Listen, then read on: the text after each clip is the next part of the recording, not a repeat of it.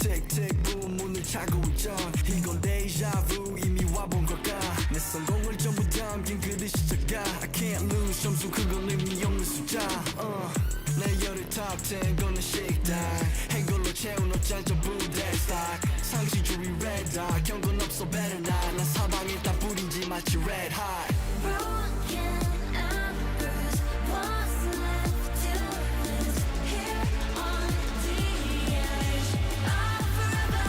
If I never bleed, I'll never fight. Bleed or sacrifice, fight until the final hour. Pain is my superpower. Keep my head up high, run through rain or shine. Can't have sweet without the sour. Pain is my superpower.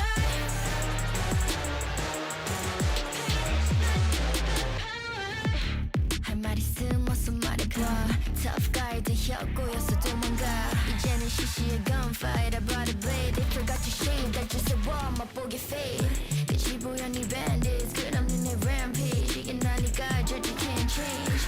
내게 나서 plan B 오직 plan A. 바꿔 pain every champion into champagne. Broken and bruised, what's left to lose here on the edge of forever?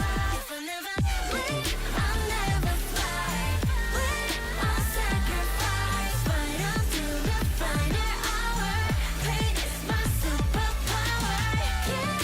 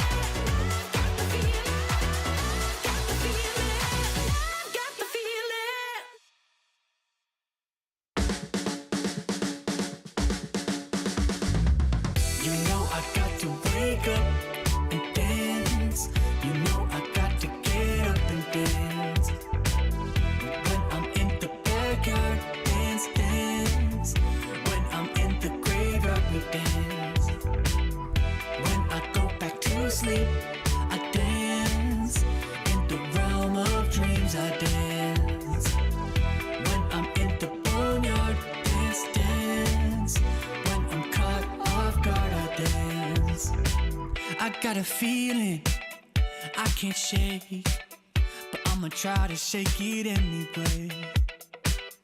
I got a moves that I can't break, but I'ma break that thing anyway. Not gonna tell you twice, we're gonna dance all night. Not gonna rush the beat, we're gonna move our feet. Not gonna tell you twice, we're gonna dance all night. Not gonna rush the beat, whoa. You know I got to wake up and dance. You know I got to get up and dance. When I'm in the backyard, dance, dance. When I'm in the graveyard, we dance. When I go back to sleep, I dance. In the realm of dreams, I dance. When I'm in the boneyard, dance, dance. When I'm caught off guard, I dance. Feet on the ceiling, feeling great. Don't tell your mama we shaking, babe. Break the rules and do your thing. Bring your shoes, yeah, bring your date. Not gonna tell you twice, we're gonna dance all night.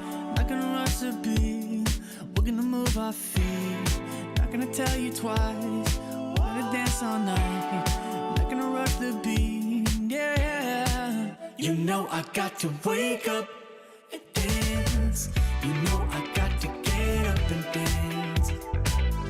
When I'm in the backyard, dance, dance. When I'm in the graveyard, we dance. When I go back to sleep, I dance. In the realm of dreams, I dance. When I'm in the boneyard, dance, dance. When I'm caught off guard, I dance.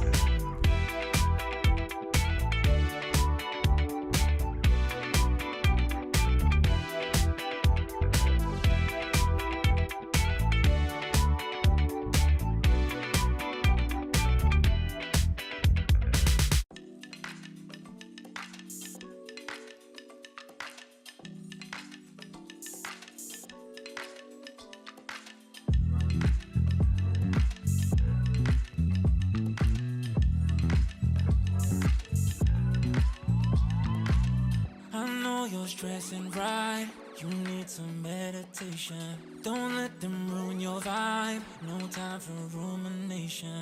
Let's leave it all behind, take a flight, aviation. Want you, girl, by my side, let me show my appreciation. I want you here with me, I miss your body, baby. No, I cannot believe that you're still single, lady. Wishing I could retreat. I want you here with me.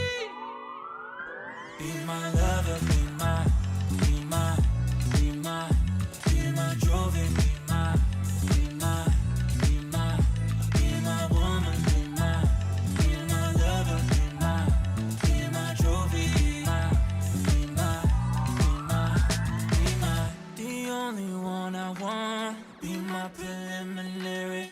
Let me caress the way I think it's necessary. Monday, Tuesday, Wednesday, babe. 7 days, are you ready? I don't need to say you know it, girl, you're extraordinary. I want you here with me, I miss your body, baby. No, I cannot believe that you're still single, lady. Wishing I could retreat. I want you here with me. Be my lover, be my, be my, be my, be my trophy, be my, be my, be my, be my woman, be my lover, be my trophy, be my,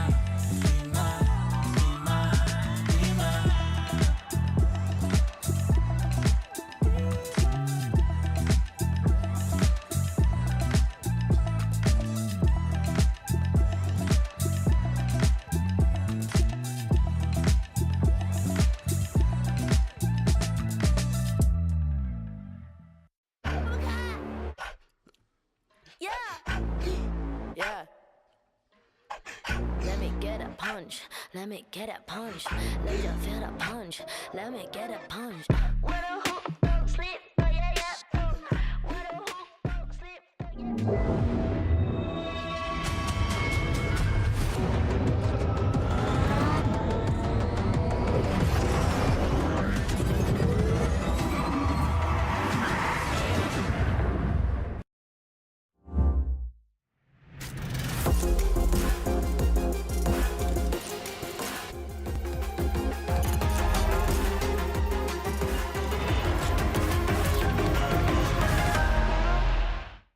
Hey! Hey, Tom. Alberto was looking for you, by the way. Really? Yeah, you better get there Okay, quick. I'll go check.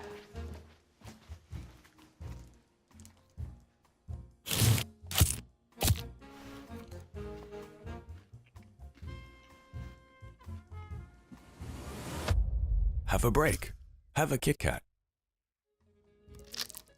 Tom Biz. You've had your fun. It's my turn. At Carmine Corp, we demand the best. This is what backs us up. The Razer Iskor V2 New Gen.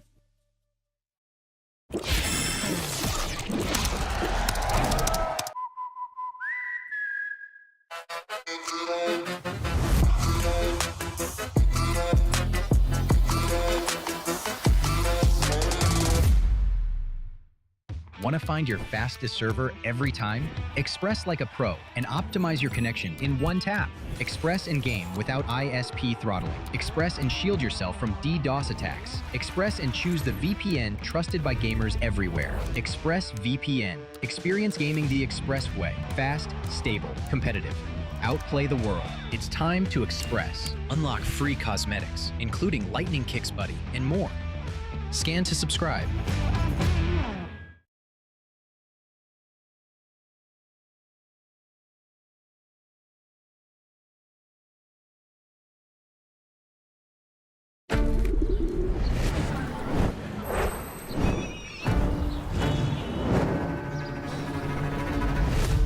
Madre mía, qué bonita la iglesia esta, que está medio a ser. ¡Qué ornamentos! ¡Qué claraboyas! Irradia más luz que una flash de Sky. Qué pocas ganas tengo de andar. Con lo bien que estaría yo viendo las finales de la VCT EMEA en Barcelona. ¿Pero os queréis callar? Contemplad.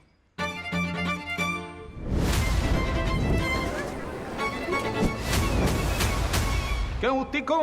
Estoy aquí en el paso marítimo. Vaya mar, vaya ola más grande. Parece la ulti de Harvard. Qué rico me está sabiendo este heladito que me estoy comiendo poquito a poquito.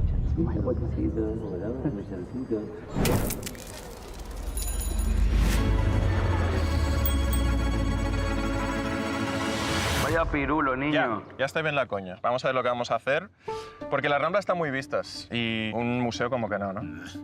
Irnos de fiesta a cabeza, que ya tenemos una edad, y el Tibidabo pasando. Pero chapulines, si ya está claro lo que vamos a hacer. Basta ya de tonterías. ¿Vamos a ver la final de EMEA?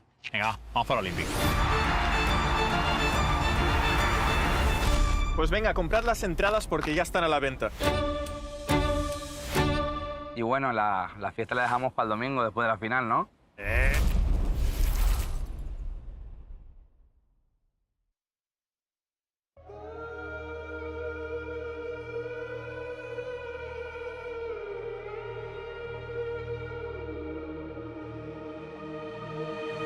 I'm out here in the cold night, running till I barely feel my feet. Wanna see it through my own eyes. There's no going back, and I'm not afraid anymore. Cause I know I'm gonna be the last one standing. Yeah, I'm not afraid anymore. Yeah, I don't wanna wait anymore. I'm ready to fall, I'm ready to rise up. I will do what it takes, I'll run blind straight into the flames. Watch me burn, alone in the shadows. I'll carry you home on my back. If it's you or me, then I'll take the shot. Still they say I'm the villain. I scream and nobody listens. Still they say I'm the villain. Too bad you can't take me down. surrounded by predators. It's critical, they got me in my element. It's dirty how you trying to keep it elegant. Keep my eyes open wide when everyone around me is an enemy. See my life cross my eyes. I'm ready to fall. I'm ready to rise up. I will do what it takes. If it's you or me, then I'll take the shot. Still they say I'm the villain. I'll scream and nobody listens. Still they say I'm the villain. Too bad you can't take me down.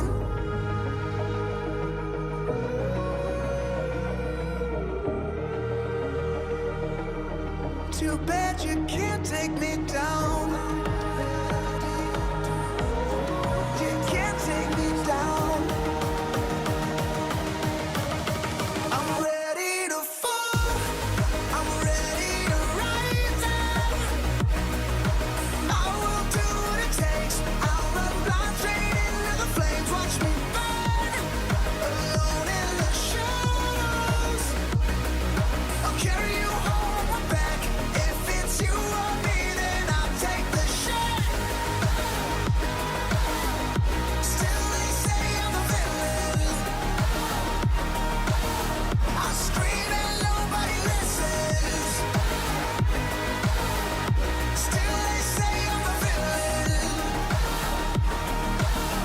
Too bad you can't take me down. Two teams will get eliminated today from VCT EMEA Amoda playoffs. For two teams, it will be the end of their 2026 year.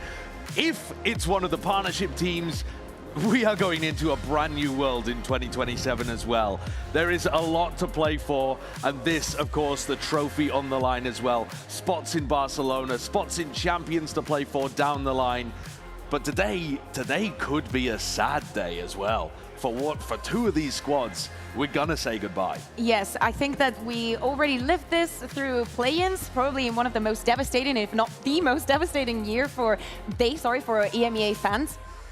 Because we had to say goodbye on the same day to both Team Heretics and Fnatic. But today, for Team Liquid, being a team that has meant so much for this region, and for Vitality, also teams that have been champions of the region, that have won kickoffs, that have had such a track record, we might have to, for Liquid, say goodbye. For Vitality, they do have a lot of points. But on the other side, we have the Challengers teams that are here literally to challenge. Me pretending to cry whenever we say goodbye to the franchise teams. Honestly, Challengers on top. Like, I've been loving it so much, and it's just great that we've had this integration of Tier 2 with Tier 1 this year, and it's been so enjoyable. They really have shaken things up in EMEA. Yeah, well, that's what's on offer today. You've got partnership teams playing against the Challengers teams, and so far, as you're saying, Billy, it has been the Challengers teams that have been doing a great job of that. There's some names down here in the lower bracket that I don't think we particularly expected to see as well, potentially on the chopping block today. Liquid's going to be starting, and then crazy Vitality. That they're in the lower bracket. I actually think SG is crazy that they're in the lower bracket. Well, there you go. There you go. Let's begin by talking about Team Liquid. Team Liquid against SG is going to be our opening game. But Liquid are an interesting team to tackle in the context of being in elimination right now. This could be the final time that we see this version of the team. Nat's contract is even expiring this year. Have you asked him about it? When Nat's got that long-term contract, I mean, it's on the global database. Yeah, but maybe he renewed and they still haven't announced it. Well, that's possible. If you want to break that news, if you want to break the story, I'll go and ask him. Okay, then that's good. But tell me the story of this team throughout the year. Would it be a devastating blow if they went out here? We were talking about them as a surprise. What should we expect for this squad? I think that in the grand scheme of things, not only looking at this year, but the history of Team Liquid in our region, even pre-partnership era, they've been one of the better advocates that we had in attending globals. I know that they are the team that gets grouped, but it doesn't matter. They have been able to overcome so much, to go through so many changes, to get to beat some of the best teams that we've ever had, always down for an upset. They were even the first team to ever win the VCT EMEA in partnership. They were the ones in 2023 getting that victory. Although for this year, the highs and lows and the the look for their identity looks like it was fixed for stage 1, and then felt like it. At least for a little bit. We were catfished. 100%. I did kind of set them up as one of the bigger surprises coming into this stage, just because I wasn't expecting the consistency that they were able to put up throughout the regular season. Now they've come into this playoffs bracket and they've had their first hurdle. It's just a question of, are they going to be able to get through this grueling lower bracket, especially considering how they were at the start of the year. They've done this before. They've had a lower bracket success story before. It's just a case of, are they actually going to be able to do it this time around? Do you think of them as a lower bracket team? You're mentioning the fact that they ran the lower bracket during kickoff, right? But it's not like every time they're in a lower bracket they have success. They haven't really built their identity as doing that every single time. Are they going to do it again? You look at the wealth of experience in some of the players and you would think, yes, they should have that perseverance and that grit to be able to go through the lower bracket. But yeah, it's like last year when I think about how they made it to champs, they had an easy run through that upper bracket. It was so easy for them. So I don't think that we've seen the kind of passion from them this year, because even when I think about stage 1, Nats was laughing when they were kind of on their way home and not being able to make it to London. So that concerns me slightly. Well, he's coming to the end of his contract and he's just like, yeah, all good, all good. It's okay, they'll get another ex-member Gambit to be their IGL next. Let's pivot over to the team. Let's pivot over to the team that they're playing against at the moment, Eintracht Frankfurt. That's going to be a challenge for them to deal with. Eintracht Frankfurt, if we're talking about runs, oh my God, this team is on a run. They were in one of the most unlikely situations. I don't even know how long ago was it? To even get here. Months ago? Quite a long weeks ago.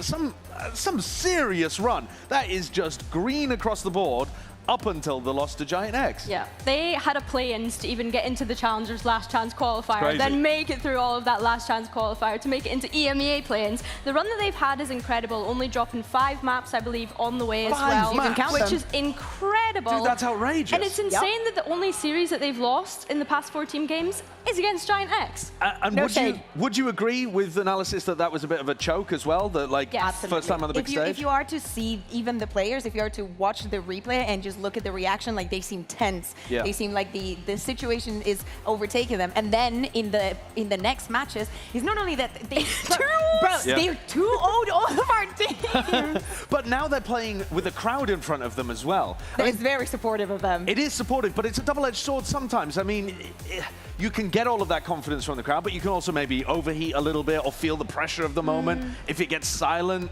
then suddenly it can feel a bit wobbly. I think that especially, you know, I was catching up with Tony while we were in makeup with the coach of SGE, and he was telling me how grateful he is for the fans. And he told me this story of it, like in the final when they lost against Focus.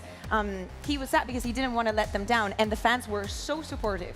They gave them so much love that they really understood that they were going to actually be fans and be there when things are good and when things are bad. So I think that coming into today, they've been having the best that they could have. I think the play-ins is like the baby steps, or stop being scared of actually being here and how intimidating this stage might be, although we were in the other one. And now they just get to give the fans something to actually cheer for. They are one of those rare challengers teams that actually has that LAN experience of getting to go and be on stage and play in front of fans. Not every single challengers team has that experience. I think, if anything, playing on this stage, having the audience behind you, is actually potentially a buff for them. I loved the interview that was done with Monster, where he was talking specifically about, I actually wasn't playing like I normally do in scrims in that opening game against Giant X. And then, oh my God, when he realized he could just run at people, he was massacring Eternal Fire. I've loved to see his redemption arc since coming back into this studio. It's been absolutely incredible to witness. And I think, the clutches that he was able to win out on this Lotus specifically in their last series was just such a great individual player for this SGE. There's so many unfinished business that some players have with the mark that they've left in EMEA. And the last one from Monster was not good. It was like that last stage of Koi that we all want to forget. Bro was on Koi. Yeah, that's what you said. Exactly. That's what you're saying. I would not blame you if that gets erased from your memory, because I wish that was erased from everybody's memory. But it doesn't matter, because what matters is that Pier's here now. The rest of the team can also rely on him for when we speak about, the experience, the been there, done that, played with this against this person and all of that. And I think that he's delivered to perfection. Does it have to be Monster? No. Or are there other threats on this team? No. It seems like they can do it with a lot of different people. What we've been saying about these challengers teams, right, is the fact that all of them have at least one individual that can usually pop off. With SGE, we've seen each and every single one of them step up throughout every series. And in my opinion, that is why they've been able to have such a dominant lower bracket run, because there's not a single superstar. Okay. Kukuka, talk to me about the map pools and how these interact between these two teams. Right, so for me, the thing about SGE is that every single person that we ask, they're like, yo, they're so good on scrims. Like, they have a lot of aces up their sleeve. Like, they can surprise you with certain maps, goes a lot on fields. And if we compare it to Team Liquid, I see those two, the Sunset and the Abyss. I expect the Sunset to be banned, but I expect Team Liquid to actually pick onto that Abyss. I don't know what the plan is for today. I know that it's been difficult to find teams to crack on Abyss. But they used to be great at Abyss, and they used to love playing that map. Yeah, exactly. I think that the ups and downs, but it's also about the stakes that are in for today. But this is one of the cards that you do have against the teams that have been playing in the plane without Abyss in the map pool, and you haven't been one of the teams being in playoffs. But you see the rest of them and the rest of their results, and oh, I thought that we were doing some dancing here, but they actually stopped. Oh, okay. Kicks is flexing his muscles in the back. Yeah, as I was saying, for the map veto, I see that especially with the run that SG are having, they can be, yes, they've shown a lot, but they've practiced a lot. You learn so much from those close games and the mistakes that you made and how you can fix them for the future. And you are already on that rampage of just being a demon on stage. I think it's difficult for Team Liquid to prep when there's a new map coming into the pool in terms of you don't know which way SGE are going to go either. Yes, they've had a lot of reps over these past couple of months, but with Abyss coming back in, it is a question of, does it float again like Team Liquid did last time, or do SGE just get rid of it instantly?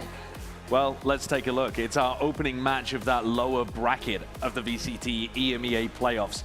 Team Liquid, the partnership team, playing against XGE, Eintracht Frankfurt, supported by their fans here. Their first time playing in front of the fans. Let's bring them out. It's Liquid and SGE.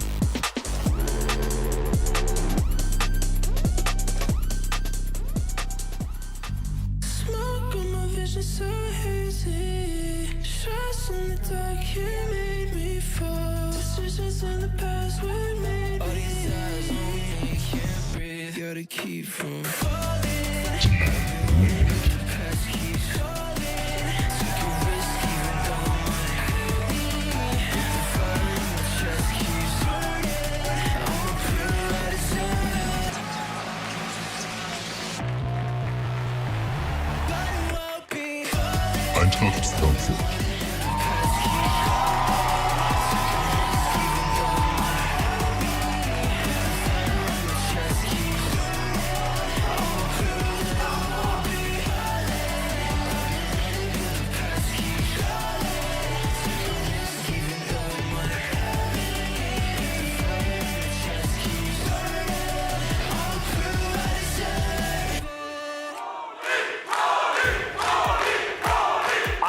Frankfurt, they are the Scream Demons. They've been looking to try to take that more aggressive look of themselves, the confidence and bring it into matches. But this Team Liquid squad they're up against, partnership team that have built a more aggressive identity, who can set the tempo. And the Eintracht fans are ready for this game to begin. I was going to tell you, Josh, whatever you said, because all that I hear in my head, in my ears, Tony, and the map veto is here. You can tell we're in Germany, but honestly, it's just going to go the entire lineup. If we were anywhere across the world, I feel like these fans would follow this team with the passion that they're already bringing here. Looking at this map veto, though, we are going to see that Abyss floated until the end, as we kind of discussed, but SGE not wanting to pick into that one today. This is, to me, a very vanilla map poll, I will say. Seeing Lotus, seeing Split. We see SGE that decide not to go to the Haven, although they've been undefeated for a very, very long time. They've gone up against some of the best teams in the EMEA. Maybe what happened the other day against Foot.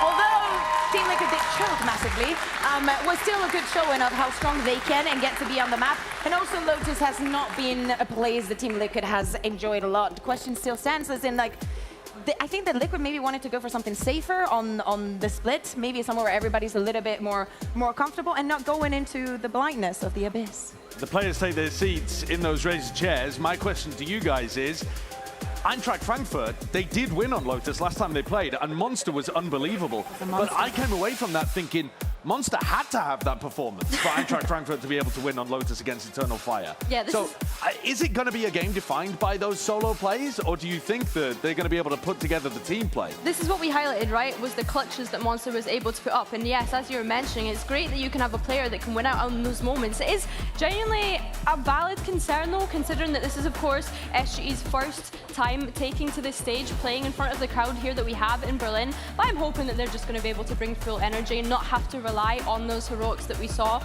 once before. I think on Team Liquid's side, specifically starting on this attack, I'm looking at Purple and Camo. Absolutely. We bigged them up so much the other day, and that performance from Purple, as much as it was great in the first map, it just kind of dwindled away a little bit. So I need to see some consistency from them, and it starts here.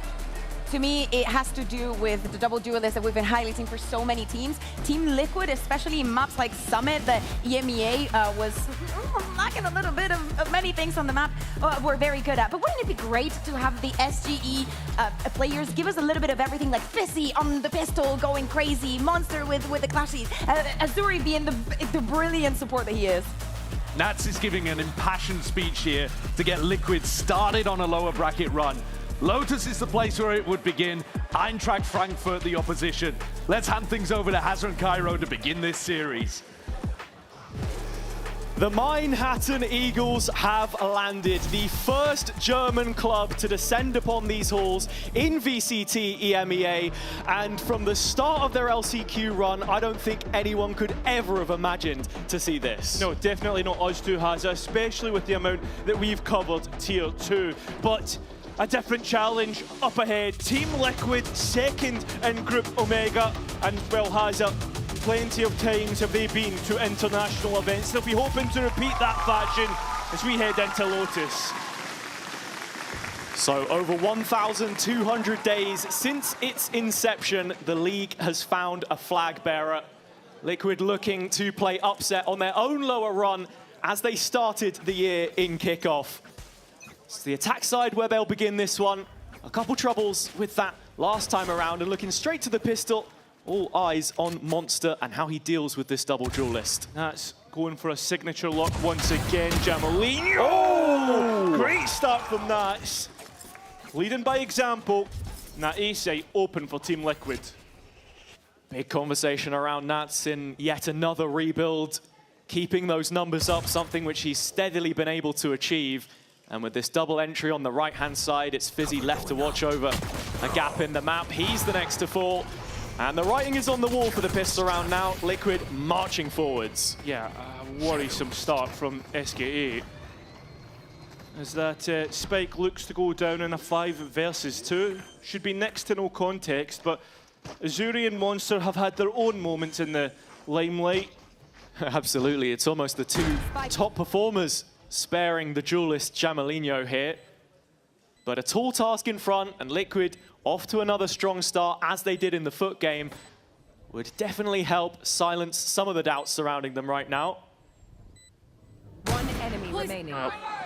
Just one more. Monster.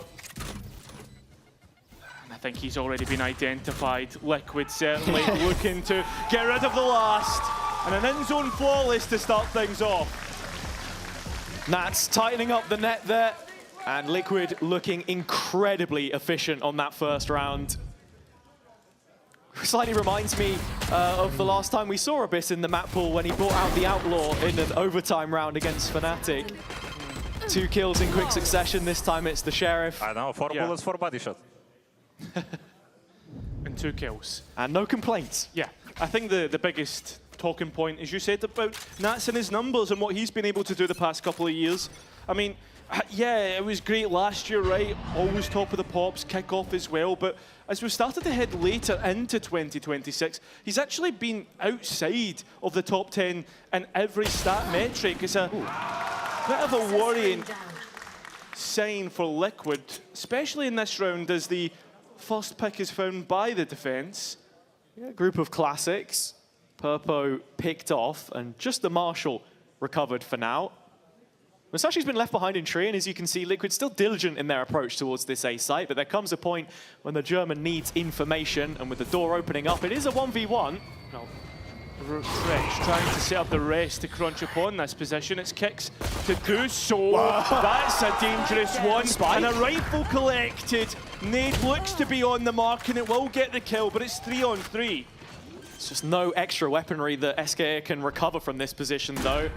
Nat's already back on the line with the Bulldog, inviting Camo to play close. Camera taken out. Already known about at least one. The nade known, so it's 2 now towards Heaven, but where's the last remaining? It doesn't seem as if Team Liquid have any doubts about this, as all 3 try to approach from the back of sight, and Azuri does well. SKA are in here. Trex, rifle from tree, Nats now from an off angle, which is going to be difficult. The paranoia good, and Team Liquid starting to worry. It's just the last 2 remaining. Trex has to try and clutch up, and he's done so well before. A haunt to identify the last player. Azuri caught, and Liquid scrape through to the next round with a Red Bull clutch. Very well handled situation by Trex in the end on what was otherwise an incredibly messy round. He was the missing piece for this team last year, and coming back in this stage, the previous game against Foot, one to forget. Definitely a bit of a disconnect here on the Liquid front, so they won't come into the follow-up round with all too much. But a bit of a confidence boost for SKA in this first rifle round. And relief for the Team Liquid fans. As you can see on some of the faces. I mean, the pressure on this team right now to deliver, yeah, especially with this sort of crowd, it creates a hostile environment. But I think, as the desk was saying, at the same time, you've got to consider what those Eintracht players will be feeling. Purple already testing the waters of 8. And that's maybe a bit too cheeky towards B. He's down to 41 points of health. And Team Liquid look to group up towards A. Yeah, no real proactivity shown by the defender's side at this stage in the round. Musashi still with a Prowler, a Haunt. He wants to collect some information. Fizzy on the jump spot in the stairwell is the first sign of contact here, really, as Liquid are scaling towards the A site. Just left to Jamalinho. I mean, Nat's calling this in from the opposite side of the map. Showstopper online for Camel. The players trying to pivot into the next, and Jamalinho has seen one and got a kill. That was Kicks. SKA doing not too bad here. Jamalinho with another. What's Camel doing? Liquid not looking in the right direction. 30 seconds left. And now Trex with 4 to find. And I think at this point, the fans being for blood, and the team will give it. SKA with the first round. Yeah, I mean, caught between 2 ideas there, Liquid. You could see Nats was on the extremity. Gap in the smoke here, perhaps by design, opens up a line for Jamalinho. And he just started to fall all across the map. Was talking about this double duelist partnership on the Liquid side. Camo and Purpo trying to piece things together after Miniboo's departure. And with Monster in the form that he's having too, again, this is just a head-to-head that we're constantly looking towards. Another default round from Team Liquid. Kicks TPing across. Haunt broken. They're not really wanting to fight. That's the thing. Team Liquid reserved in their approach. And it feels like, rather than playing to win, there's an element of playing not to lose. In a sense, I think it's also fair to say, though, that SKA have approached these rounds fairly passive for how explosive Jamalinho can be at times. A little bit more of a group up B main here, though, now being sighted on the defender's side. Musashi still moving through the map, cuts off Purpo solo, goes down on A with just Kicks left behind, full blind in the corner, just about get away. Well, the utility in the spam, so great. And with the spike heading towards C, Nats tries his signature lock, and he's caught him as well, Hazza. So just like that, Liquid down to their last two members, trying to navigate what is a big round for them. No money left in the bank balance. A 2 versus 5, and then gets to a point where you're thinking more about cutting your losses. Once again, every man for himself in some of these situations. Doesn't feel like there's a clear picture of what the planning is for this attack side at points. Yeah, the attack side, as they've tried to simplify their approach, look for avenues that they can approach in, and the defense have given them no chance, right? No opening, resolute. And Team Liquid's save is indicative of their approach so far. Trying to keep SK honest here, as they're actually going to challenge this sand space right as the bell tolls. And we head into round number 5. An early equalizer on this defender side of Lotus as well, their map pick. You've got to remember the first time we saw it for them was against GX in their opener for play-ins, and that was a real difficulty. So getting off to a good start in playoffs in front of this crowd is absolutely going to be a big boon for their chances. Just momentum, right? At Exactly, your back. and that's the difference, where Liquid have been static in this playoffs bracket, waiting for that next game. And I think as well, considering in years gone by, compliments always given to Team Liquid starts, how they would try and work the pistols in their favour. I mean, yeah, sure, they've won the pistol and the anti-eco, but from there, they've not shown as much after that. I think it was Nats talking about just trying to find a working solution a lot of the time as well, and it's in these lower brackets where you're now expecting to see that. The only investment here is what was left from the previous round. It's Monster's site that they're heading into, but he is happy to offer some relief, gives this one up. Well, playing for retake, 2 rifles in the mix. Going to be difficult to try and get back in here, and Team Liquid are going to try and do that, right? Playing up front. Yeah. Just trying to play off one another, looking for the group up here on the way back in. Jamelinho first in, explosive as ever, SKA, advantage taken. But it's still these rifles that they have to be worried about. But that's a great flash, and Frankfurt take the advantage. Liquid not coming in to this round with the best of tools, but they're able to find themselves a post-plant regardless. Frankfurt clinical in their execution though. That now sets them up in front. You can start to see some of the ideas here for Liquid. Again, the execution has left a lot to be desired so far in this game. Placing wall trap. Back in, Purple bringing out an operator. Signs of a much slower approach that they're going to try and work in this operator. Yeah, I think more than anything, just finding something to work off here for Liquid. Purpo had a torrid time in the office last time around, so... Where are you? And I think as well, though, that fast approach of the last round got them a site plan. The struggle for Purpo was in the first kills too, 5 and 9 versus Foot, so I think the op is going to offer a premium in that respect, and as you can see, Jamelinho has his. It's a big exchange just waiting to happen on C. SK have the safety of their setup on A, of course, and have already probed away at the B main space. Here is that duel. Up through Jamelinho, and he will make no mistake. Well, Team Liquid start to advance, accelerate towards that A site, where Musashi needs to be careful as Nats is on the other side of this wall. Monster the one to check, and well, Glory's still alive here. Team Liquid still scaling well. Sashi gonna help his players in sight a little bit here. The wall escorting them into a strong position as Liquid now look to try and make their move with this A finish. Spike already making its way into tree. It's Camo to try and lead the line. He's gone around the opposite side, but Monster is still here, still shooting. And with Azuri not too far behind, Frankfurt having no issues emulating that play-in's performance so far. An end zone flawless that puts Eintracht at a point that it feels like they're untouchable. Team Liquid just not showing what we expect of them. Yeah. And it's been a long way that Eintracht have had to battle to this position. the first German team to play in this arena. Yeah, in VCT EMEA, of course. Around 20 fans or so have made the trek. It's a blend of the lucky few who are able to secure tickets and the blindly faithful that thought that this could happen. I checked into the Discord actually to see what was going on, who was coming. A 1,122-kilometer round trip, some lift shares, and they have managed to secure a spot here. It's very much poetic in a sense that it's been a long journey for these players too, as you say. Yeah, 100%. The fact that they have come all the way through not only the last chance qualifier, but the last chance qualifier play-ins, right? Like, these guys didn't even make it to EMEA Stage 3. They bombed out.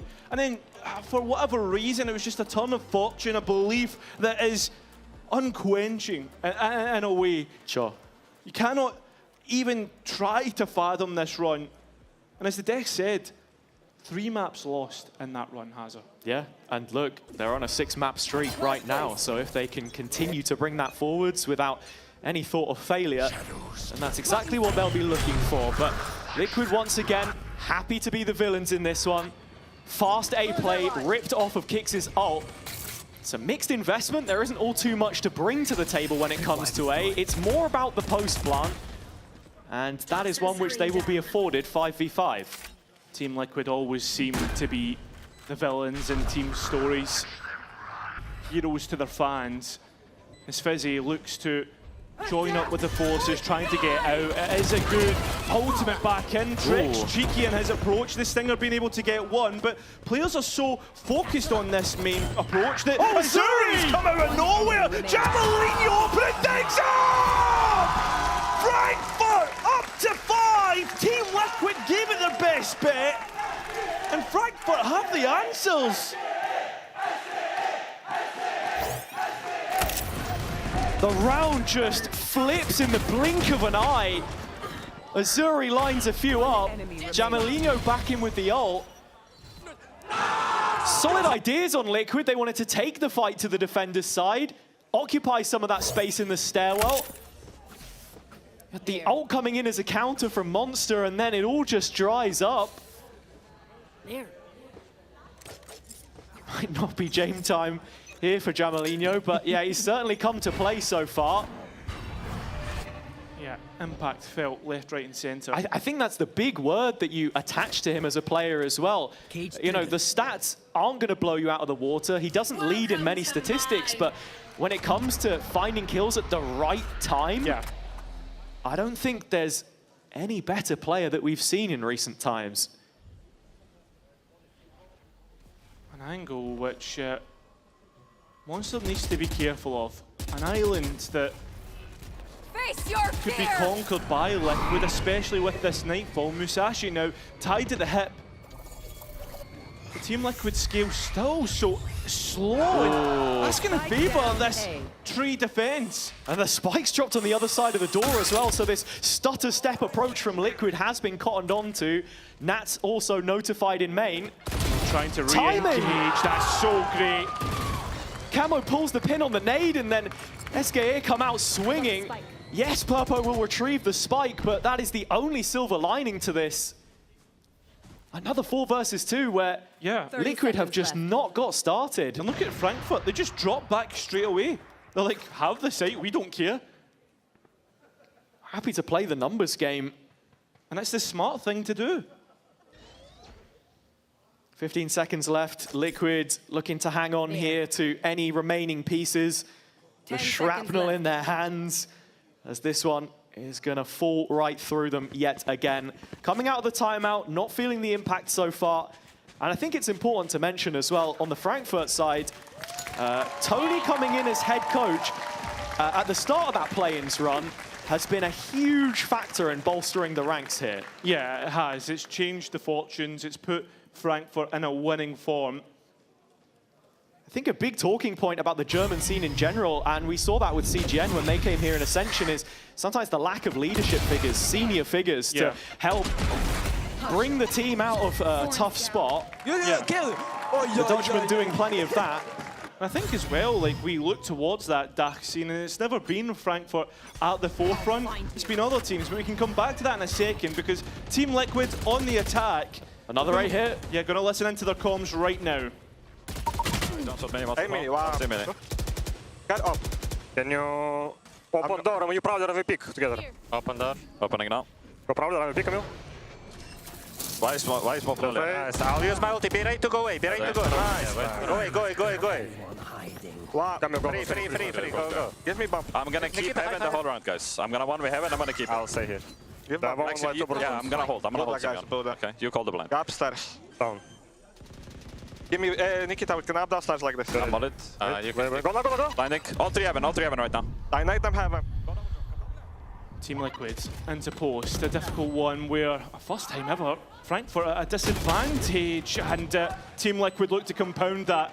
2 players to try and clutch up Fizzy and Azuri, and an angle of approach that they've managed to work into their favour. Smoke up. With Fizzy being up, exactly, a smoke on towards that spike, forcing Liquid into a position they don't want to be in. So simple, but yet so effective. Frankfurt in the perfect position! Nuts! Unbelievable from Nats once again. There's a reason why he's the captain. And Liquid finally get their round after 6. A Red Bull clutch from the one you always expect to bail them out of these sorts of situations. Solid post-plant to start, but then yet again, in and amongst the chaos, it comes apart. The Liquid come away with a war wound in the economy. Purple having to use the blades to bridge that gap in Arsenal. Another direct piece is what they seem to be setting up for here. Yeah, but it has provided them with post. But there's a Vise and Viper here. This should be easy to defend. I mean, it's a great adaptation on the Frankfurt side. Let's see if they can do anything with it. Azuri already finding the first onto Kicks. Trex there for the trade, and Camo with the showstopper adds one more. Back to an even standing, 3-on-3. SK trying to flood their way out from CT, but Purpo holding the line here with the blades. Fizzy in an awkward spot, and Purpo there for the next. All on Jamalino now. And with the op already ringing out in Waterfall, they know where he's coming from. Oh, hang on a second. Oh, Purpo! So quick on the follow-up. And this injection of pace for Liquid is exactly what they needed. 2 rounds left. And Frankfurt do not want to let this lead slip, or chance of a lead in the next half. I mean, a bit lucky when it comes to the spam on the smoke, but Azuri being cheeky, stepping into the smoke as the execution comes through. A quick-paced round that cannot be repeated because of the ultimates used. So Purple back on his operator. The SK unwavering in this setup. Musashi has brought the Odin out, covering fire, nade in play, but Jamalino first to fall. Purpo on a bit of a tear in these last few rounds now. As he timing just to see the shoulder of the Cypher. This is an easy read, or what you would think is, as Frankfurt start to move bodies over, that spike heads elsewhere. This is basically a fake that the German side are falling for. Yeah, it looks like Liquid throwing a little bit of extra utility, creating some A pressure. It's actually a B finish, which they're weighing up here, as you can see those players left behind in the lobby. It's Purple, the one to hold on to that blue room door. And so, while there are gaps in the SK setup, they will now be aware that the B site is purged. Nats is heading towards C. And honestly, Musashi back into this retake with the Odin, it's a scary prospect. Full utility belt. How do they want to try and approach this? Because they don't have very much map control. Gonna have to fight for it. Open the way themselves. There's gonna be no gaps here for Team Liquid. It's expansive. Yeah. Camo, the one playing on the front foot, that paranoia. Great. Camo's rifle working better! But Fizzy out of nowhere. 11 points of health, and Musashi's Odin. Oh, but he's the one on the spike. He's defusing. Nats needs to get a move on. Oh, no! No way! Frankfurt! A Red Bull clutch to get 7! Fall in once. Shame on Nats. Fool him again. Well, it just shouldn't be happening. Fizzy finding himself so impactful in these late round situations. Both controllers on the Frankfurt side delivering late. And with an advantage taken. What are you doing? From the defender's side, they're really getting pumped up now.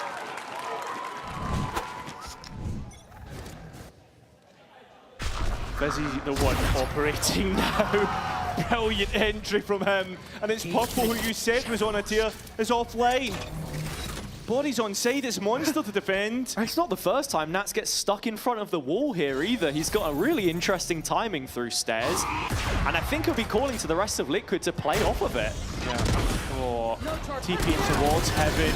Oh, it's a bit messy. Monster being found out there, and Nats has delayed, trying to play in. Fizzy does not know. He's not long for this world, but there's bodies on side for Frankfurt as they try to get back in. It's successful from Jamalino, and Azuri tricks the clutch up. Spike on his back, but he walks into the nade. That's key health gone. As both players go for the hunt and take a moment in Heaven. A chance to let the air out of the room. The round, a chance to breathe. As Trex is still playing on site with the spike. Oh, Jamalino wants to peek this. He wants this fight and he'll take it. That kill was his. Frankfurt, an 8-4 half, has a straight back in. And you can just feel the confidence, whether it's coming through the crowd or the players themselves. Jamalino taking that solo swing in the 2v1 at the end there tells you about all you need to know. But another man who's had his part to play so far is Monster. We checked in with him before the game.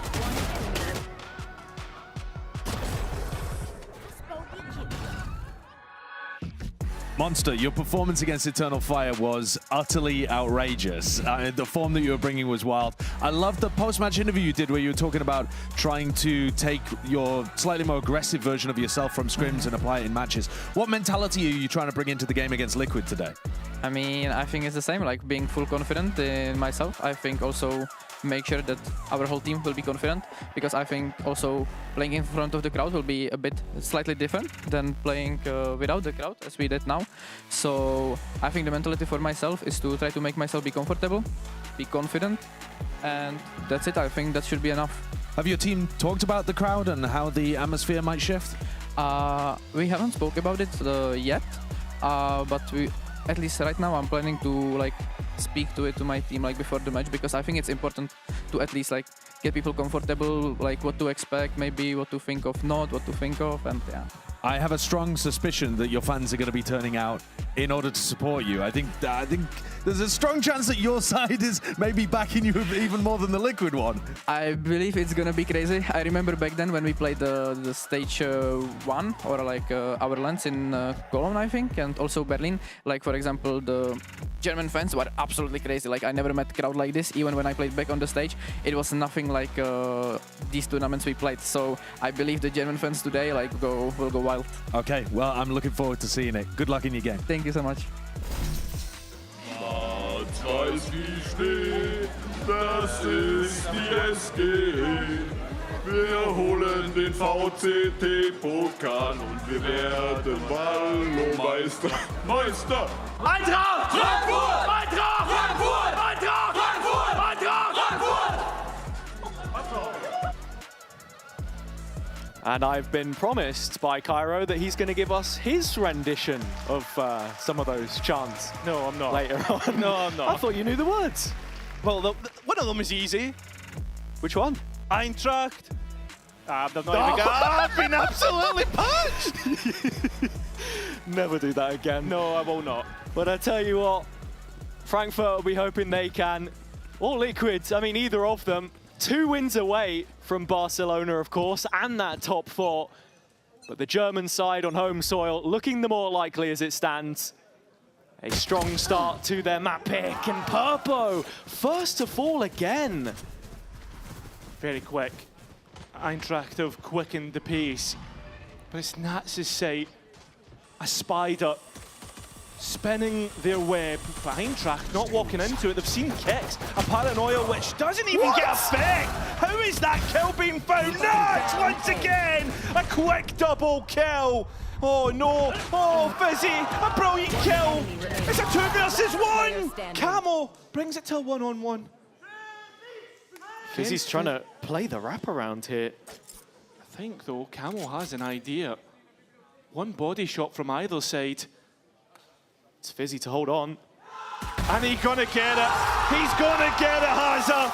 Frankfurt up to 9 and double digits on the horizon. Yet another round that feels like Nats & Co. trying to bring them through this one, kicking and screaming. The way which he weaves around that setup is always brilliant to see. But there's only so much that one man can do. Purpo's been a maniac in some of these. Yet again losing his head.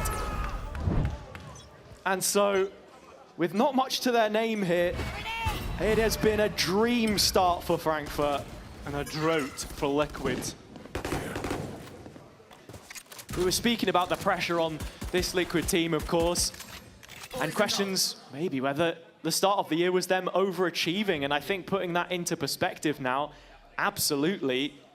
A loss today means that's 2 consecutive playoff stages dropped immediately out of. One of the reasons why they looked so good before was because of that duelist partnership, the Waylay Neon, one of the first pioneers for it, at least regionally. Changes to the pool, of course, now as well, but not seeing that second wind that we expect in these lower brackets. A spike so far towards a stack that you do not want to face. Bring them down. Stand a bit of defaulting here, though, from SK. It's the Prowler into tree. Door broken, free B site. From this point, things shouldn't get out of hand. And it's an eco like this, which Liquid would love to pick up. There's his Marshall. First one pretty easy, and the next one a little bit more difficult. And remember, SK need this as clean as possible. But it's just 1-for-1 trees at this moment in time. Can't afford to keep giving those ones away. 3 on 3. It could very quickly get out of hand, but the next couple kills go in Eintracht's favour. Make them not even begin to worry. Double digits will be the scoreline. And Hazard 3 rounds away from finishing this map out. Only 2 rifle rounds won by Liquid so far in this map. And both of them coming towards the tail end of the first half. Heading into the first one here of the second. Frankfurt feeling the much stronger team from this position, but an opportunity to deny the bonus. I'm looking at this Marshall from Monster. Nothing of value. Same opening though from the attack. And this time they put a player into tree though. Jamalino so far ahead of the line. Trex caught sleeping at the wheel. And that's the A site open. Purpo's going to try and follow this one up. But as much as he would like to, he has been shut the door straight in his face. Where are Liquid going? Is this a 4-player save? This is a 4-player save, Hazard. Against the bonus? Yeah. Yes.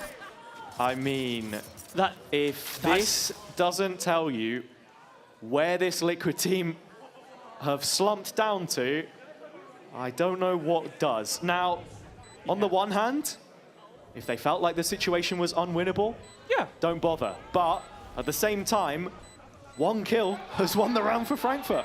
Yeah, but I mean, it's not as if Frankfurt were totally in control of that situation. Still had to set up post plan. There was purple close by, and it feels as if the confidence from Team Liquid completely not there. Yeah, and that's something else, right? Belief in their system. And actually, some of these lesser weapons hoping that they get dropped towards the end there. Musashi running it down. But Frankfurt very much setting the tempo and the tone of this opening map so far. Speaking of control, they the ones in the driver's seat. And the player there that we just saw as the point man of the push, the star player for Frankfurt, the 16-year-old Jamelinho. His first Challengers match on January 10th this year.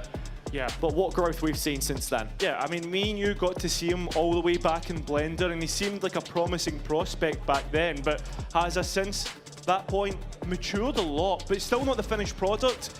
Definitely another level that we've seen in this VCT stage. And again, it sort of comes back to the way that Frankfurt have been operating as a club, the professionalism they're trying to instill in their players throughout that system, the names like Azuri that they've consistently built towards, 100 appearances for him respectively as well, and that they've seen this young individual with plenty of talent and promised to him that they're going to take him all the way, and that's what we've seen, right? He had so many offers, Job Life, UCAM, he even played for CGN as well in the, another one of those dark names.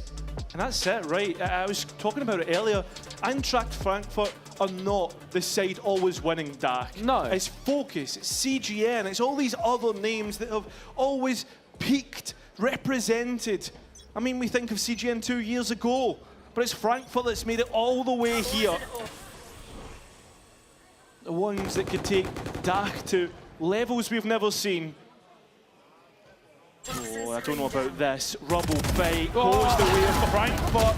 Team Liquid though. Okay. Straight back in. Trex playing on the edge of the smoke, and I mean, gives Eintracht another kill that they just shouldn't have had. Camo's rocket good. This is just a death match now, and Musashi with 11 points of health begins to retreat. Yeah, another one of those legendary German names. Yeah. But a very tall task for him here, especially with Nats still having set up towards the C site. And he's going to catch wind of this nice and early. 11 HP. Not much Musashi was going to do about that one. So Liquid do get another round on the board, and I liked the approach from them here, all things considered. That double insert towards Rubble, catching SK off guard. Yeah, I mean, the thing with Eintracht Frankfurt, their attacks have always started on A for the most part, and Team Liquid have given us nothing to stop that. First time we've seen them actually combat that point. And then the B pivot, thought about Team Liquid starting to read into Frankfurt's game. It's nice to see them with a few more fail-safes. Protocols, perhaps, as to how these rounds are played, and already 4 bodies here stationed either side of the C door. Bring them down. For either a quick rotate to A or a trap on B or C. It's Monster to walk into that though, and he needs to be careful. All by himself, the spike couriered in the hands of Musashi, second Prowler to be used, has the Nightfall to clear out this space. If he feels it's necessary, it's just a simple blind in, and Purpo dispatched, sent back to the B site. And for a Prowler, they've got so much utility back at them. Opening up a route to A, but it almost feels as if this is what Liquid want, ushering them towards the direction of Nats with numbers behind. The black, white, and red now considering their options. It's a slow scour of A, but it's always going to be Nats at the end of the tunnel. You've got to be, and Musashi finds his opposite number. Jamelinho there as well, and the spike now going down. Oh, a quick re-clear, and that's a big kill from Purple. Liquid trying to kick back down the door. Jamelinho still pertinent, poignant in the round on the line with this op. Showstopper up if he needs it. And it's a round which would almost kill every chance for Liquid. Kick sending a smoke back in. It'll plume in front of the lens. Jamelinho has to take an extra step forward if he wants to fight this, but the setup should be secure. Ironclad is A. Kicks making some moves, but it's a fake TP from Fizzy. Showing a bit of style towards the end of this one. 12 taken for Frankfurt. And almost out of sight on map 1. Oh, look at that from Trex. Yeah, I mean, frustration. That's the only word that can be said here. 7 rounds a gap. I mean, that's what all the Challengers teams have been saying when they've looked at this, Hazard, is that it feels like the Tier 1 teams are so scared to lose against us. Get to the ring and drop, buddy. Yellow. Another quick opening towards the C site, and it's once again Nats who Eintracht are trying to track down. Hunting in numbers here. As it's just an early question mark. Pressure created, but yet to explode out from Mound. Jamalinho has the ult, and early on, the showstopper is always going to be a threat of a site execution.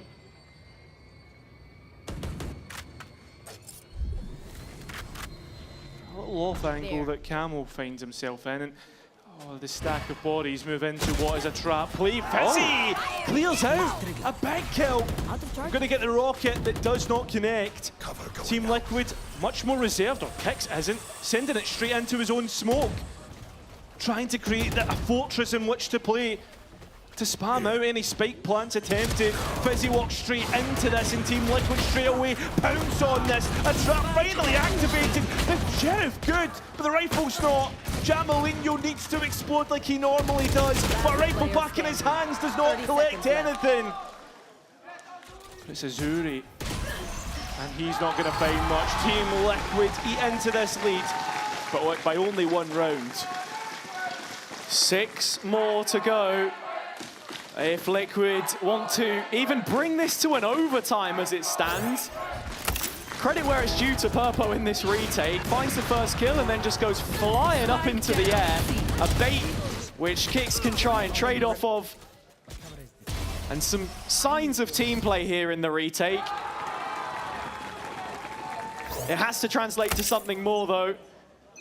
SKA with only Sheriffs, but 4 strong at the A barrier. Yeah, they're ready to brawl, but I don't think this is the side of the map you want to do that. Set utility from Liquid already bled, however. Getting themselves in a very advanced position trying to contain this. Where are It looks good. It's brought Camel out of his position, but still a kill in their side. You can see Monster trying to investigate B, where Nats has once again spun his web. 2 traps, in fact, to try and catch the crosshair. Jamalinho 2 satchels to that endeavor, and he's brought support with him. Trex is trying to take a solo peek out. Nat's attempting to support this, but the pistols just finding kills regardless. Health bar's low, though. Purple starting to make his approach in through Waterfall, and Jamalinho wins out, but it's the players out of Blue Room. That spike in no man's land, Team Liquid's land. The SKA have to try and approach. I mean, Monster could have gone the long way around there, and I think that's what Liquid are now considering. 1 HP on the 30 Bandit. seconds left. They know they have spike, and it's an impossible spot to try and get back. So this reserved position has a very hard to win against. Yeah, dropping deep just to force SKA to cut this out. Last trap destroyed. Last player standing. Swing out, Jamalinho brings it to a 1-on-1 and wins out the map. And Amoda Thrifty to win out their map pick against Team Liquid of all teams. Yeah, the first ever team to house a German player in the VCT, but it's a German roster, an organization that come to town and take first blood in this lower bracket. One of those names who's done this for years is standing by on the sideline. We're going to speak to none other than Musashi. Musashi, you must feel amazing about that. It's a dominant map win immediately, and even finishing out on a Thrifty. What's the atmosphere like in the team? Honestly, the atmosphere is great. Like, we knew we were gonna dominate them, to be honest. We're just really comfortable at the moment. We are vibing so much, and then with the fans here, it's so much fun to play. I mean, you're a German IGL in Berlin with the Eintracht Frankfurt fans. Have you got a word for them? Thank you so much, guys, for the support all through the years. I love you guys. All right, thank you very much, Musashi. We're going to be headed to map 2 after this break.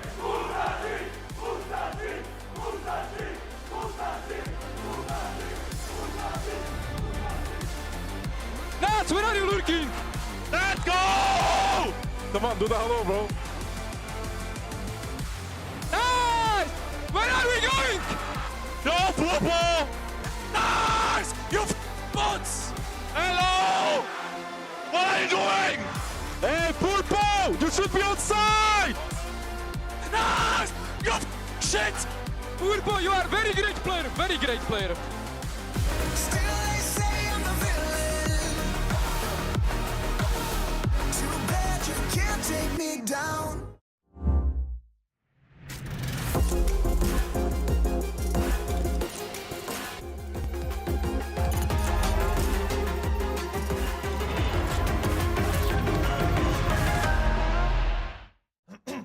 Wingman World while what?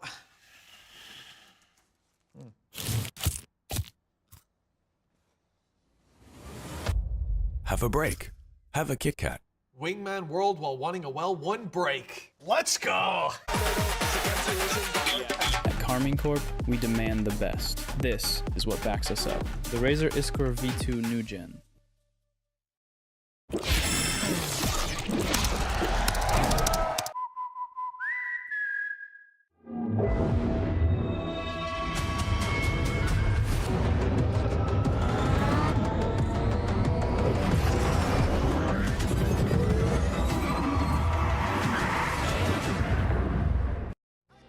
For your mind, get rockin'.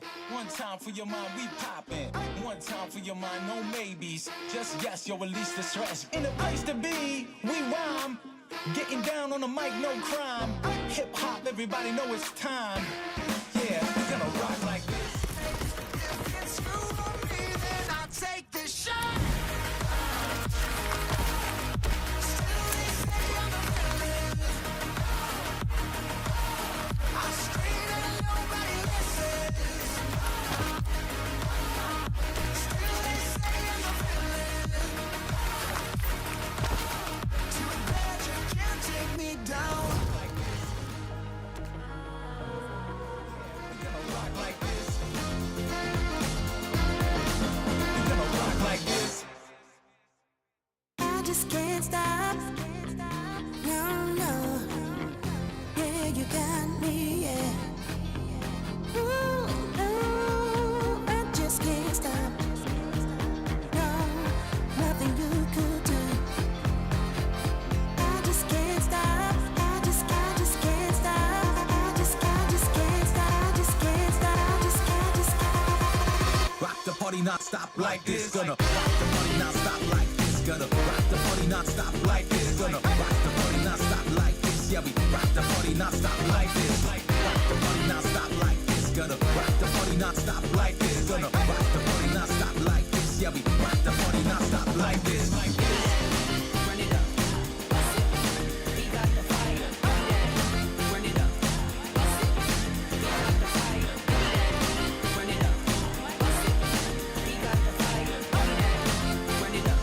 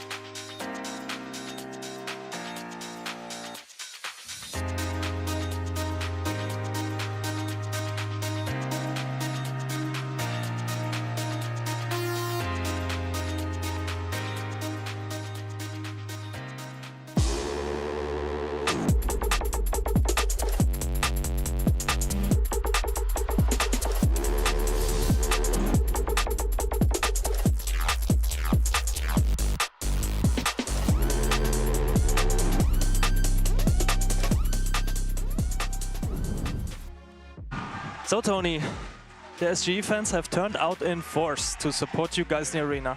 Would you like to say anything to them? Same as that we always say.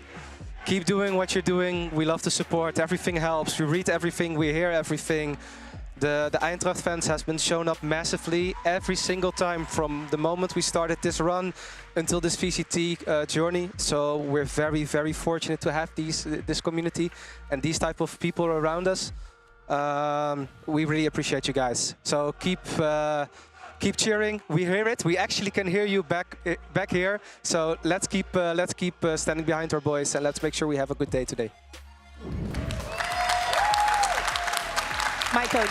Yeah, 1-0 lead for SGE has Liquid on the ropes here. And listen, there is a favourite in the arena today. There is one team that is having that energy right behind them and seems to be feasting off it right now. Can you blame them? No. Like, the entire atmosphere here, I know that the fans here are being absolutely crazy, but also the performance that we're seeing from SGE. Team Liquid, where are you? Yeah, well, I mean, the two may well be related, no? I mean, Liquid really struggled here. I mean, especially in that first half, it felt like even when they got into some moments, it would collapse and then fell to pieces. You were talking about them not even being able to get the plant down. Yeah. Not being able to get the plant down, having this incredibly weird fixation of looking for solo duels and situations that do not favor them, going 8 at round after round after round with like 0 success rate on it. And then on the other side, we have Monster and Azuri, who were making very sure changing the setups, being an absolute nuisance. But in all of the mistakes that Team Liquid were making, they were on the other side. 100%. And there wasn't, we're not highlighting these guys because it was like these two were the superstars. You know, I had said before this that every one of them can step up, but these two specifically as those site anchors, as you're mentioning, they're constantly creating question marks for Team Liquid across the map, never really knowing where they're going to be. Gamble hitting A. It's so nice having a Viper wall, right? Yeah. It's just crazy. so nice having a Viper wall. Honestly, Minnie, is that you? I spend too much time with Minnie. Seriously, the numbers are not going to do justice because there were so many important and key rounds where we see them taking the back, as we're saying, like pushing with the Viper wall from behind. We cannot not mention Damalino and the openers that he was having. Bro, even the operator usage, like giving it to Fizzy on the last round, Yes. like, make everything absolutely make no sense for SGE. Yeah, I mean, you've got a situation now as well where Liquid are finding it very tough, I think, to even get into the game. There's moments where Trex gets caught over towards Tree and they 4-player save as well. Like, this Liquid team does not look like they are in it to win the game today, to stay alive and keep their season active. So many of those duels, they were always in a disadvantage. Like, it was not only like, because some duels, like, especially for the duelists, like sometimes you will hit and not hit. But in so many of those situations, it was one player for Team Liquid and at least 2 or 3 on the SGE side. They were so lost when they got onto the, like, they were lost. Negative they were synergy, lost. negative chemistry. So many times. Like, I mean, I'm thinking back to that round as well where Jamalino gets access into Tree. The save round where Trex is the first person to die because he's not even looking the right way. Like, they just were so lost throughout that map and it was just really frustrating to watch. Can they pick it back up as we look forward to the next map? Because one of the things that I was worried about is that Purpo was dying first a ton as well. Yeah. And to me, he is such a core player for them. If he's not being able to win his opening duels, they're gonna fall to pieces. Where's your head at in terms of Liquid recovering this? So I asked the EBS team to tell me what Nats said on his speech before the map, because he always gives one. And one of the things that he told the players was to play together. And that did not happen. They were together in body, but not in spirit. Let's go like that. Okay. Like sometimes the bodies you will see it there, but everybody was disconnected from the situation. We have to remind people, Team Liquid need to win here. They need a lot of wins if they want to make it to champs. Otherwise, this will be the end of an era for them. They decided to come here on to split. And as you're saying, like, to me, it has to do with Purple actually showing up and having some comfort, getting some advantages for the side of Team Liquid. You almost start to question, is that pressure really getting to him? You know, he was starting to have a bit of a redemption this year, I think, when we think back to his time on Giant X last year and the role changes and whatnot. But yeah, I think definitely now the pressure is on Team Liquid for them to be able to go to that global event. Let's not forget, they missed out on Masters London after making every single global event last year when we think about Team Liquid. For Eintracht Frankfurt, you just continue that momentum that you've been able to pick up off of that first map. I think Musashi, your IGL being on the Raze, it looks like he's having such a great time. We questioned him about that previously, and he said he really enjoys playing this agent, so good signs. My goat. And Fizzy on the Astra, seriously, he's been so incredibly good. On the other side, Team Liquid is the end of 2026, and you still do not have a smokes player. I am sorry, but like, I see so many situations where they need a bit more of help, and probably getting someone that plays smokes. I know it's not easy to find, especially here in EMEA. I mean, listen, it's the end of the season. There's no opportunity for the roster changes. Well, They've got to do it right now. It's Team Liquid, you never know. They have had a lot of roster tumultuous changing throughout the year. Here's Nats delivering another impassioned speech. Maybe less tactical, maybe more emotional this time. But the pressure is all one-directional in this match. I think that, as you're saying, it is the pressure. They can also hear the fans from SG cheering with every single one of the rounds that they're having. He needs to be there to calm them down and actually encourage them to take those duels in a more smart way. Well, Team Liquid, they have been aggressive on defense in the past. Can they get it together now when everything is on the line, all of the pressure stacked against them? If they lose here, they are out for 2026. Let's hand things back over to Hazza and Cairo for Split. I think there's no better way to sum up Team Liquid's position right now, Hazza. Lose and you are out. Split, a map that they have picked, they need to make this a home ground. They absolutely do. And it's against the team which were grouped both times they appeared in VCL EMEA since 2025 that will be moving within one game of Barcelona if this goes their way. As you say, Liquid with plenty of international pedigree doesn't look to be counting for too much right now with this system in turmoil. I mean, a team in turmoil, it feels like. Think back to stage one, bombing out playoffs. It could be the exact same here, 2 losses in a row, but don't want to get too far ahead of ourselves, but Purple maybe making us think about it. That's the thing, Purple in these first engagements has had a tough time already, but Nats once again, the shining light. His teammate down to 10. I think in some ways, it almost reminds me of how he looked on GX at the start of last year. Getting involved in a mid-fight though, as you can see, Liquid ready to re-clear this. Don't even know if... Spring a trap? Yeah, I mean, leaving Monster towards B main might leave you a little strong for choices, but that dog makes Team Liquid act. Move towards B, and now Monster with an opportunity to fake out this side of the map and give Frankfurt an easier opportunity of a post-plan. He's heading straight into Purple here as well, so Camo the healthy one, the more difficult of the two. Tasked with the first point of contact, and it is received, but Liquid need to defend the A site as that's where the rest of SKA are making their grand entrance. Jamalino at the front, thrashed out of play. It's Fizzy, in fact, that gets caught at the back of the pack. Kicks, trying to hold things down here, but kills going the opposite way. 3-on-3, Nat's early approach out of heaven. In fact, he's flooding all the way into the site. Monster coming in late. Are there any pieces left to be picked up?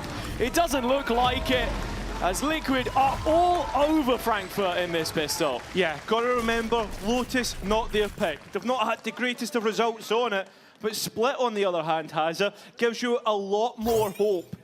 Team Liquid, I mean, even Nats right on his signature Viper, we're expecting much better of them. This pistol round is a sign of that. I did like this, and my mouse flipped over mid-round. And I think as it's well... not a tech deck. Yeah. I was going to say, I think the thing with Frankfurt was, overall, wasn't really impressed with how they played that pistol round. Yeah, a little bit messy around the edges. I think, you know, you say there about Liquid's record on this map to sort of go over it. They did lose 13-6 to Eternal Fire before beating GX 13-7. So, look, again, you can view back to the past as much as you want. The Liquid of the present are one which has been struggling to deliver. You're not counting that Eternal Fire loss, are you? That's actually true. That is valid. That was when Lohan played. Oh, Purple? I'm not sure about that one, Hazza. I mean, at least Trex is able to bring one back, but Jamalino does have the Bulldog now. Yeah, it's, you know, an upgrade to try and play from here, but they are backed right up into the site, Frankfurt. Yeah, but you could find your way back out of it, and with Fizzy finding that, I'm not quite sure about this one. Team Liquid trying to work their way back, and I mean, Camo at least able to find Azuri, but Fizzy's Bandit once again, still finding value. And against the low Camo, he's going to try and get the spike halved. Does so, full stick, Fizzy needs to swing, does so. Oh, health low, needs to win out, beating him through, but Camo's right click will get Liquid too. was quite similar to how Lotus started. Yeah. Down to a 1 versus 1 to claim their anti-eco. So it's taking quite the work to get through here. Nice synchronization on the peak. Jamalinho weaving his way back through to get them on terms. Camo clutching out, and look, a couple of these rounds passing Frankfurt by. The energy in the room can very quickly shift in terms of what the bonus is going to look like. I saw 3 rifles. Seems as if we're only going to be getting 2 out of the defense hit. Yeah, you don't want to force too much into this and allow Frankfurt to decimate your economy. I mean, a team with this amount of fans, how loud they are being, momentum can quickly build confidence and with that results.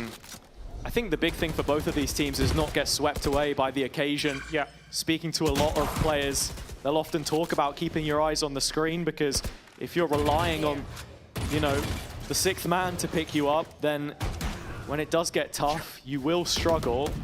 I think it depends on the team as well, because Fnatic, sure, obviously speaking about loving to have the fans in the arena supporting them.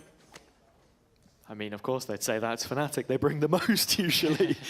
But from this position, we've crossed the minute mark, and Frankfurt still keeping their cards close to their chest. Some early garage control, now setting up for what would be a B split, and Liquid have made the correct read. They are 4 players strong in this position. It's just Nats, though, who is the one to receive any pressure from mid, which of that, there is plenty of it. 4 players strong. Is Monster the one to be the foundation in which this push begins to build upon? Nats found out, not able to get much, and now Camo knowing about Jamalinho's entries have been able to be stopped just momentarily. That time is low, and Frankfurt need to get a move on, need to find the kills, but that spike on the floor. And there's a player here that can deny any attempt at a plan. It looks like it's going to be Trex swinging round, giving Team Liquid 3 in a row. 4 kills on the round for Trex. And the Liquid fans that are in the venue, just reminding them that they have support of their own here, because it is a bonus round converted, and as I said, you just can't afford to... after me, but I got owned. Can't afford to get carried away with yourself here.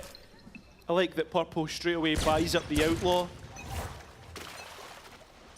If there is any light shields, of which there are many, but there's also heavies as well.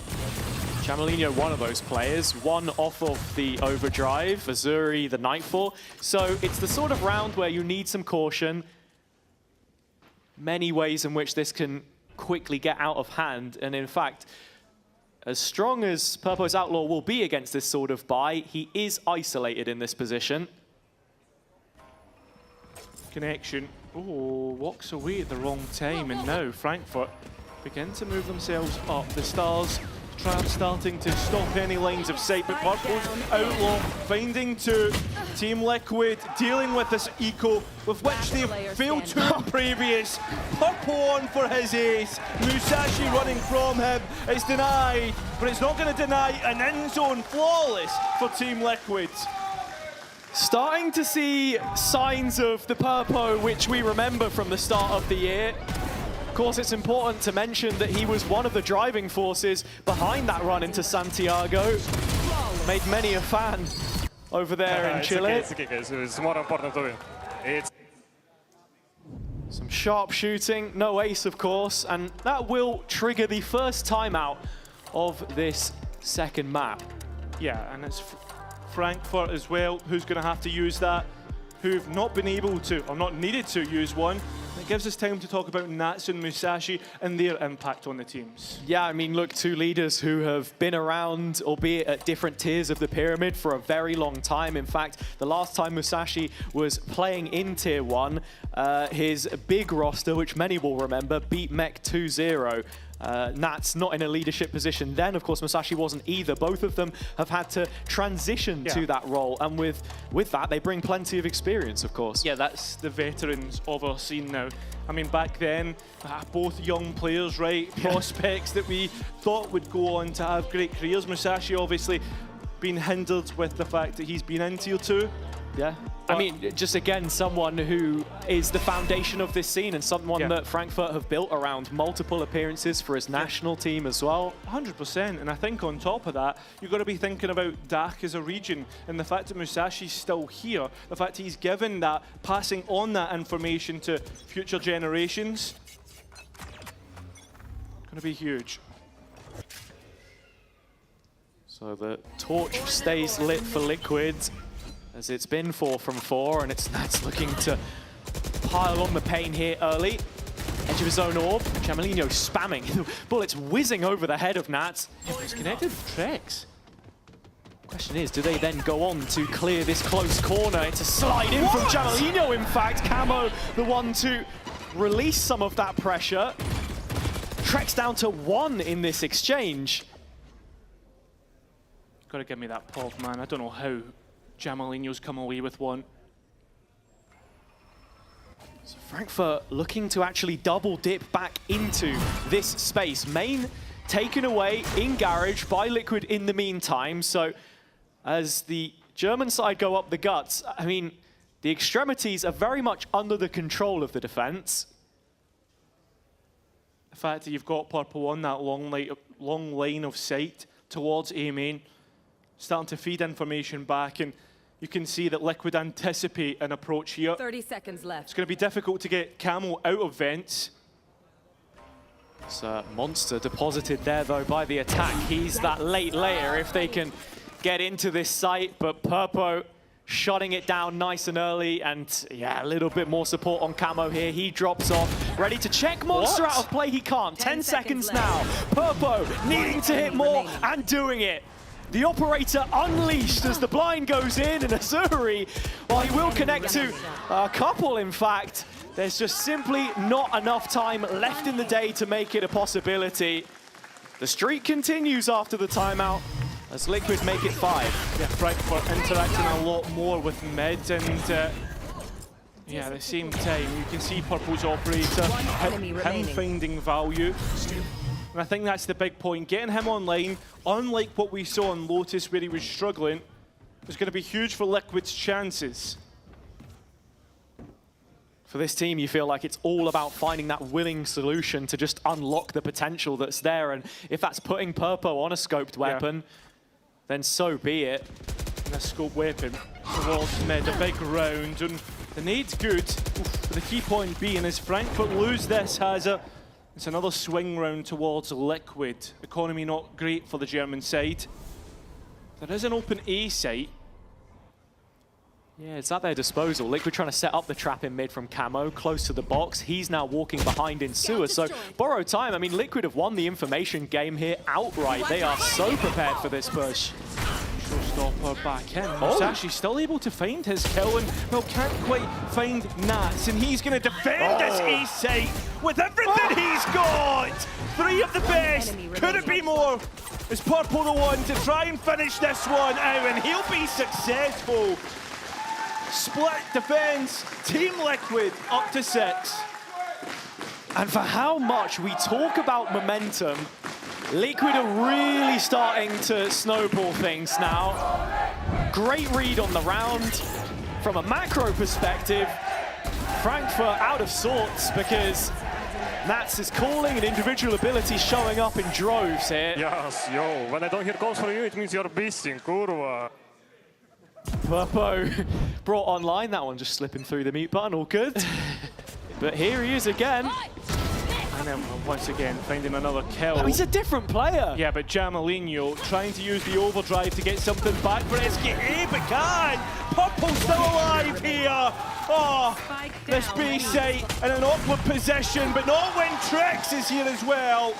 Team Liquid 7 in a row. Frankfurt has they need a lifeline for that second half. They need a breather. Just the pacing on some of these rounds, it's straight into the blender.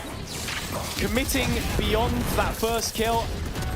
Purpo's Outlaw continuing to find value in these situations. And if that's the adjustment that needs to be made, then so be it.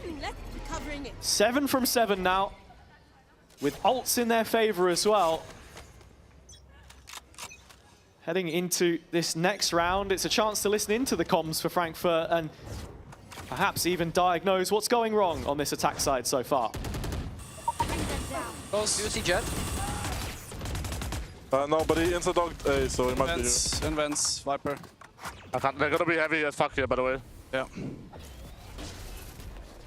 have fuck Luca? I have seasoned Prowler. Can you fuck nade some second vents? On the right, yeah? Let's fuck middle.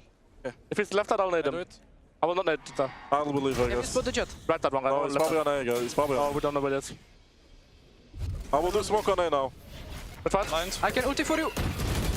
Coming to you. I ulti for you, Demeo. Tomorrow. Try to follow up if you can. 2 mid, 2 mid. 2 mid, 2 mid.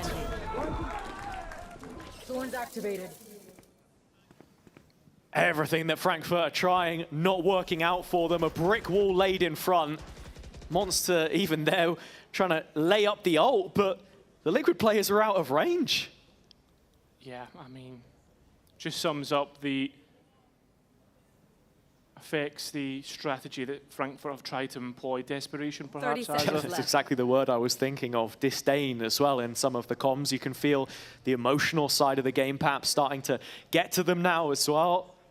Yeah, Liquid with an 8th round queued up, and I was speaking about ults too. There's a very real possibility that you can extract, you know, a few more rounds from this half. This could be devastating. 10 seconds could left. Be over before we even get to that second half. And I mean, for Frankfurt, the teams that they've played here so far, Gentlemates, Eternal Fire, beating both.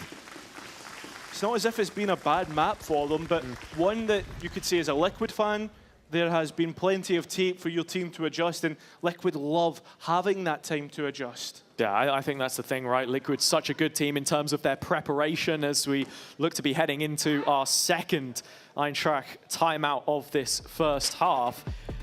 Basically, one of the only positives I think you could take from some of their recent performances has been that planning. It feels like a coach-led roster at times, especially in terms of some of the roster decisions that they had been making to try and get the best possible version of themselves. Set-piece heavy at points. And you're sort of seeing that in some of these rounds as well, the preparedness for what Frankfurt are doing. Yeah, maybe if we have any new fans watching this because of Frankfurt's run, I mean, it's not out of the ordinary that we will see 2 timeouts bummed on a split attack just because of how difficult it can be to break a defense down. But Team Liquid have always made this map their own. They've always managed to have a great success rate on it. So it's no wonder that we're seeing Frankfurt struggle at a team of that lower tier. Yeah, for sure. I mean, a lower tier in every right, but a nickname borrowed perhaps from their football club, the Diva from Mine. Notoriously tough opposition, beating and punching very high above their weight class. But then, as the story goes, they then lose against the slightly weaker teams. We're yet to see that, and you don't expect it at this stage in the playoffs. But with this kind of buy, I mean, as rough as Liquid's own attack has looked at points, you have to give yourself a bare minimum. Just something to get by a pistol round loss should it go that way. Purple, his first shot and second. This is not like him.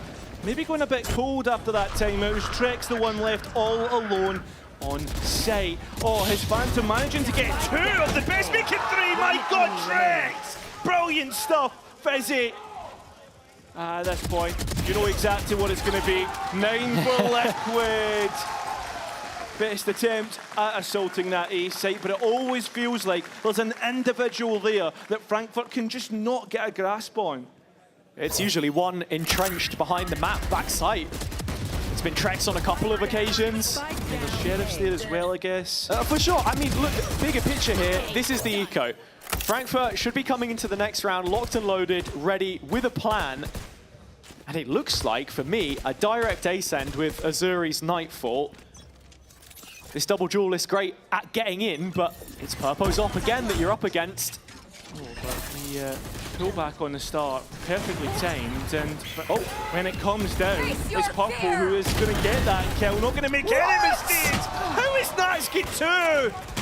Frankfurt just banging their head off the wall! And there's only blood left, their own! Team Liquid have woken up shock therapy after that first map. But they are course correcting, making up for any errors on Lotus. Fizzy chased down and not able to survive. Double digits for Team Liquid on their own choice of split. I mean, if you thought the first map was dominant, this is a different level. Liquid starting to unlock that best version of themselves, but even then on the faces you can see they know this isn't done yet. They'll still have to play a decider if they win it, and this from Nats by a lottery ticket. By a couple. Generational wealth expected if that one comes in, because it's on a purple patch here. Yeah, maybe not the best of form from groups, but certainly looking to make up for that. As Team Liquid once again look to defend A. It just feels frustrated from Frankfurt, and that's the best way you can put it. Complacent perhaps as they continue this push towards the A site.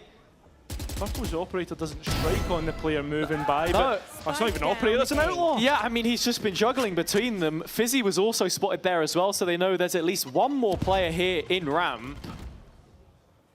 Spike left behind. Kix has already cleared out all of B main. If Monster can find something here, he would be the outlet, but Kix has already lined it up. Yeah, it's just the remaining two, Musashi and Fizzy. And Trex, oh, misses out. A mistake.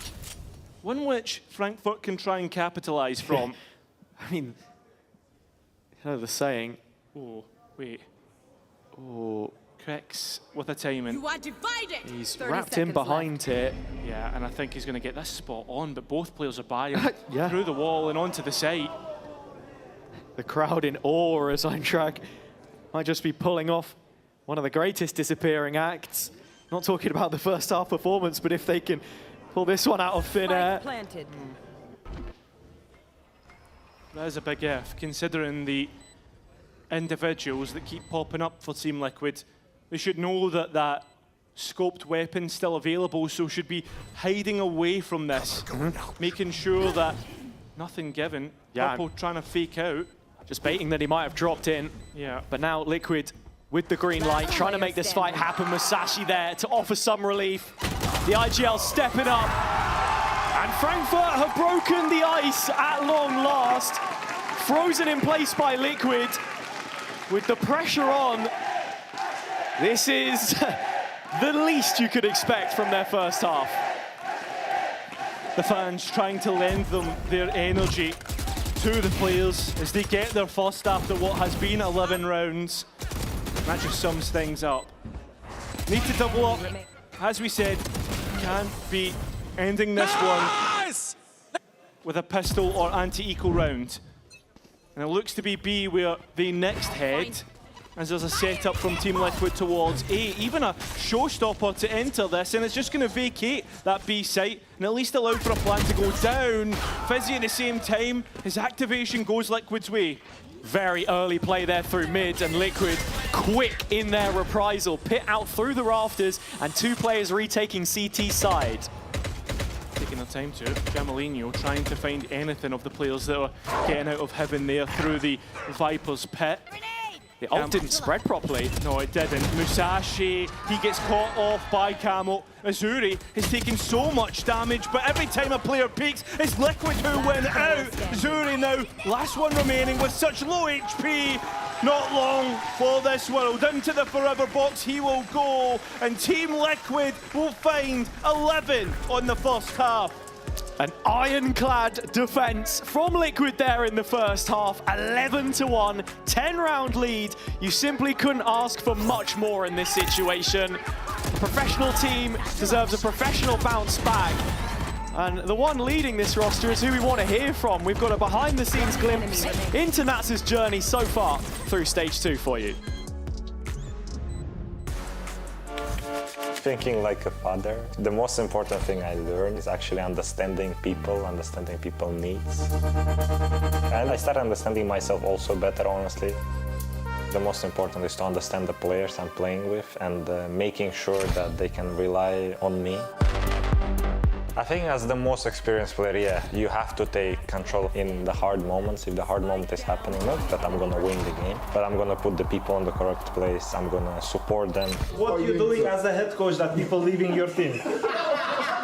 The most important thing I learned about myself, that I can be tired. And I never understood before how people can be tired, why they don't want to play the game. And nowadays I understand how to recover, how to help people to recover also, how to not get burned out, how to come in the best shape possible to the game. Right now I'm more, not relaxed, but I'm more open-minded.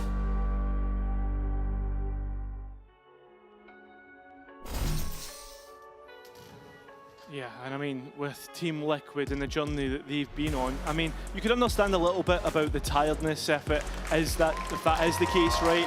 They have been on a long journey, they failed in stage 1, but as we head into stage 2, they're looking to make amends. When you're looking here at the results from, well, basically the start of 2025 and that consecutive streak of international qualifications led by Nats, finally broken with their absence in London, and they have to effectively replicate that Santiago streak which we saw in the lower bracket, 5 wins in a row to make it here. It's 1 game less, I believe. I think they only need 4 this time around, but still, 4 wins. You're asking a lot for what we've seen from them so far. Yeah, and I feel as if with this form that they've been on, I hate to say it, but I mean, sure, we're seeing a good split, but it's almost reminiscent of that 2024, where they didn't manage to go to any of these international events, missed out on champs. We go back to the pistol round. Frankfurt only allowed a mistake of 1, and if this pistol round goes Team Liquid's way, it's an economic advantage to finish out the map. Nats has been chased down. Camo finding Fizzy, that was towards the A side. Camo has just ran on towards B. What is going on? No, I mean, Camo found the kill on B, no? Because he's all the way through here. He's right in behind, and I think he's actually setting this up now as a backstab onto Monster. Oh, Monster, though, taking his time in. It's Kicks that wins it. And because of that, they leave behind Camo in spawn, and he still has an advantageous position. In fact, Purpo's joined up with him here. 2 duelists that you do not want to play. Purple's ran away, now it's playing in Camo. Oh, the headshot's brilliant. 4 kills, sends Liquid to 12. And well, it feels like this one might just be over and done with. Yep, that is absolutely it. A 12-1 lead. It's a humiliating follow-up in front of their own fans here for Frankfurt, because one of the points I think we might be coming into this half with, had it not been so one-sided, was Liquid struggling to close out maps, but they have almost the maximum amount of opportunities to do it here. Just one shallow of that. 11 chances. I mean, Camo. And it's Sheriffs. It's Sheriffs. Yeah. I mean, they're not going to have much, right? That's what's to be expected. It's over. Camo, yeah, has just done 2 big kills to end Frankfurt's hope of split. Sure, there's a 3rd map. They've already done what they needed to do. They're heading to Ascent, a map that you feel like Team Liquid will be so set up for. As you know, it's not over until the final whistle blows, but we're getting eerily close to that one now for Frankfurt on split, or so you'd think. Musashi on 16 HP, still unsavory with the spike down. Needs to be clean, has it? He has retrieved the rifle, but the odds do not improve. In some ways, a loss this horrific is an easier reset for them heading into the last, but Liquid have shown their character through grit and determination, the sort of response that you'd want from them. Musashi gets the first for free, the second won't be as easy. If you wanted an answer back, you've got it from Liquid.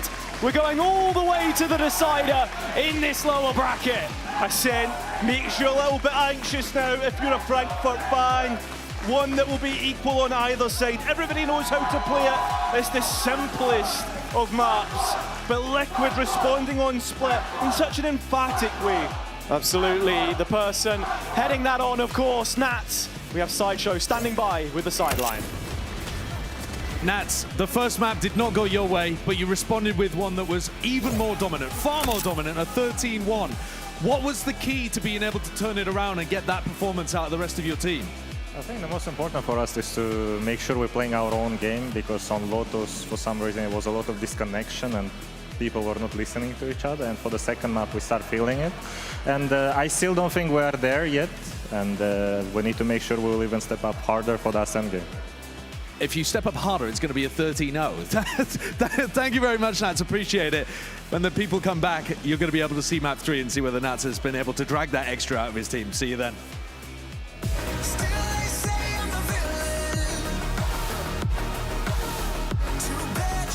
Take me down.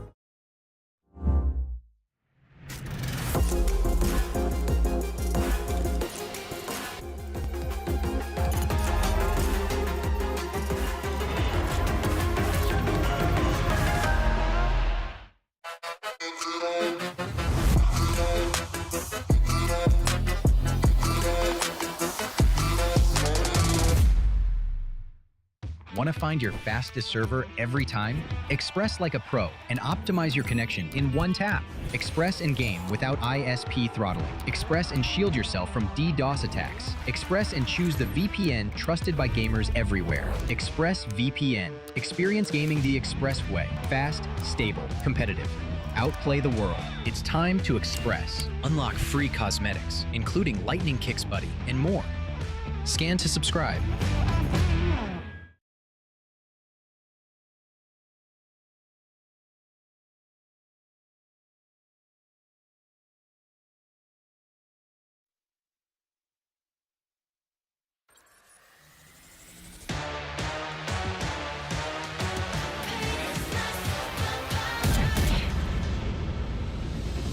틱틱붐 문을 차고 있죠.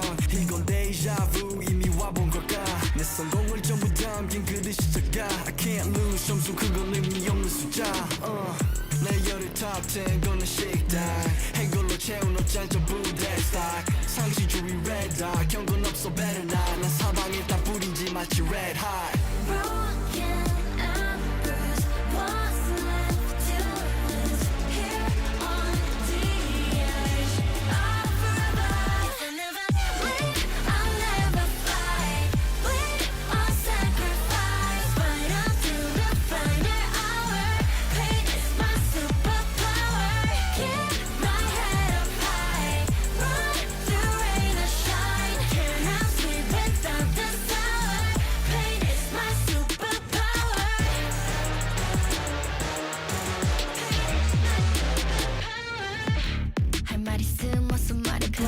Tough guy 되었고였어 도망가 이제는 시시해 gunfight I brought a blade They forgot to shave that just a wall 맛보기 fade 끝이 보여 네 bandits 끝없는 내 rampage 이게 나니까 절대 can't change 내게 나서 plan B 요즘 plan A 바꿔 pain every champion into champagne Broken and bruised What's left to lose Here on the edge I'll forever If I never win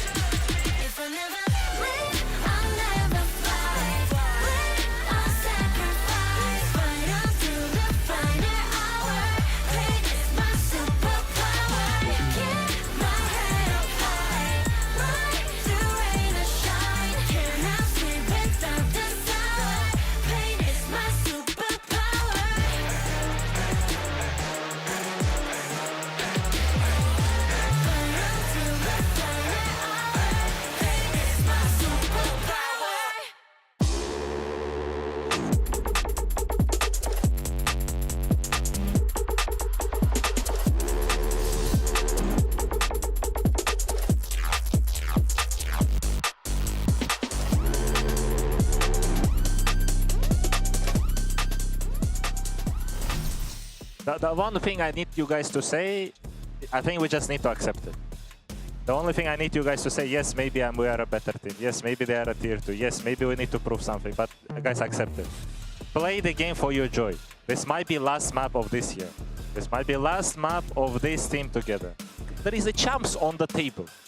Every game we played in group stage, guys, we were playing it with the approach that we're gonna be in planes. We were not scared to lose anything. We came to this stage. There is an audience. Oh, we are a good team. Everyone have XP. Oh, Liquid is doing something after the... Guys, no. Accept it.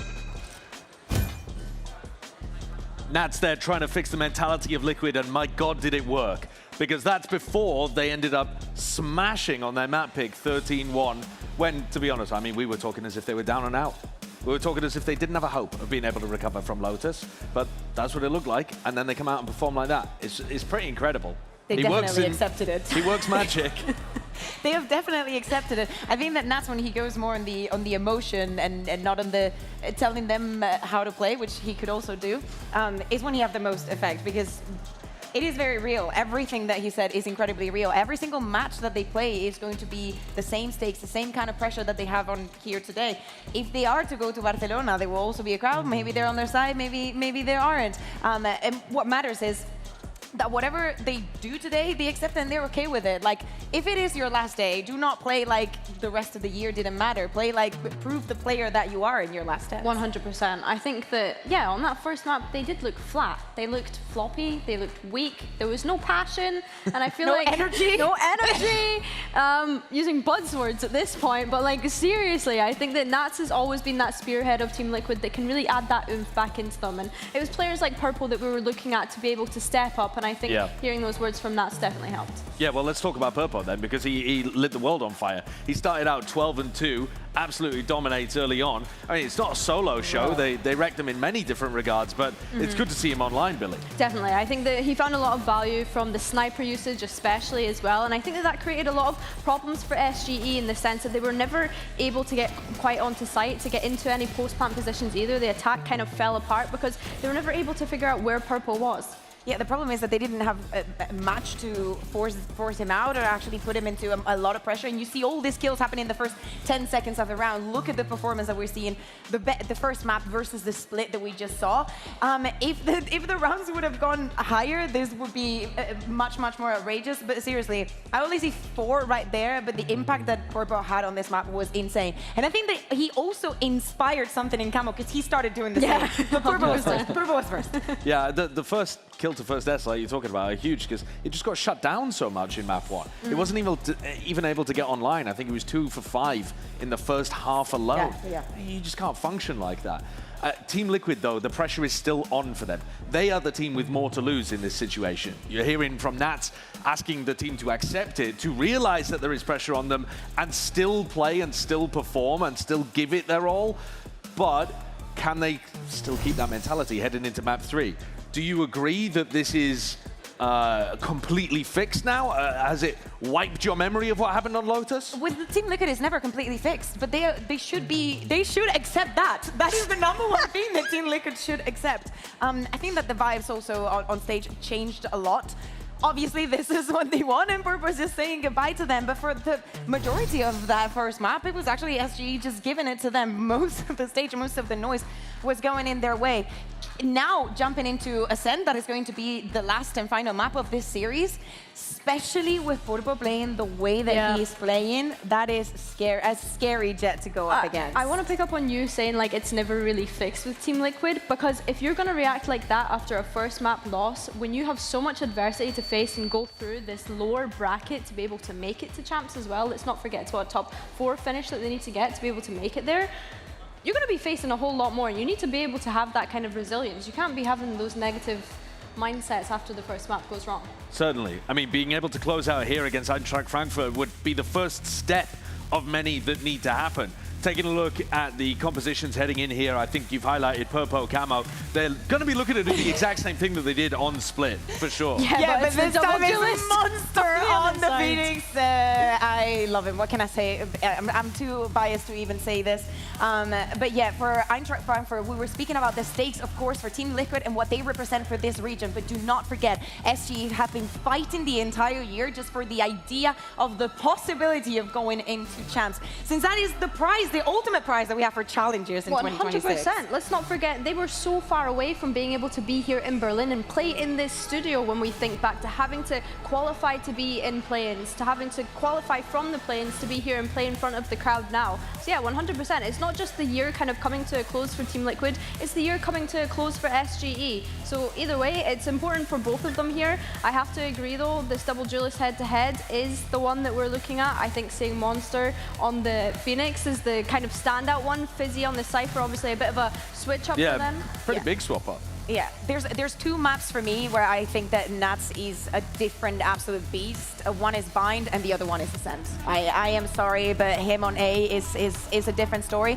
But I was going to say, with Team Liquid starting on the attack here, that is why we're looking so much at the duelists, because if they start ramping up rounds, the defense should be a little bit easier for them to control. So much of this match, it feels, is happening outside of the game, though. Yeah. You know, in terms of the audience and the crowd and how you play in front of them, and whether they're loud, whether they're getting shut up in a 13-1 domination. So much of it is the mental side of the game, too, on both sides of it. You had Eintracht Frankfurt talking about how they were trying to bring their scrim aggression into matches, Liquid requiring that impassioned speech from Nats on the other side. And there is no bigger moment for tension than this. The loser of this map eliminated from stage 2, and Liquid would be out of champs contention. Let's pass it over to the casters to close this out. 2 dominant maps behind us, 2 mirror compositions, and just 2 wins from Barcelona. But only one of these teams will make it there. Ascent is the final one queued up in this series. And after Liquid showed us levels to this game, can Frankfurt find that extra bit of quality to get them through? They're going to need it, Hazard. Both teams have played Ascent so far this stage, only once, and both found a win. It's a brilliant map to finish out this series, one where either of these teams could lose their lifeline in playoffs. It's the lower bracket. It's a chance at Barcelona. Sorry, a chance at taking a step closer to Barcelona. No, absolutely. Revealing area. All waiting to see how this plays out. The Manhattan Eagles with their wings clipped in the last map, and Monster can't get them back on track to start this one. Jamalino's chasing shadows. Camo and Kicks down to 30 HP combined, but no kill. Remember the last time that SKA played this? Jamalino lit the world on fire. He's gonna have to do the same here again. Already shot to the corner, Paranoia late. Azuri can't make amends. Liquid adding another pistol to their tally. And already on the board for this attack side. It's not as if Frankfurt are not in good positions, right? You look towards this and, I mean, these players, they've done so much damage. 39 points of health across 3 on Team Liquid. One enemy. It's these killing blows that we need to see from Frankfurt should they get back into this. Team Liquid's attack starting off brilliantly. Yeah, I mean, that's such a big thing as well, right? We're on Ascent, and yes, both sides are playing double duelist, but the bias almost remains the same, especially in this mirror matchup. It's actually, when we look at the stats, marginal difference for Liquid's attack and defense stats in terms of win rate. Well, let's see how they deal with this one. Conga line of players in Pizza. Purpo picking up the first, so no problems so far. And to speak of what you're saying there, I think more than anything, it's what the desk were discussing as well, that momentum, carrying it on from the previous map. Liquid put in a dominant shift here. Frankfurt can almost say goodbye to their chances. It feels like Frankfurt are dwindling away in terms of that explosiveness, right? Ooh, Sasha needs to be careful. He was already low. Planted. The trap not there to finish him off. Yeah. But as you put it, I mean, this is just the eco. Liquid would like to keep it clean, however. No casualties as of so far. And Camo, on this attack side as well, wants to be building that run it back. He's only got one orb. Yeah, and we'll make that two. Starting to build into this with just, just little of a buy. End zone flawless from Team Liquid as they make that second round feel easy. And that's because of the little investment that Frankfurt gave us, only classics. But this next round, every credit going to be expended. It's a positive sign for Liquid, of course, as well, seeing how both Purpo and Camo have begun this final map. They were so influential on the previous. Purpo in particular, the attack side not the best of positions to get a scoped weapon going. But the confidence translating either way. EMEA in control early for him. And crossing into Wine. Solo Peak Monster in middle. Oh my Three God. flashed targets, 0 kills. Disaster. Jamalinho now the one under pressure as the Team Liquid team try and get their way in. There's a crunch and one that Jamalinho cannot survive from. So Azuri's the one to defend the site. Ensure Fizzy's getting close, but not close enough. Not able to get one back. There's a 3 versus 1 hazard. Fizzy not feeling favoured here at all. Liquid ready to wrap up another bonus, as they did on the last map. That's how things got started for them. Spike planted. Reminiscent of GX, but in all the wrong ways. SK winning that first map, looking great, looking like they should be. Finishing this one up sharply, but instead, we go to Ascent, we go to Split, and things just do not look good at all. Team Liquid up to 3. That bonus converted, and Frankfurt have not been able to get back into this one. Nah, just haven't been able to get back into the saddle in terms of how some of these fights are looking for me on a micro level as well. Plenty of spray and pray. Valorant, a game which is all about those first couple bullets, right? And if you're just crouch spraying every engagement, it almost feels a little hopeless. We're going to need to see how that continues, of course. We know what this team can do, but 3 rounds in, 3 players without a kill. Just upgraded pistols for them here. And if you're Liquid, a chance to close this out cleanly, thinking of their own map pool, if they want to continue and complete this lower run, starts to give you a little bit more belief. Yeah, and I mean, me and you were having this conversation earlier on, right, when we were in the green room, when we were getting ready for this match, and there was a talk of this Team Liquid team not being able to close out maps. The last 5 maps before this series were 13-11s, ones that have not favoured Team Liquid. We think to that Haven yesterday, for instance, or the other day, sorry. And signs that feel like Team Liquid are now starting to stop that rot. Already 3 to the good here. Pistol always posing an issue, sorry. As Jamalinho does get checked out very early here. Cut loose from the round as it's only Fizzy left behind. No setup remaining for him to try and manufacture to his end. I mean, he does find Camo in the meantime, and a flood enabled behind the blaze wall as well. Yeah. Monster joining up on site, 25 seconds, and Monster gets another. Okay. Liquid, as good as you've looked, you need to be putting these ones away, and it's Purpo to send them forwards. 15 seconds and the spike will go in. Azuri with little left to work on here, though. Planted. I mean, a TP to go and collect himself a rifle. But still, Nats in purple. Nats of all players who has continuously in this series found clutch moments. So if it gets to it, Azuri scooping up a rifle, the most capped Frankfurt player to keep them in this first half. Peeking out into Boathouse, just looking for any kind of a face check, but nothing given on the Liquid side. Not until Nats shows up. And while it was around, they were already massively favoured in. They've still found a way to get through. Yeah, found a way to keep themselves alive. I think the thing about Team Liquid is the fact that manage to get through this one and not give SKE I that don't lifeline. know what to do in the timeout. Ooh. And that's scary. You never want to hear that. No, you do not want to admit it. The opening statement in the team huddle from Tony before this one started is that nothing changes on the playoff stage. But Frankfurt's world has been turned upside down. And coming into the next rifle, you can see once again thoughts about middle as Liquid looking to split this A site. Trying to. Musashi has actually done well to at least damage this run it back, and will get rid of it. But he chases it down, looks for the kill. That's there to support. Solo Endeavor. Oh, and will the dash straight in. SKE managed to get the kills that they need, but Purple might have just edged this one back towards Team Liquid. The information not favouring Frankfurt at all. That's left out, hung and to dry. Perhaps to develop into something even better. Really powerful late positioning here from Nats. Door now broken as well, just enabling him, and with that one picked up, Jamalino has nothing left to do but save, and that's a best case scenario. Whether he's allowed to, because you can see Nats starting to move on up.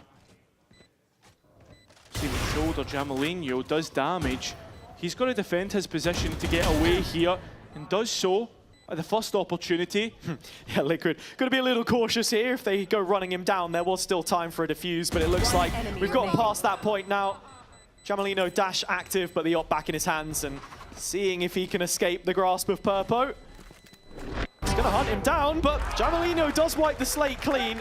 It's a silver lining to a lost rifle. I mean, we're seeing these moments, but at the wrong times, and I think that's the key point. I don't think we're seeing the coordination in the round to actually make something of that. As you say, that moment there where Musashi pushes up by himself when there were two other players in tree trying to stop the site execution. And I think that the key point that Tony should be delivering home is, guys, you know you can do this. You just have to take a deep breath. Nice damage. Calm It's down. 5-0, by the way. Thank you. I'm glad that you can count. Yeah, keeping tally for us makes life easy. But as we were saying, a difficult timeout now to head into, because this is many a round consecutive which SKE have conceded. Not just the 5 from this map, but carrying over from the previous as well.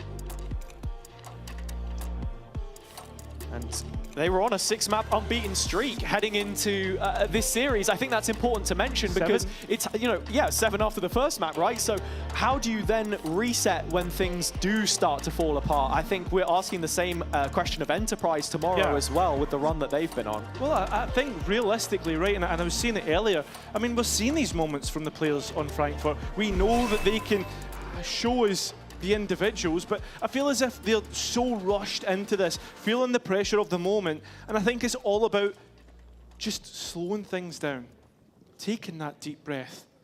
I don't think Liquid are going to let them. 5 bodies queued up in A main. That's the inverse, of course. Liquid hoping they can choke out any chance of Frankfurt here nice and early. Molly's traded on the main fight. It's a set piece from the defense to try and be the catalyst here. It's only landed a kill, but that feels like pretty good going in this sort of purchase. Yeah, and I think you use this to try and scale up into the next following rounds. Liquid, in fact, are actually just scaling up to the site itself. Fizzy finding another with the Stinger. Signs of life here for SKE, but it has to continue. Musashi will do his best in that endeavor, but Nats has been the consistent, the ever-constant point for Liquid. With the Hunter's Fury ripped, he's lucky not to be tagged. No tags at all. Oh, that's Trex actually though, right on the tail end. Yeah, but do you consider Nats' position in hell? Seems as if with how Frankfurt are playing right now, there is at least some awareness. Steps heard by Jamalino. Blades active. Easy pickings for him through middle. So it's just Nats. And the Frankfurt attention turned back towards the A site. Nats continuing to linger. And Musashi with a full belt of utility. All of the assurances to win the round, but Nats tends to break convention. Not this time. Jamalino stamping it out, and SKE on the board. You need this. You need your mercurial talent to show up, pick yourselves up, and dust yourselves down. It's got to be through Jamalino now, as he's found 6 in the past couple.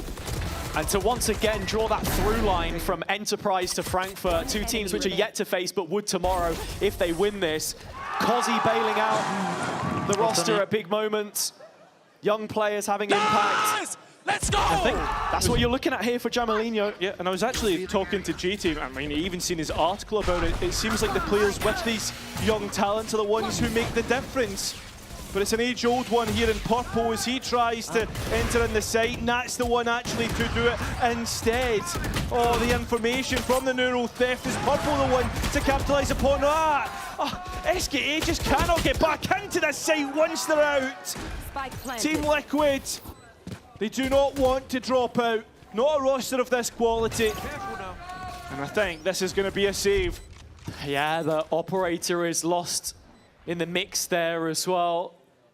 If Monster steps on this line, he's a dead man walking. He might be anyway. They're just hunting him down. Last player standing. Yeah, and I think that is just it. It is a hunt. There's so much towards Team Liquid's favour in terms of what I thought. Actually, there's not a lot of economy their way. They want to try and make Azuri pay, but, I mean, they will in the end. I thought if there was anything more to go Frankfurt's way, it could have went a bit awry. Not the case. Team Liquid up to 6. 5-round lead for them now on this attack side. Already in a scary position. You feel it contextually in terms of how the rounds are panning out. The fact that they're willing to chase down into spawn. Not the cleanest from Camo there. But not mattering in the slightest when it comes to the scoreline. Reinvestment here from Frankfurt. Big opportunity to keep them in this one. Liquid so direct, straight into Jamalinho, just good for the one. It's the judge of Azuri though. Ooh. That has to come up big and it's only one. Damage pretty decent overall, and the rest here now from Frankfurt to try and brawl. That's down to 5. Mustache still with a shot. With the spike yet to be planted. Tags happening. Revealed players hanging in there by a thread. Nat's still going from main, gets another onto Fizzy. Makes it a 2-on-2, but only Trex remaining now. Seen a clutch from this position from him before. Even bigger than just the 2 targets in front of him, but Trex already standing tall. 2 bullets left, down to the classic! And Trex keeps Team Liquid plowing forwards. A Red Bull clutch to put them out of trouble. And it feels like that is the backbreaker. Frankfurt have not really been in this one since Lotus, and you can see it. I mean, things just not going their way when they should. Nas getting kills like that.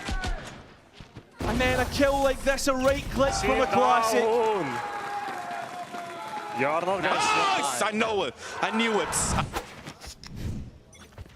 Nats was saying about extracting a little bit more performance from his players.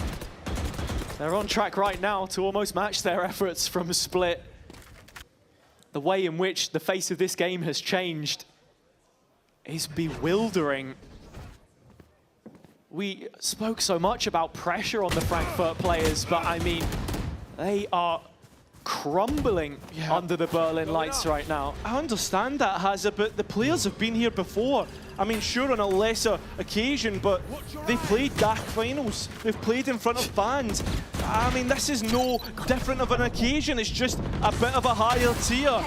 Good kills from Jamalinho to keep Frankfurt somewhat in this, as Fizzy takes a step forward. Again, playing with that stinger.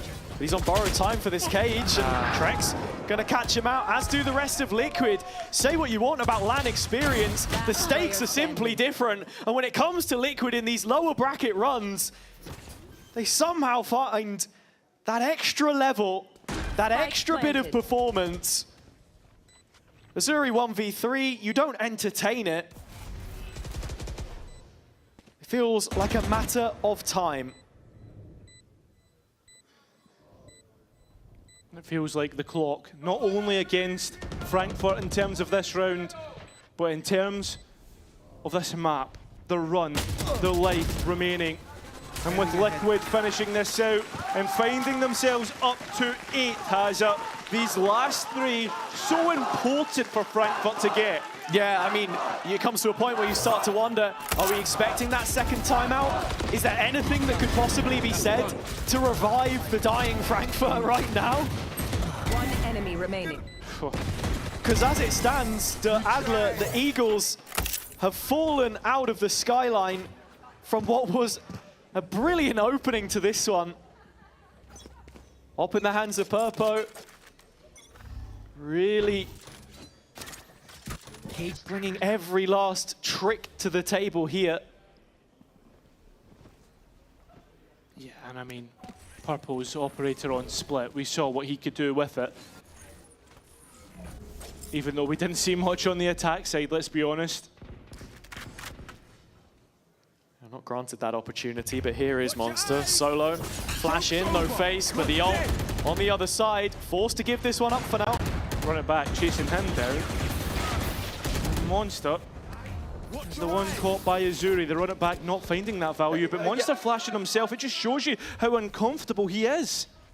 Confirmation for Liquid, there's at least 2 players towards this site though, with Azuri, sorry, breaking the ult. Right region, wrong player. And Purpo does find Monster eventually. They're just gonna run this one forwards, Liquid. Oh, Azuri, around the edge of the molly, and playing within his own smoke. It's a great kill. But now knowing about as Liquid slow their scale down, Musashi leaving Azuri all alone. That tap of the spike, does it bring the Odin back? No. Liquid still playing with that time, and when they come around, they'll catch the Omen. And Musashi, of all players! Oh, just a swing out from Fizzy. This is just 1 by 1 for Liquid to pounce on. 4 versus 1 now for Jamalino, and he can't even get started. Team Liquid finding 9. Hey, Camo looking so comfortable there. He takes his hand off the mouse in the middle of the round. Liquid looking incredibly organized in how they orchestrate these attacks. Trex swapping out to the pistol, just jumping across to give some breathing room. Nats playing off it, neural theft, and player by player, 1 by 1, Frankfurt falling. You guys are so shit. Melting under the heat of the stage. And back to pistols again. The Cinderella run was going to come to an end at some point. How many games they managed to win in a row. That lower last chance qualifier to play in, into the last chance qualifier itself, into play-ins, into now. It felt like when the going got tough, when Frankfurt needed to step up, they did. But here and now, against Team Liquid, I have the spike. Just not showing it, showing what we expect of them. 5 players strong towards this A site. With 1 foot already in the casket, Frankfurt have to pull this one out of thin air. They have bodies to defend the site. They line up into Azuri! All 3 from the Sheriff, but it still might not be enough. Kicks the equalizer. In the 2-on-2, Jamalino spams, still not enough to save the spike plant.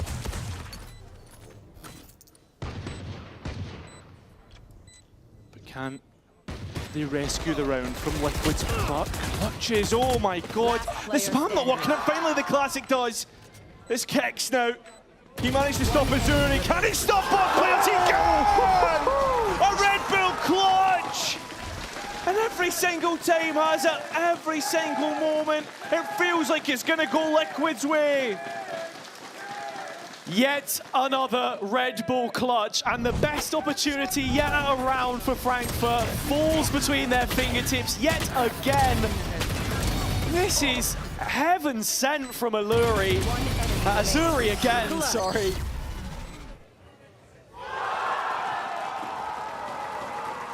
And Liquid can do no wrong from this position.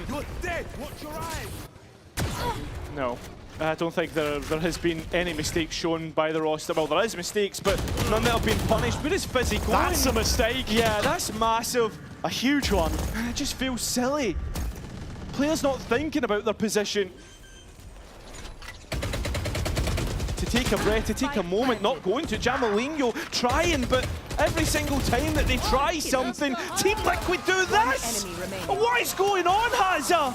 It feels like Team Liquid can do no wrong, that they cannot be punished! 11-1! End zone flawless!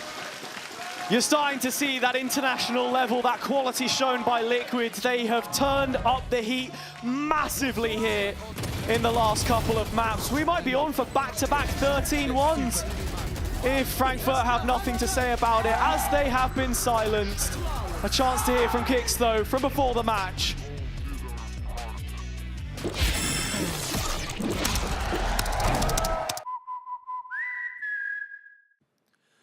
Kix, tough game yesterday. You were matched up against Foot, that's difficult, but you came out to such a great lead, and then they had a ridiculous comeback on you.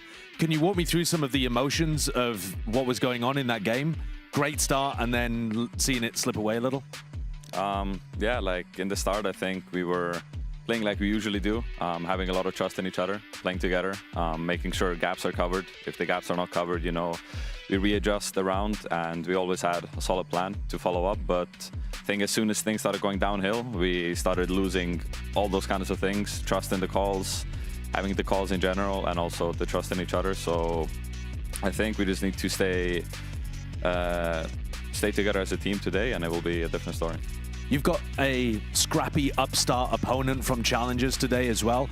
You must have been watching what happened during the play-ins. You didn't have to play during the play-ins, but is there any additional pressure there seeing those players and the kind of run that they're on? I think not really, to be honest. I played against those players before. Like, I've been in Tier 2 for some time myself as well, and I know what it's like facing teams from there.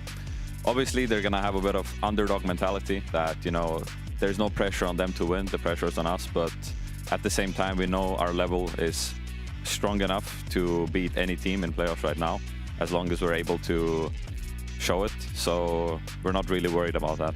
All right, Kix, thank you. Thank you.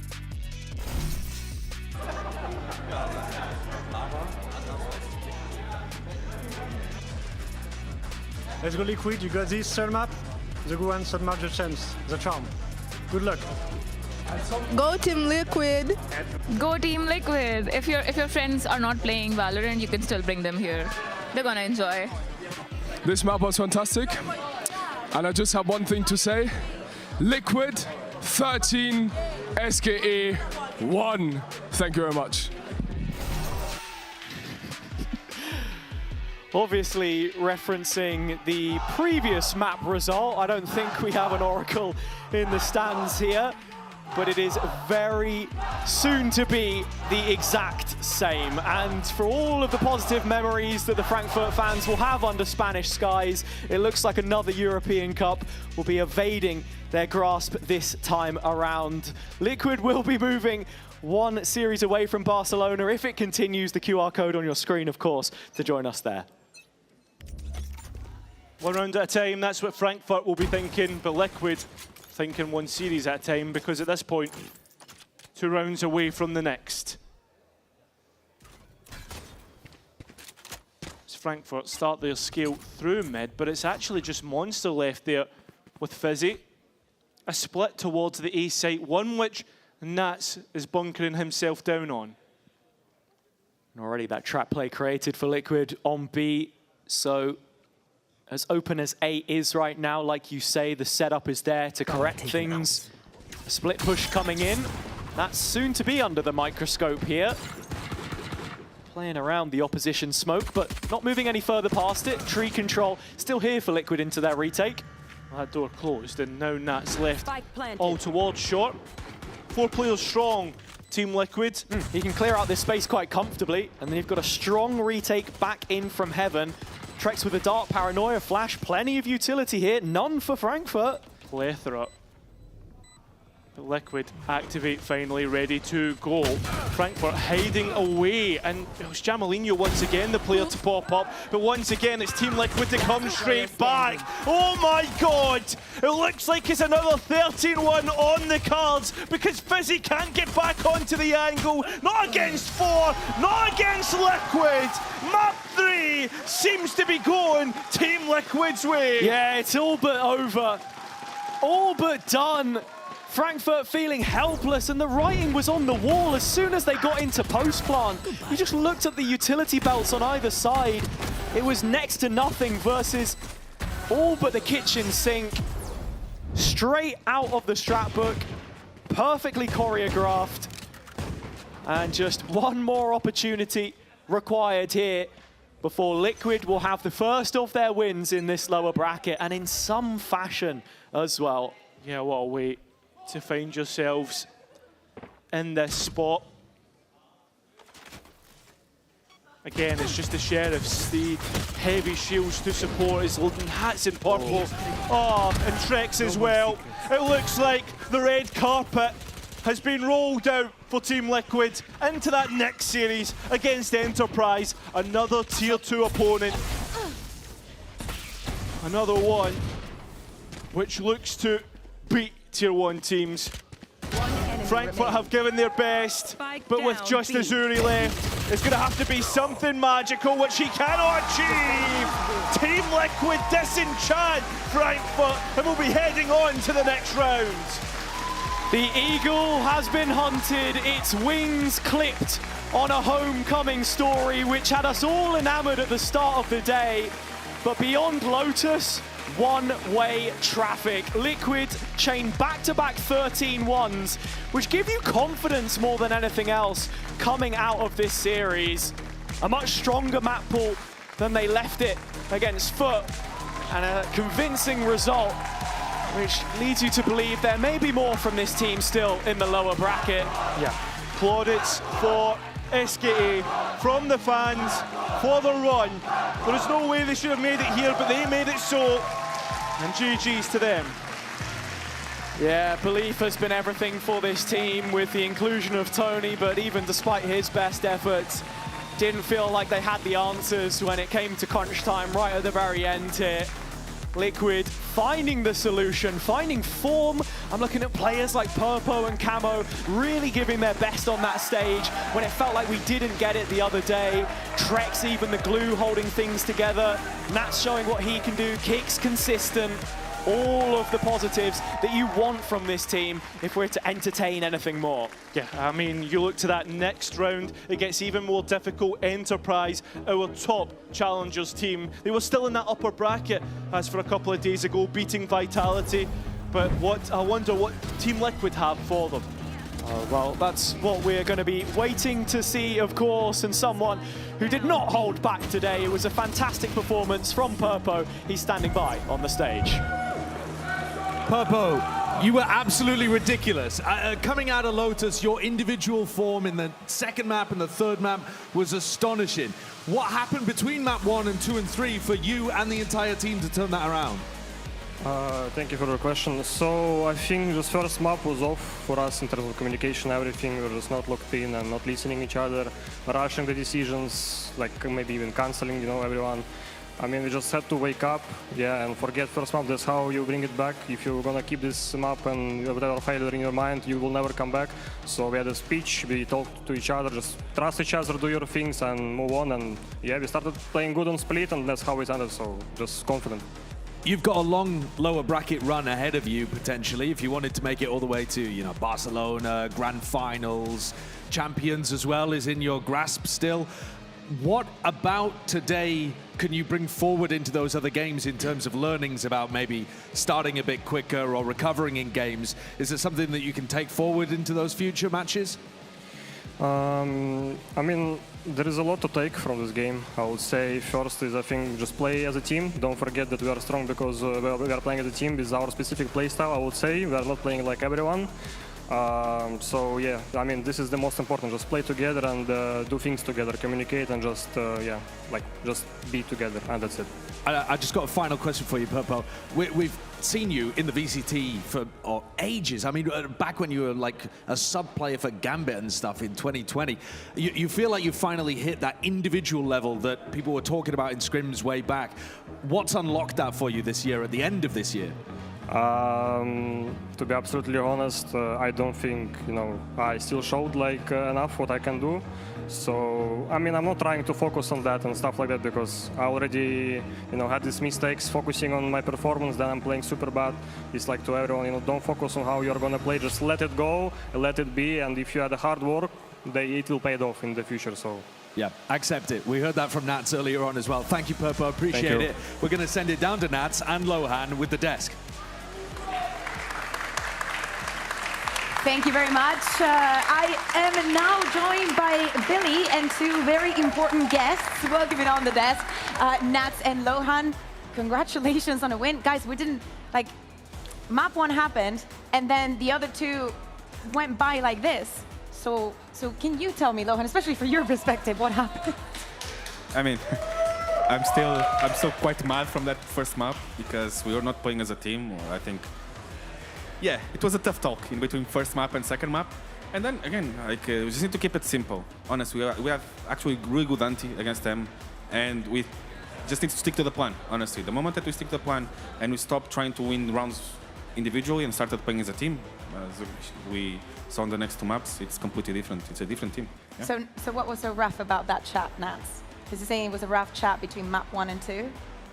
What was so rough about it? Yeah, I think it was deserved.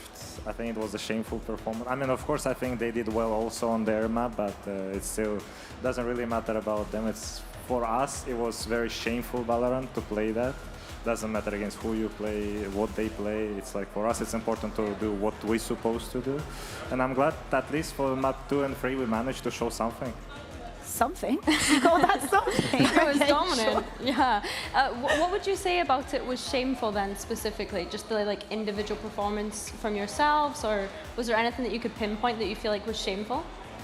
I'm not sure about individual performance, but I think this is a team game and you're supposed to play as a team. I don't think on that kind of level you are allowed to make that kind of mistakes, and that was specifically the shameful part, because if you are especially aiming to qualify and go deep into the run, you're just not, you cannot allow yourself to play like that, because when you're going to play against higher and better teams, it's also going to be harder. They're going to punish you for that.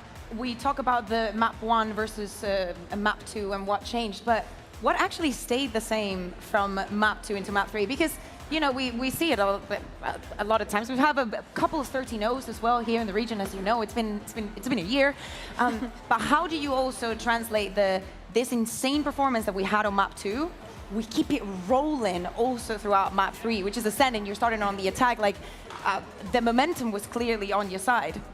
Yeah, I think the split game just proved that our approach in terms of anti-preparation and how we wanted to approach this series just proved it. And the only thing we needed to fix is actually just playing for trades, playing together, trading each other. And we were concealing a lot on the first map. A lot of situations were super disconnected. As long as we stick to the plan, play it simple, and play actually good fundamental Valorant, we're going to destroy them. I knew about that. And Split proved that into the second map. We don't need to change anything. We just need to stick to the plan, stick to the things that we said we prepare for this game, and just have good communication, good planning, good trades, and it's easy. And it was easy. I want to ask you both about how you kind of balance the tempo of the game, because of course we see you guys leaning to this double duelist a lot more now, but Nats, from your perspective inside the game, controlling that tempo and being able to switch up, and then Lohan, from your perspective in terms of the preparation, how do you balance the tempo? I mean, in game, I think it's easier than it was last year when this thing came out, and also nowadays the game is less about abilities and it's actually a lot about the zones and the kills where you want to go and find the kills. So that's why I think if you see the game from the not just last year approach, and especially what we brought with on kickoff with the Neon Whaley, it's pretty easy to balance the stuff when you want to go fast, when you're going to go slow, because you know when the enemy is going to adjust and what they see. So I think it's pretty easy. Less abilities, less to worry about. Do you think that's a case of you knowing specifically, though, because of the knowledge that you have about the game as a caller? I mean, I don't know how the other IGLs thinks, but I mean, at least I see it in that way. Okay. He sees it. What can you say? Well, guys, of course, it's not over. Like, good to get a win, good to also do it in this fashion. You're actually the first team in EMEA to knock out Challengers team, so congratulations on that one. But tomorrow, there's another task for you guys. What do you think of Enterprise and the run that they've had so far? I mean, they are a good team, honestly. They are surprising. I don't think it's going to be an easy game tomorrow. It's going to be a hard game. And we're expecting a hard game, but we want to prove that we are a better team. And we want to prove that we deserve to win champs. That's it. What about you, Nats? Thoughts on Enterprise? It's another game. Just another game? Okay, 13-1 tomorrow. EC, we go have some dinner. We go to Barcelona. Nats, you were just laughing when like Bea had said that you guys are the first to knock out one of the Challengers teams. Why were you laughing? I don't know, because it's such a big subject where I mean, I understand there is a tier 2 teams, tier 1 teams, but I think they already proved to everyone that the VALORANT they play is deserved to be on the tier 1 stage, and I don't think there is we need to like differentiate the teams. Yeah, true. Yes, they came from tier 2, but I mean, they deserve to be here, and they're the same as us. Amen to that. Absolutely amen to that. Love that from you. Well, congratulations, guys. We will see you tomorrow. However, we do have a second series coming up. It will be Vitality versus Fireflags after this break.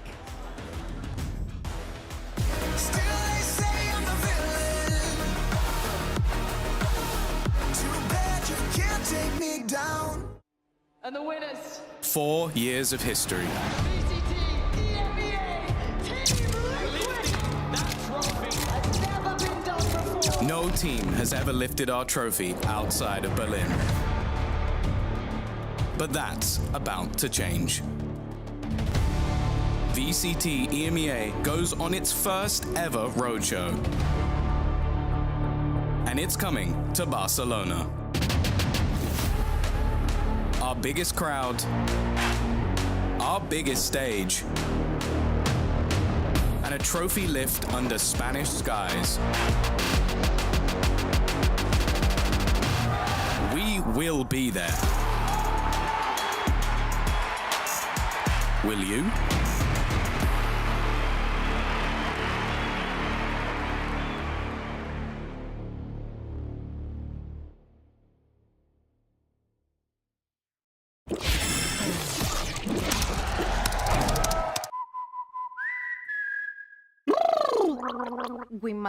Women will want.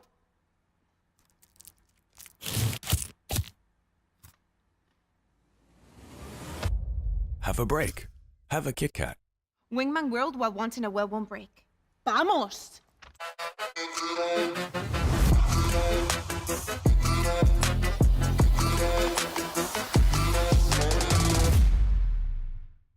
Want to find your fastest server every time? Express like a pro and optimize your connection in one tap. Express in game without ISP throttling. Express and shield yourself from DDoS attacks. Express and choose the VPN trusted by gamers everywhere. Express VPN. Experience gaming the Express way. Fast, stable, competitive.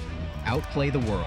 It's time to Express. Unlock free cosmetics, including Lightning Kicks Buddy and more.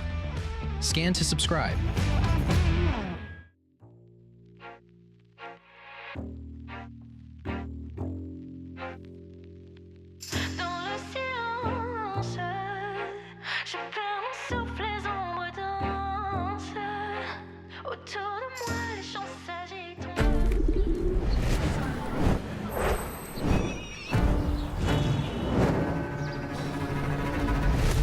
Madre mía, qué bonita la iglesia esta, que está medio a ser.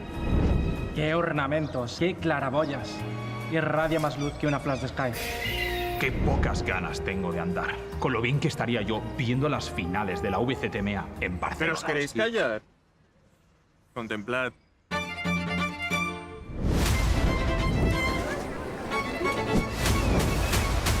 ¡Qué gustico! Estoy aquí en el paseo marítimo. Vaya mar, vaya ola más grande, parece la ulti de Harbor. Qué rico me está sabiendo este heladito que me estoy comiendo poquito a poquito.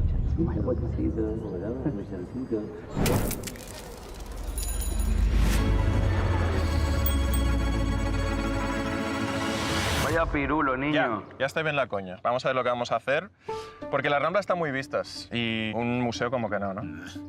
irnos de fiesta a cabeza, que ya tenemos una edad, y el Tibidabo pasando. Pues chapulines, si ya está claro lo que vamos a hacer. Basta ya de tonterías. ¿Vamos a ver la final de EMEA? Venga, vamos para Olympic. Pues venga, comprad las entradas porque ya están a la venta. Y bueno, la fiesta la dejamos para el domingo después de la final, ¿no?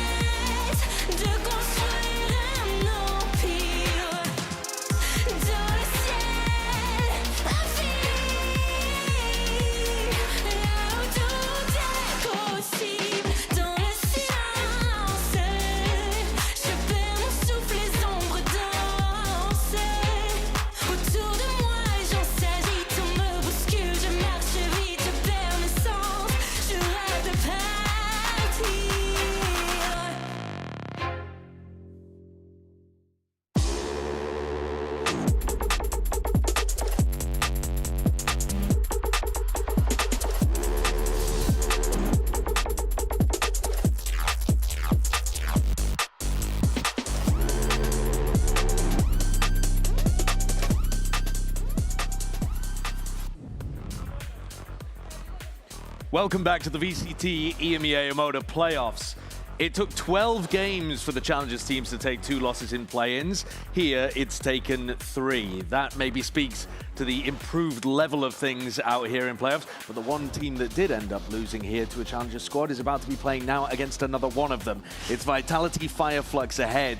And my God, I don't think Vitality wanted to find themselves in this position. We've got ourselves some important matches here in the elimination portion of the bracket. I think none of the teams wanted to go against the Challengers. The most outspoken one with that was Foot being like, oof, thank God that we got to dodge them because they didn't want to be in that situation. But as we're saying, the implications for this game, especially for the Challengers teams that we've been supporting, we know that they have to make it all the way through. For Fireflux, we'll be having to do that lower bracket run. But I know that you support Heretics, and so actually today, this match does matter for these guys who are sat at home hoping that certain events happen. Listen, so if you're a Heretics fan, you are, sad that Team Liquid won, because you want Team Liquid to do bad, but it is okay, because Enterprise got you tomorrow. But also, you want to support Vitality. You want Vitality to go as far as they can, because they're topping on points. So in fact, if they go like without using their all the way to the finals, basically. Exactly, all the way to the finals. Great for you. Yep. So that's what you need to know. If you're a Heretics fan, keep an eye on this one at home. But if you're looking at Vitality, let's dial in on what they're up to, because they still have chances if they get eliminated here, but it would be completely out of their control, and you never want to be in that situation.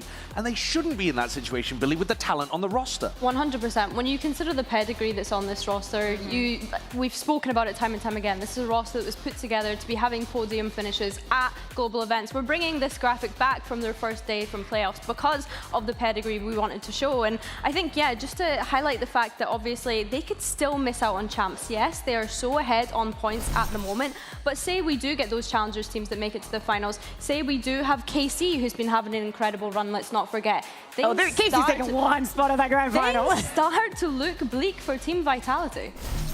I think, what would you say have been the big issues? If you were looking to highlight a problem for Vitality. The same one the entire year. Okay. They don't know how to talk to each other. Okay. They have serious communication issues. You think maybe there's like audio issues on the stage when they play or something? No, I've tested they just those don't listen. headsets. Don't try and sugarcoat it. Listen. I got an example. Look at this round.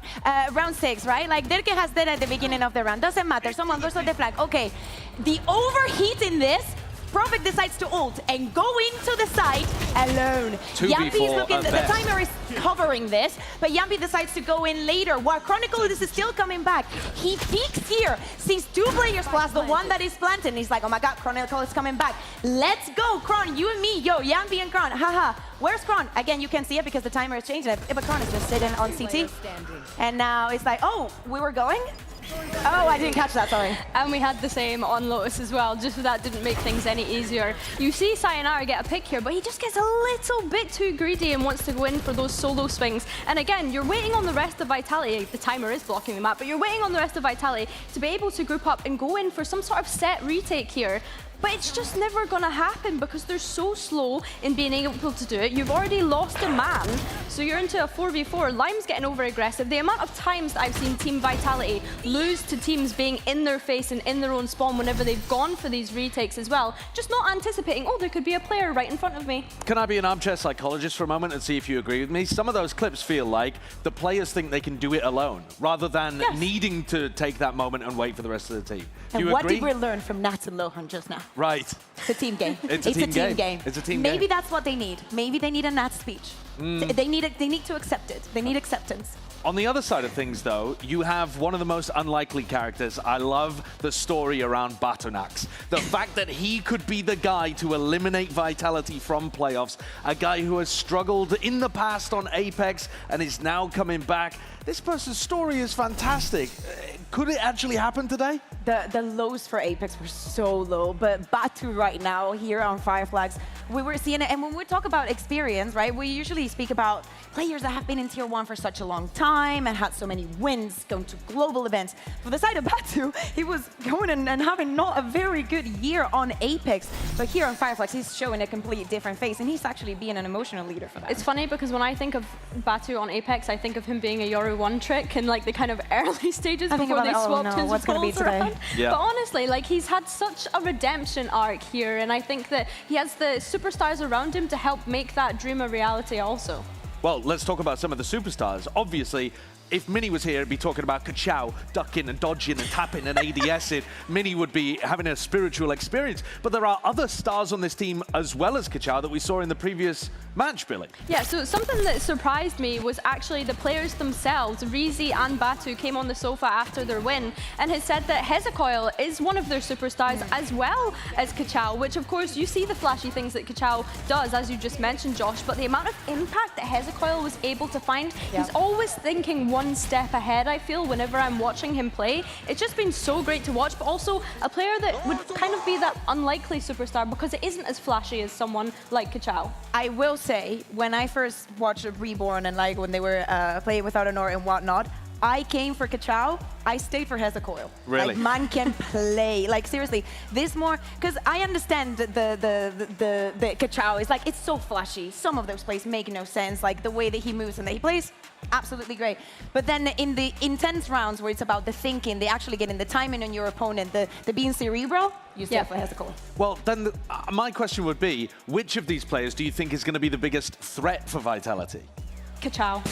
Kachao. Just because he's going to challenge them more? He's going to be in your face constantly, and I think Nick is not having a good time. Yeah, Vitality have not been dealing very well with players like that recently. Well, we were talking so much about pressure in the previous game. We were talking about the mentality and the weight of expectation on these shoulders. Vitality is playing against Fireflux, and everything is on their shoulders. Let's take a look at this match and bring the teams out.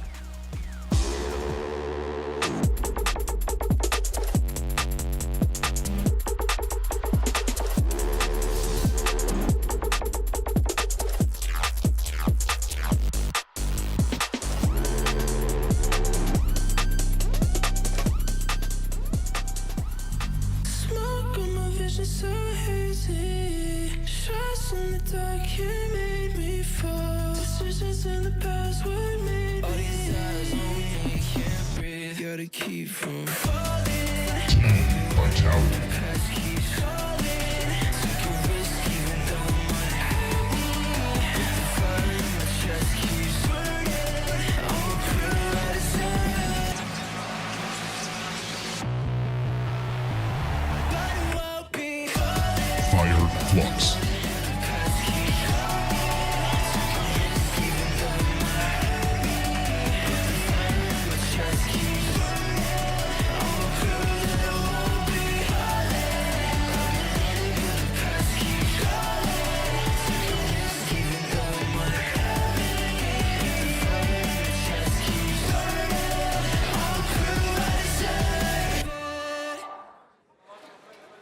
Vitality plays Fireflux, a team stacked with firepower. And to be honest, you could be talking about either squad when you make a statement like that. But it's Vitality, the team with all of the pressure on their shoulders for sure. And they're going to be feeling the squeeze after being pushed down to the lower bracket. It's got to be another game where these guys, Fireflux, are playing with freedom. I mean, do not forget, this Fireflux roster was orgless up until before this event. That will never happen next year, girl. It's that insane that they've gone through this journey without an orgs backing them, but now, of course, they find themselves in the map veto. We're going to see that a bit. It's okay. It's okay, no, Kukuka. no. Abyss can't hurt you. Oh, they started on the attack. Yeah, well, we were bringing up a stat earlier. The Vitality really struggle when they begin on the defense side. Yeah. Are you putting that down to their defense in general being bad or slow starts on maps? A combination? It's kind of strange because I feel like on eye test, I actually thought that their defense was never that terrible whenever they started on that side. I feel like they've always had a better time on it, but apparently the stats have proven my eye test wrong. So yeah, I think them picking the attack here should be good. I'm hoping that they've learned their lessons. I want to see Derka actually have backup and support in the things that he's doing on this map as well, and not just double diving and sending it in on the way lane. I still think it's outrageous that Fireflux has gotten out of the play-in through the lower, right? Do not forget. We gotta let them have that moment. And have prepped the Abyss as good as to your elimination game against Vitality, and after seeing what they saw the other day, something that Vitality could have and should have fixed, decide to pick onto this map. Or do you think that it's a prep work, or is it picking into a weakness? It's a bit of both. There's a lot of weaknesses. I mean, I think it's initially bad that Breeze is not in the map. The reason I think it's a bit of both is I went back and I checked the composition that Fireflux were running on this map at the very start of the year, because let's not forget, it's just come back into the pool. They were playing the Waylay, they were playing the Yoru, they were playing the Viper, the Astra Silver, all very viable at the moment, and I wouldn't be surprised if they stuck with the composition that they last showed. Actually, quite a similar comp to the one that we're expecting Vitality to come out with, and I like that you put the focus onto Derka, because while I don't think that he was the crux of the issue in the team coordination moments that you were highlighting earlier on, both of you, he was getting dominated in terms of those first fights. You know, he was going in, and you're thinking, it's Derka, he's going to be able to land a shot, and he gets taken out by somebody who just gets to hold the crosshair against him. With how good Heza was playing defensively in anchor positions, that could be a worry. I mean, we saw Magnum do the same kind of thing yesterday when they played against Enterprise, or the other day, I should say, sorry. They've actually changed the comp. Okay, they have changed I mean, Derka over from the Jet. I mean, he was playing the Waylay before, right? So if we're highlighting Derka as a potential player to watch, do you think the Jet is going to allow him to have a bit more survivability? It has to do with comfort, right? I do agree, sorry, with you in the fact that yes, Derka was failing on those initial duels. I do think that Soa was putting a lot of pressure onto him, and that ultimately Yampi played even worse. Like it was a crescendo of things. Should this fix it though, Kukuka? If this is what it takes for Derka to be like, I can win, yeah, do anything you want. Okay, well, belief here for Team Vitality. They've got to pick themselves back up if they want champions to be at least still within their hands. They're going to start on the attack side against Fireflux on defense. We're going to hand things over to the casters to beginners on Abyss. Thank you very much indeed. Abyss is where we're kicking this one off, Tom. I love this map, so I can't wait to get this underway. No sarcasm there at all. Well, what are we expecting? Been your favorite for ages. Oh yeah, since day one, you know. You hate Bind, right? Oh, love to see it go and never come back, really, for more than a short period of time. They're really doing something to me. So when it comes to Abyss, Tom, what are the expectations here? Fireflux picking it. Do you think that this is a strength they're leaning into? See, I will say, looking back to when they played it earlier in the year in Turkey, I think it was a pretty good map for them. I think also looking at it compositionally, it's one where, again, they're already a team that liked leaning into the likes of Waylay, which is very good on this map. Kachao going back over to the Yoru makes a lot of sense. It feels like a bit of a punish pick because they saw Vitality lose it, but Vitality lost it in very close contention, so I'm intrigued to see if that might come back to bite them.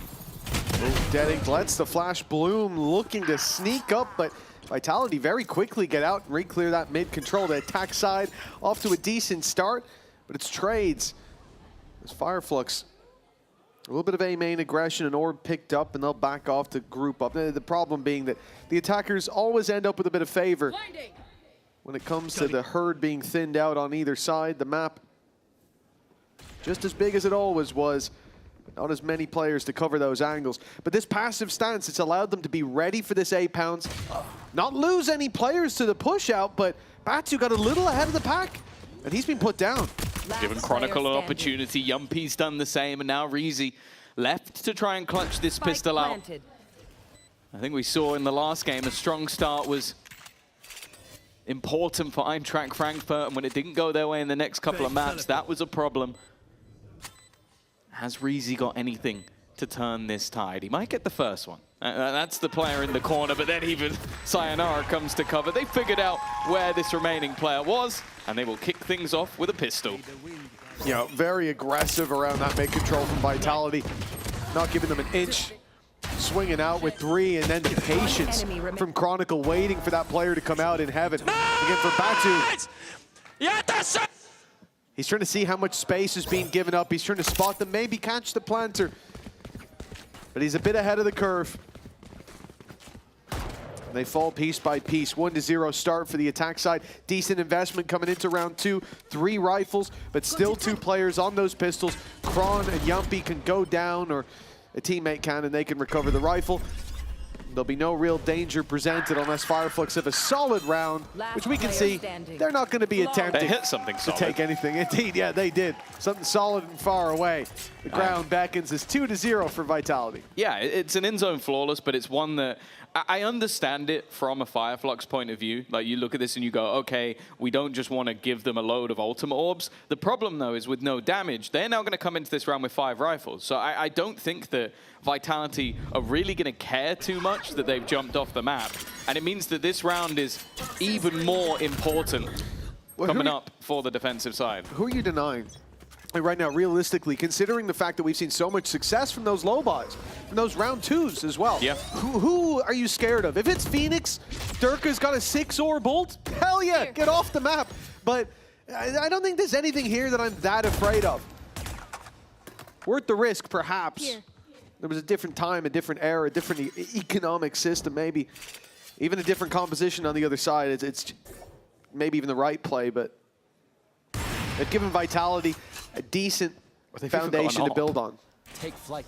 Chronicle's taken a bit of a hit. Of course, one of the major talking points going into this map is the fact that Vitality have switched over to the Jet. It looks like they've gone for the foot strategy of just like, give the man his comfort, give the man what he wants to play. And I'm now looking at Dirk and going, okay, you've got to prove that this was worthwhile, because you do lose stuff on the other side, not having that way. Like, I think it's been proven to be a great agent for space taken on the attack. So I need to see that individual prowess that was missing in their last game. 40 seconds left on the clock for Vitality. And they've not met any resistance as of yet. Dirk are about to be the first point of contact, looking on the other side, but they'll deny. And again, 25 seconds now. They need to get a move on. Yeah, no option to go back anymore. Breaking through with the operator as well. Stud sent out by Dead, and he's caught them blitzing through on the other side. He might fall eventually, but with 12 seconds left, they need those picks to come in quick. Hezekiel just wants to delay, buy some time, and he's done that. The pressure on, the plant needed, and there's no one to put it down. Vitality, the clock is what decides it. Chronicle won't get a chance at this clutch, and he won't get out with the rifle either. The op left on the floor, and a costly round for Fireflux's first. Yeah, no, a problematic.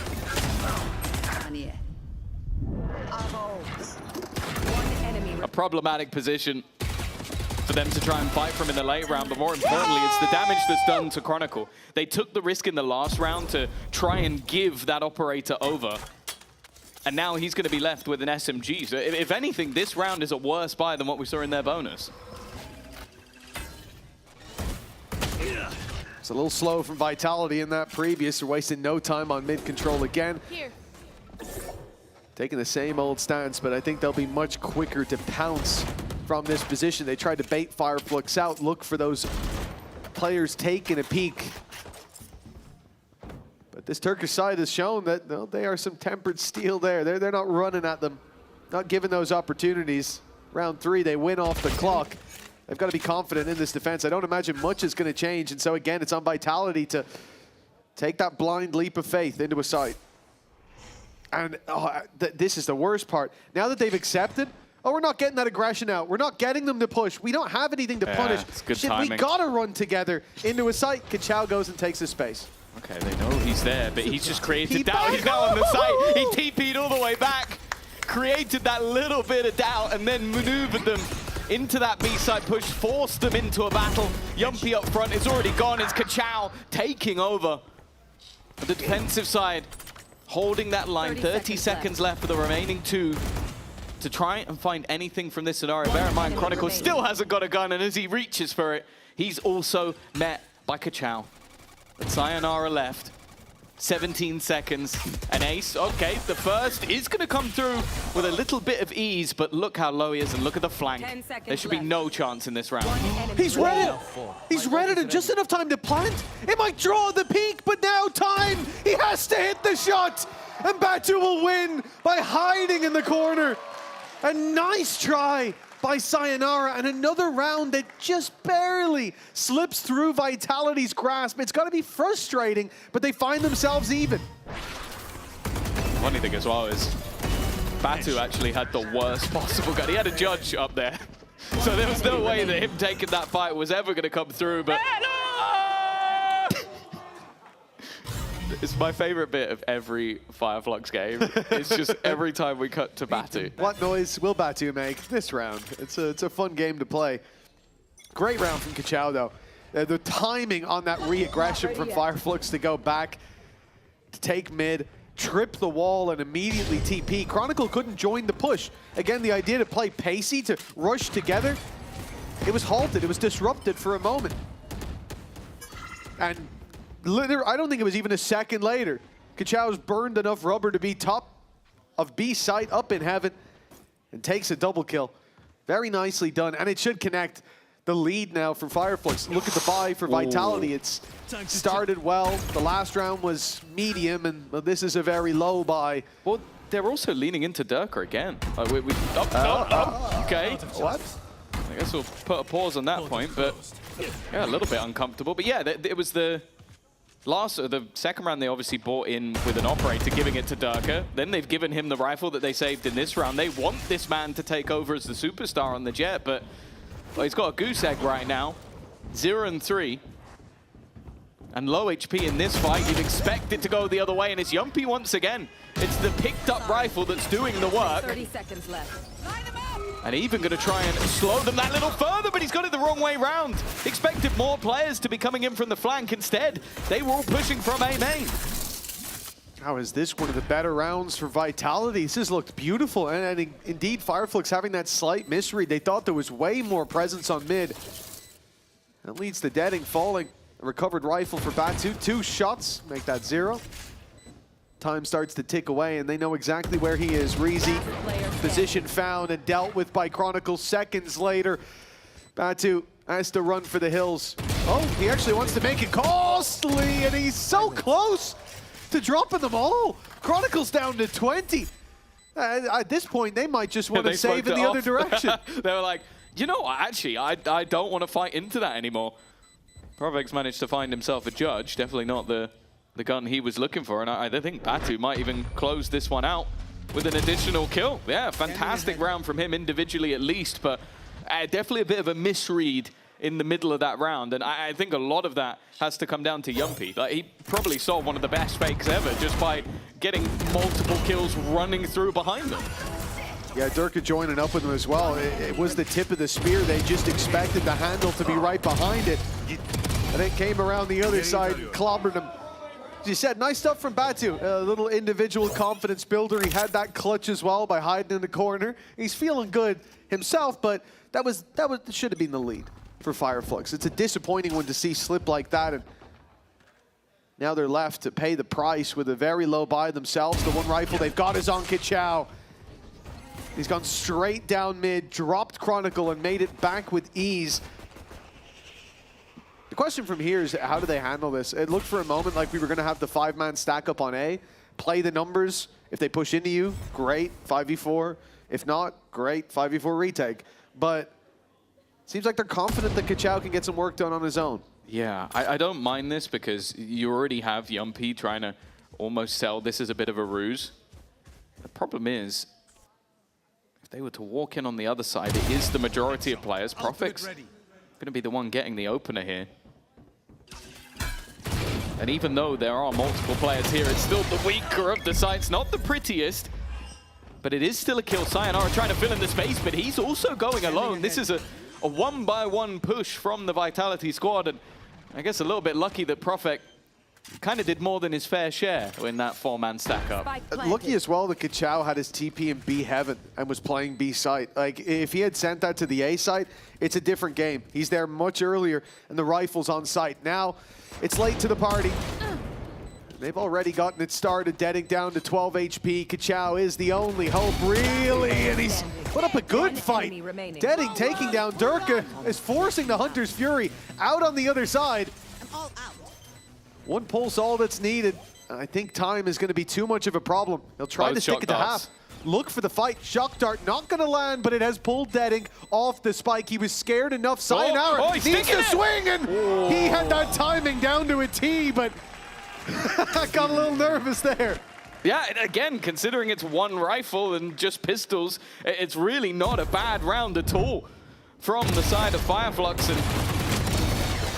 And again, it's looking labored and shaky from either side in these advantageous rounds. I think both of them clearly feeling the pressure. That was 0.35 of a second left on the defuse. To say he couldn't find, jeez, man. You know, these youngsters, they've got the clock in their head. 10-2 for Sayonara. He is the reason they're in the lead right now. And on the other side of things for Durka, it's not quite been the same, but you can see that from the recent results, the reason they are both in the lower bracket is the same on either side. It is going to be Enterprise sending them down, and obviously, I guess you could say Vitalities were slightly closer, but even still, you look at the way that Fireflux performed. I said at the beginning of the day, I think this is a tight matchup because they both went close versus similar opponents. I do think the map choice of Abyss was an interesting one, but I also think with it coming in, as said, going back to the beginning of the year, this was a good map for FF. The worry, though, is if this doesn't go their way, are they going to be able to bring back a map deficit? Well, you mentioned Durka. He certainly had a slow start here as well, but it's not affecting Vitality. They're still 4-2 up. And you go to that defensive side, I think Durka is going to be playing a different game. For Fireflux, the worst may be yet to come. We'll see. Barriers go up yet again. Timeout used. It will be early aggression. Drone sent up on A. Deading sent in with the operator. He takes the line, and we see the rotation from Batu. It's good map control for them to have. Filling in a lot of the blanks. They decide to leave middle open. Yep. Be calling the shoot me as the Hunter's Fury. Fired through from Batu. In fact, it's Yumpy's been left unchecked up top. He's gotten in here without them expecting it, and it's a clean shot onto Reezy. Distracted by the site push. They weren't ready for that stab in the back, and, well, a 4 versus 2 with an operator on the retake. I don't think it's worth spending these weapons on a round that may already be lost. Yeah, especially retaking with an operator. It's a gun that has vast amounts of expense, can be difficult to get back, and in a retake, it pretty much relies on your opponents making a mistake. This is now looking like a great start, because I do think the last few rounds of Vitality, like, okay, the low by one, that one being a little bit close or having its moments is fine. That last round had me a bit nervous, and especially with what happened last week with, well, not even last week, last game. It's all merging into one at this point, but with Durka's individual performance, even though they are winning rounds, it always makes me nervous when we don't see him have those games, because at times he is a win factor, and he is probably the most up and down player, I guess you could say, in what we see from him. He can be your best player, he can be your worst player. And luckily in this case, I think they've just had Sayonara really turn up in these early rounds to make sure that they get through them. Yeah, I was curious to see for Fireflux, like, they decided to give up all that mid space, play back on the B site. And I think Papa Hunter's Fury, when pressure was put on, I guess, again, they assumed there was a lot more presence on mid than there was. The B main push catches them off guard, and they assume that Yumpy's already TP'd out of heaven. Even if Reezy was playing for him dropping out, it certainly didn't work. Obscuring vision. Fireflux left in a bit of an uncomfortable position now. The rifle, the op, sure, but they can't buy up a lot around it. Vitality have already seized space, but this time they've left Chronicle in a nasty position that Batu has expected. Then he's fired a dart into the Abyss and lost his life to Profek. Flank secured again for Vitality. And, well, Yumpy was spotted. Kachao watched him walk into that Abyss. What was that shot? Lightning fast from Kachao, but nothing else going the way of Fireflux. Reezy looking the wrong way as Profek stabs him in the back for 6-2. It's a lights out start from Vitality here on Abyss. Yeah, it feels like Yumpy just used the chaos to his own advantage there. Like, you look at that from the other side of things and think, well, how is his teammate getting wrecked when you know that the guy is there? But I think Yumpy just knows that you... This is what we show. Like, moments ago, he's like wrecking Chronicle, and you show a slow-mo of him missing a dart. That was just Nice! Get the shot! Hey, Macarena. Yeah.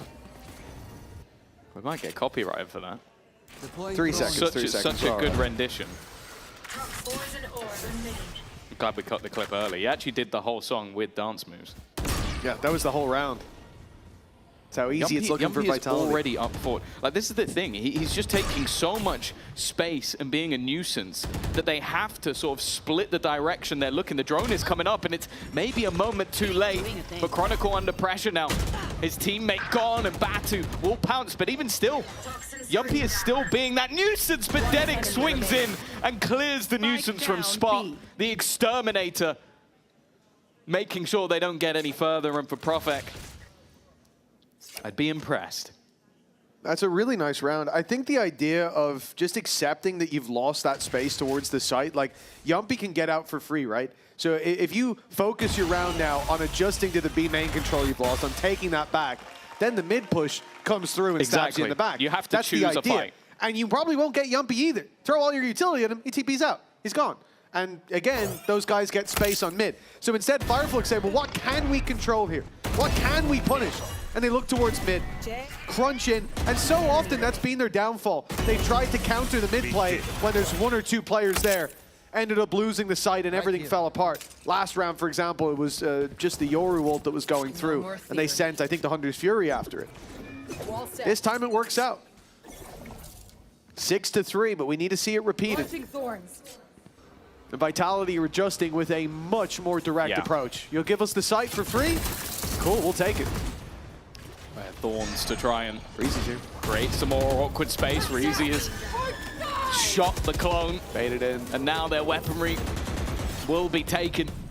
Forced into a full retake. Although the spike is at least a little bit further behind, so they're not going to have all the time in the world before those guns are back up. And in fact, the defense maybe looking to move immediately, running straight in and clearing 2 on the cross into the site. The fight for Durka works out, stays alive, and even more stun, flicks back up to Batu, seeming like he's back in position, but slowly falling off the map. He's trying to catch them as they go for the diffusal, but he is falling fast, further and further away, and that Viper's Pit might be causing him an issue or 2.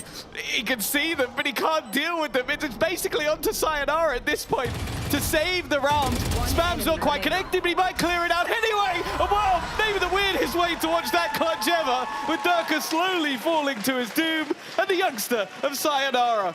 There you go. It almost looks like in-game he died after the round. Leaves from the vine falling slowly. That's crazy to see Durka just drifting out of the round. I will say, I love our observers. I cannot believe we swapped back to Durka in that moment. I cannot believe it. Full troll. Oh, man. You're literally, yo, Sayonara, you got this. You got this. And he does. He's got it locked down while Durka's just drifting. 7-3. Wave after wave. Probably confused as to how they've lost that one, and wave after wave moving towards the A site, crashing against the defense, but not finding Batu. He's weathered the storm, and now he sits behind a problem that they'll have to deal with. A diversion needed. Hunter's Fury not finding a whole lot. And Vitality bitten by a snake in the grass that they thought they'd cleared. Oh, they're going to regret not clearing him. And they're going to regret the noise he makes after the round ends. Profek desperately trying to kill the snake that's been in the grass the entirety of the round. And what a decent response from Fireflux. A round that they definitely weren't expected to win, but when your leader, top of the board, takes over, that's going to help you out quite a bit. It's a phenomenal round from Batu. Man only has a Sheriff, ends up using their utility against them, finding a small gap and blowing it wide open. No noise. Oh. He must have been muted. He must have been. Seconds before, he would have let out a howl. It was so high-pitched that it went through the sound barrier. It could be. He mimed it as well. One round left to play for in this half, and Fireflux can still be within punching distance going into their attack. They've got some tools on the tool belt as well. Deadink and Batu with ultimates, and Kachao just one away, playing super aggressive. He's taking a lot of space. The timing will be everything, and the adjustment is there. A beautiful shot onto Profek. And now he can be that human drone wherever they need him to be. Yeah, I like the idea. They were basically trying to set up a convergence path trap if there was anybody on that side of the map, but when there wasn't, Kachao just kept going. Durka down to 12 HP, and 7-5 looking more and more likely by the second. Rue even goes the Hunter's Fury looking for something, and it seems like Chronicle's just getting caught in every single round. Reezy patiently waiting, and will even correct onto Durka afterwards. A yumpy 1v5. A generational clutch needed. I think we might be ending this half 7-5. Now they know right where he is. A clean flash, but it won't get Kachao the kill. Oh, no, the body spraying. No! Spraying the body costs Yumpy another kill there.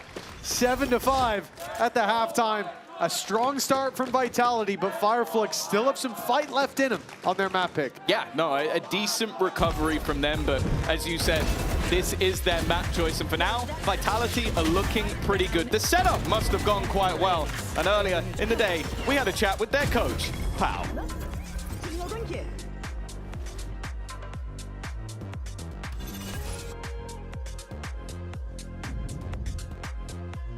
Pal, I'm sure this isn't the position you wanted to find yourself in the very beginning of that lower bracket of playoffs. Can you talk to me a little bit about the pressure on your squad? You're supposed to be a trophy-lifting kind of team. This must be a tough road ahead. Yeah, no, it definitely is. Like, there's no point ignoring that. Going out at this stage of the tournament would be fairly disastrous, given our own expectations, irrelevant of anybody else's. But we've been here before. We barely even made it to the playoffs in stage one. And then look where we managed to get ourselves from there. So, of course, the pressure is massive, but we take each game as it comes now. Each game is a different challenge. Each game is also a challenge that we're capable of overcoming. It's now about not letting that long journey ahead of us try and scare us away from just dealing with one game at a time. The game that you had in the upper bracket, I mean, obviously you're playing against a Challengers team. Today, you're up against another Challengers team. Those are the two, as far as we can tell, top teams that were coming out of that, you know? What was the extra additional challenge there? Or can you talk me through a bit of the game? Was there a little quirk with the fact that it wasn't a partnership team that you used to playing against? No, I don't think so. I think it was just the fact that Enterprise are a really good team. Almost said something else there. No, they're great. They've got some fantastic players. They follow a structure that they understand. And I think the thing is about a lot of these Challengers teams coming through and doing well, these are the ones that have survived. Yes. These are the ones who have stuck together through those difficult times, found the solutions for themselves, come here with nothing to lose. And that is a massive contrast to teams like us, teams like those that have gone out in the play-ins already. So it is about that unity. It is about being able to stick to your guns when it matters most, and they did that better than us ultimately. And yeah, we looked and played as if we were rattled by them on that last map. So looking to avoid that again today. Fireflux are going to be a squad that are brilliant at doing that, getting in your face, getting aggressive, making the most of the skill and the talent they've got. But I back our boys. We can outshoot them and we can outplay them if needs be. All right, well, good luck in the game. Thank you very much, bro. Cheers. Well, we're going to be saying sayonara to one of these teams. And look, for Vitality, sayonara was the star of the show in that first half. A solid showing from him. But this half, for me, it's about Durka. If they're to make that run to Barcelona, they're going to need several players to step it up. But the lead is theirs for now. That QR code going to lead you straight to buying tickets for Barcelona, where our Stage 2 finals will be. You'll see, well, one of these teams mount the stage, perhaps. Yeah, perhaps. It's still a way to go, still tomorrow to happen. There's only, what, BBL? Yeah, you know, they're looking pretty good. Neither of these teams would ever have problems with a team like BBL. No, I'm sure. Either way, pistol round, Yumpy in a very aggressive position. Durka almost just trying to cover him from above, but it's left the B site very open. Only contact being played by Profek and no utility being used up until this point. They all strike at once, but that space has already been lost. Profek at least manages to keep things even, and actually Durka's got walkabouts. It manages to get out of there while Profek finds another. An advantage game, but the spike has been stolen back at least. And while Vedetting, he maybe just needs to try and lead this one, try and escape, because he's under serious pressure. And for Batu now, a fantastic first half, but again, they're going to need him. Jerry on top, the flank coming through from Chronicle, but he gives the kill to Durka anyways. Oh, yeah, gives it to knowing him. that Durka needed the confidence boost. You love to see it. That's a good teammate right there. Yeah. All of my ranked teammates are like that as well. They always leave the kill for me. All 5 of them. Anywho. Funnily enough, you're also generous and do the same thing for them. I'm just trying to get their confidence built up, you know. They need it. If you saw some of the Vice walls I've seen on Split. Stand up, and can you say Yatasha? Next round. Next round, all right. Well, we'll be waiting. Let's see if they get this one first. I'm seeing Kachao with full shields and a Marshall. Yeah, that is a purchase. He has spent all of his credits. He was hitting headshots. And he is dead. Yeah, well, was it worth the risk? No. Headshots. But the good thing is, the rifle can be picked up by the next man. And then Batu's been tagged to Lucky 13. number 13? Perhaps for him it could be. Deadink has made it easier to claim 1 kill.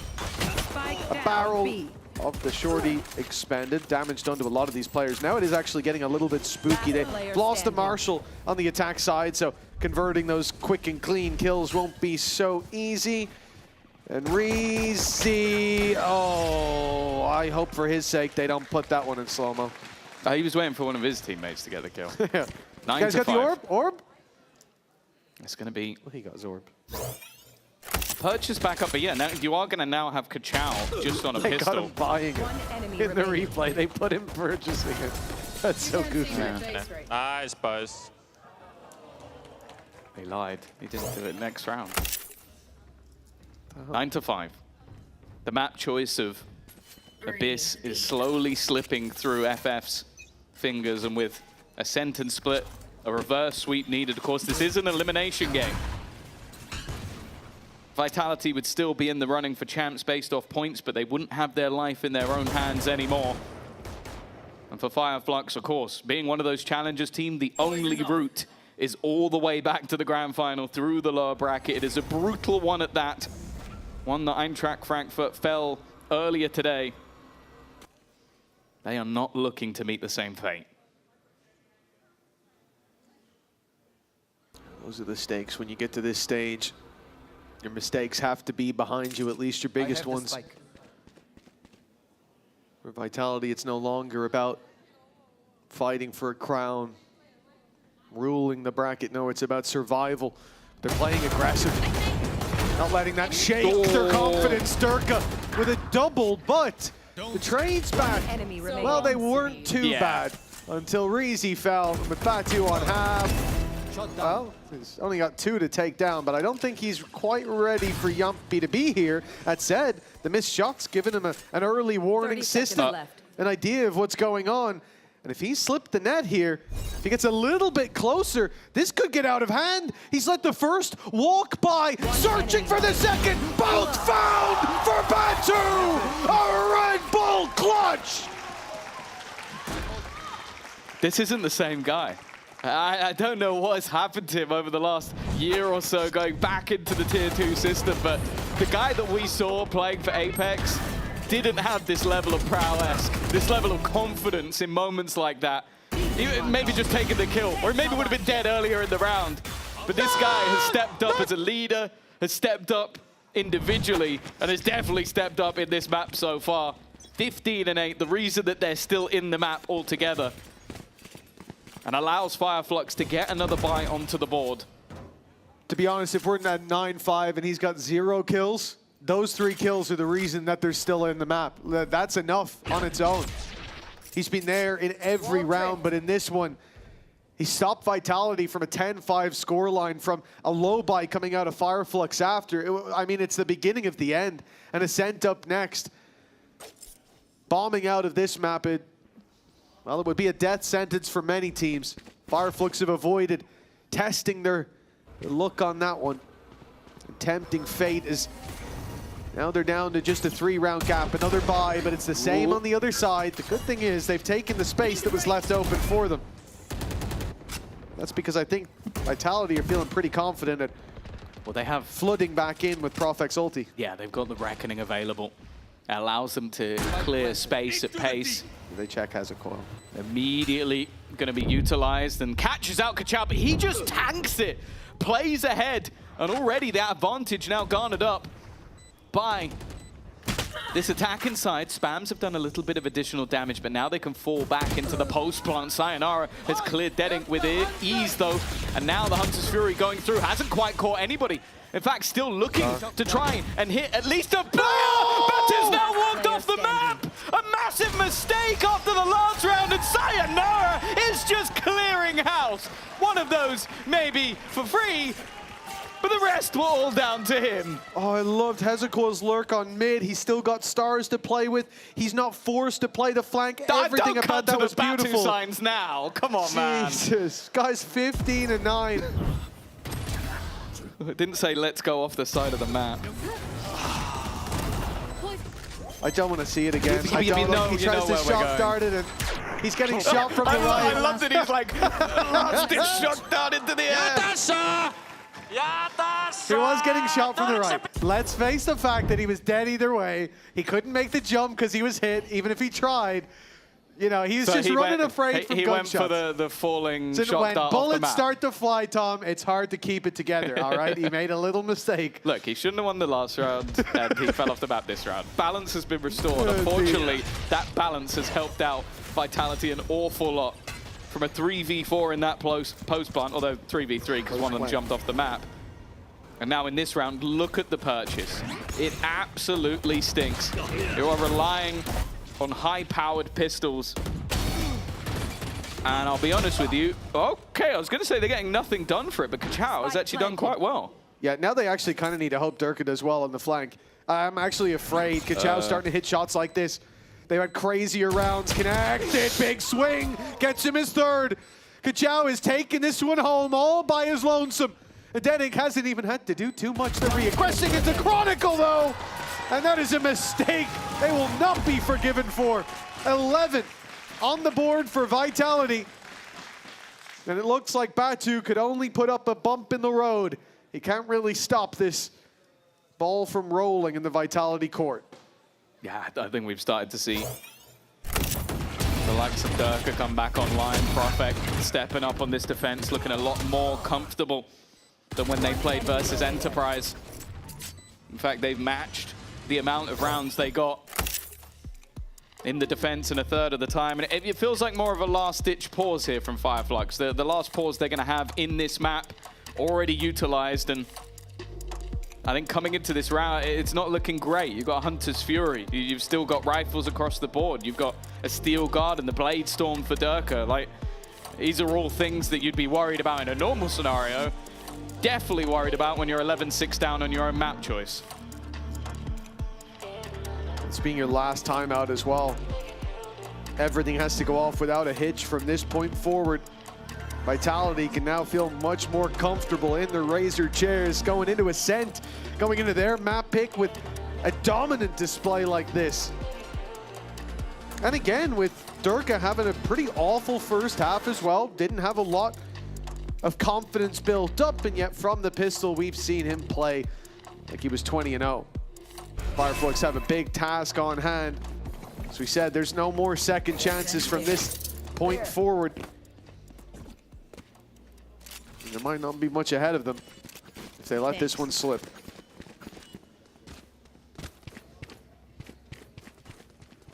Well, it's been the battle of the Sovas so far.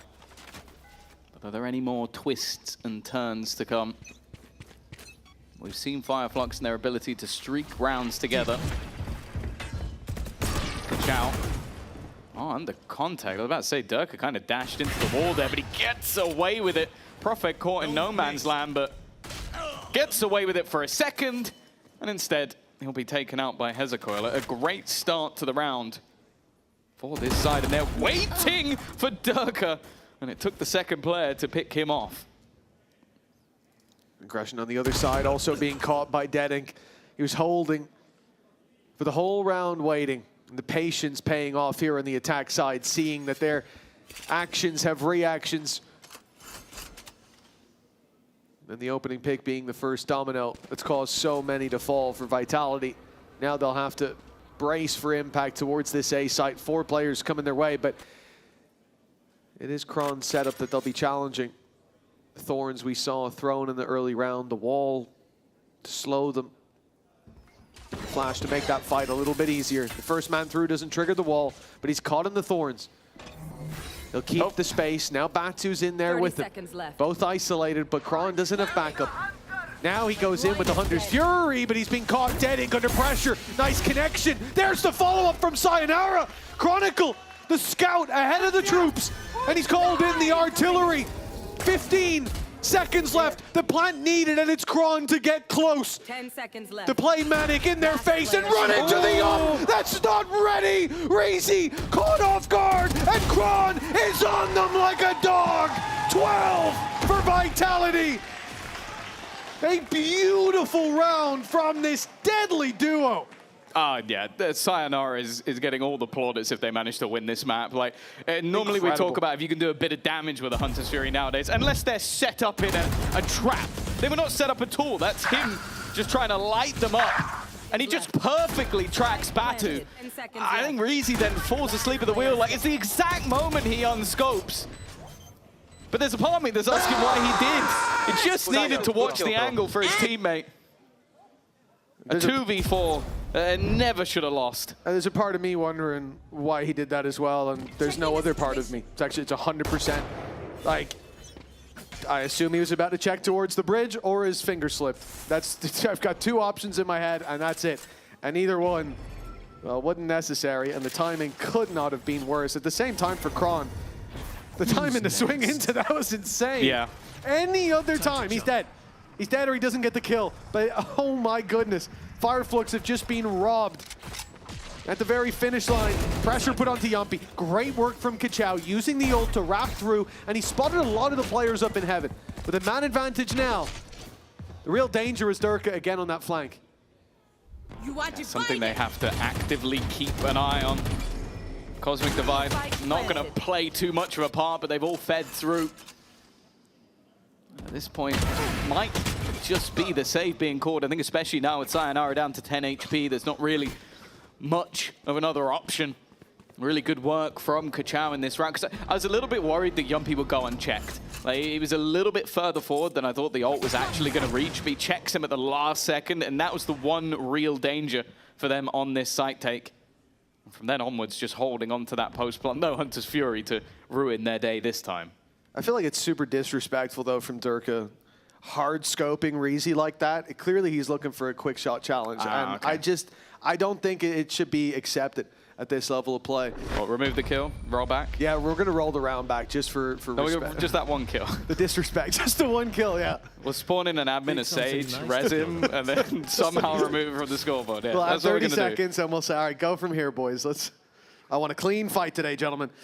Well, 12-7, it hasn't been a clean fight at all. Fireflux have been bludgeoned at every turn. 5 rounds behind on their map pick. And a chance to make it close off the back of Batu and Kachao. Kachao, especially in that last round, very nice work. Getting them into the site and defending it on the front lines. But we need to see more. No more timeouts, no more breaks. And no more mistakes for the attacking side. Durka's trying to be patient, trying to look for a gap, but he's coming under serious pressure. And in fact, he's been spotted around the edge of the angle and almost managed to correct in time. Even still, though, it's Kachao again. The youngster once more taking over the round, who said that his space taken in the last seemed to win it for them. Well, he might have just got them another.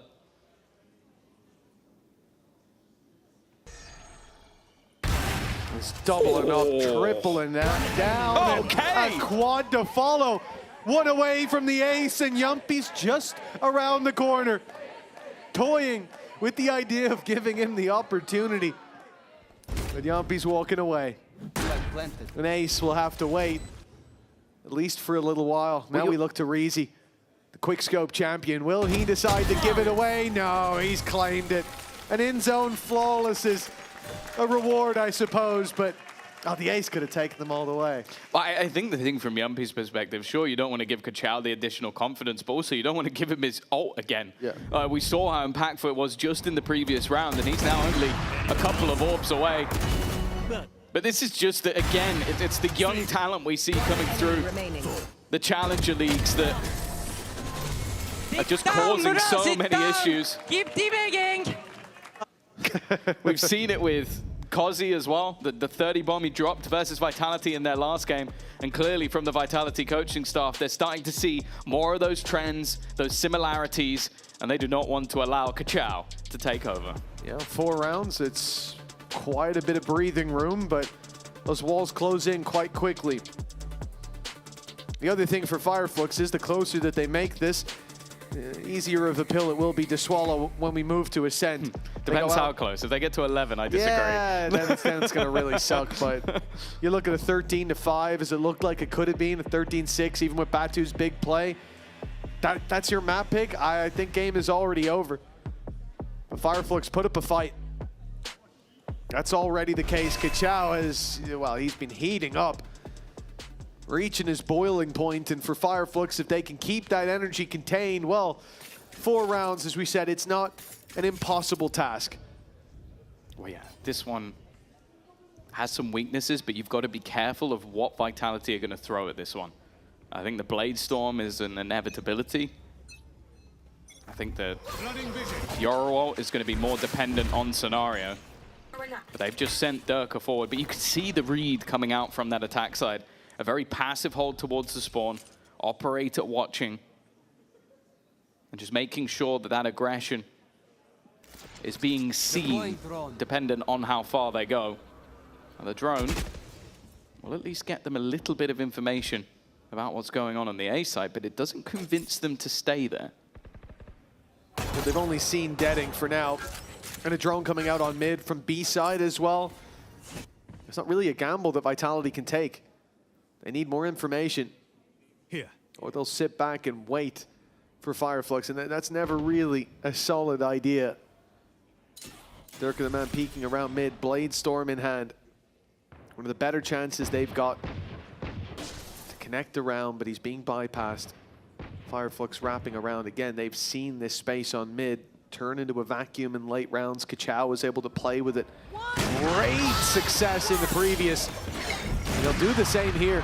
An opening, the door open, and they crunch onto Sayonara. It looked like he would have had the kill for a moment there, but the day saved by Batu, and the plant gets his ult online. Yeah. Oh, he's not planting. No. He's killing. Doesn't give a damn at this point. Durka's Blade Storm seeming like a non-factor. And Kachao is even looking to just reroute himself all the way back. A singular knife left. I think this is already a done deal, especially with the smokes going up and creating more of an issue for them to find a way back in. Nice shot at least, but there's the disappearing act of Kachao. Not overstaying his welcome, not over-facing in these moments. And for Durka, this may even just turn into saving that additional rifle, bring something extra through to the next round. Yeah, obviously doesn't need the Blade Storm to be carried over. He'd love it to be, but it's not how that works. But the rifle recovered makes it worthwhile for Fireflux, though. Well, they come into the next round, one away from Kachao's ulti. They've got a Viper's Pit to lock down a site. Maybe send Durka off the map again. And one away from Kachal for the Hunter's Fury. I think this is the path to recovery very much being taken by this attacking side. Batu sounds happy down on that stage. He's getting louder. I still will know it's a long way to go, but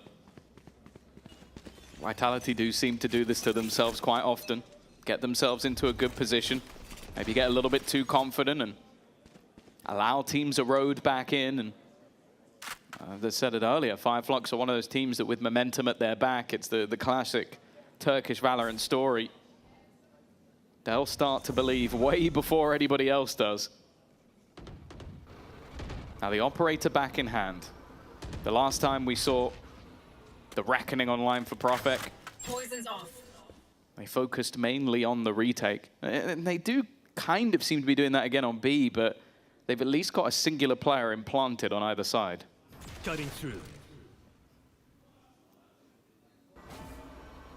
The gamble from Yumpy to stay towards this A site needs to be made to keep that mid control.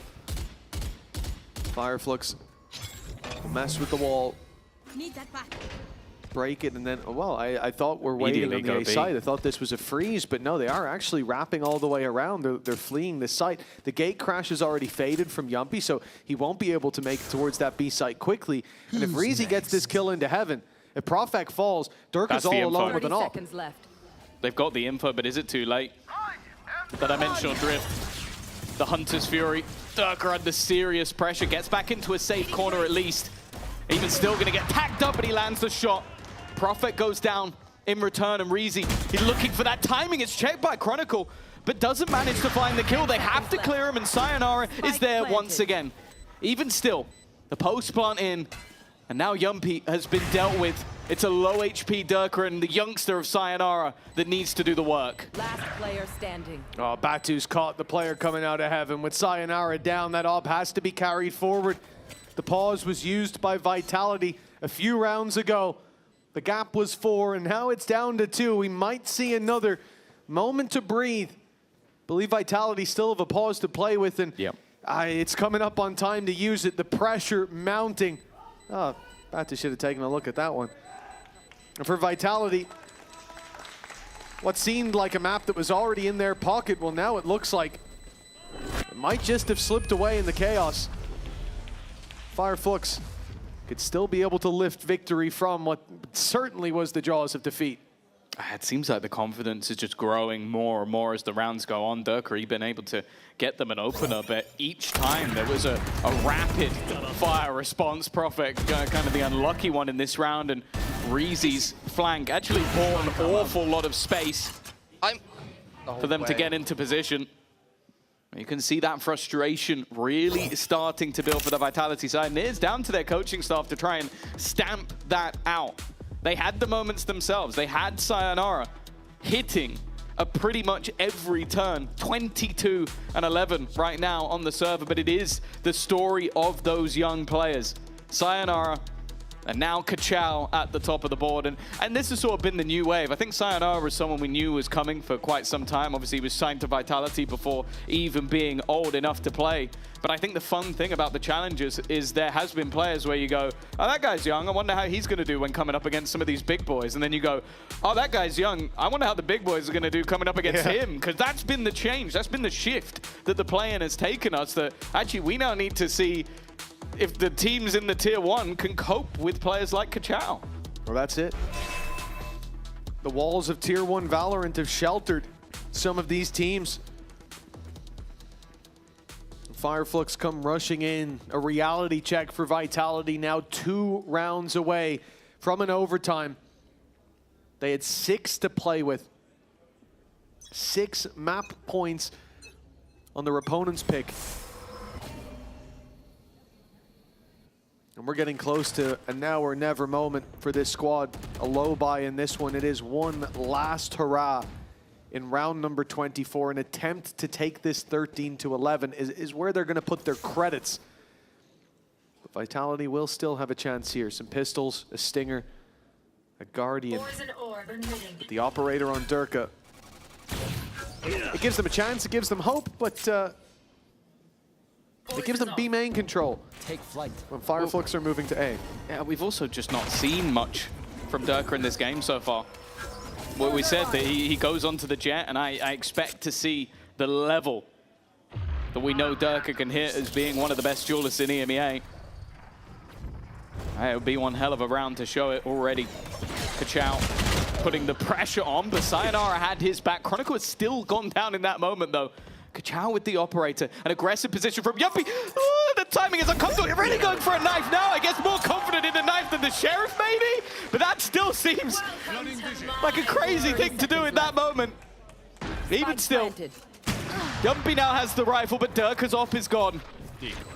The advantage sits with Fireflux once again.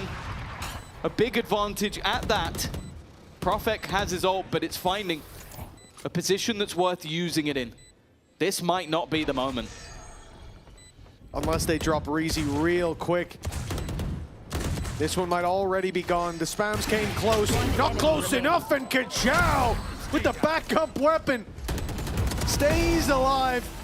They get the op off the map. Did it fall back? It might have. They a little victory. They've got 9,000 credits. Yeah, I think they have enough money, don't they? Yeah, 9,000 on 3 players getting out. 12 to 11. This was what Vitality wanted. This was the final line in the sand that they drew. They brought what they could into the previous, but they saved up for this. One more round, guys. I'm coming for you.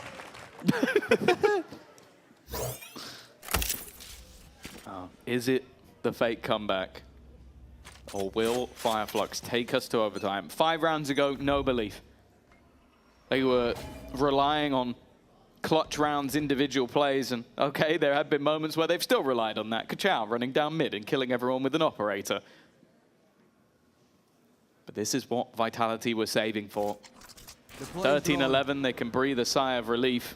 Overtime, and the coin flips to favor FF and potentially have Vitality feeling like fools. They've already got the longest streak so far. 5 rounds in a row. Need to turn it to 6 for overtime.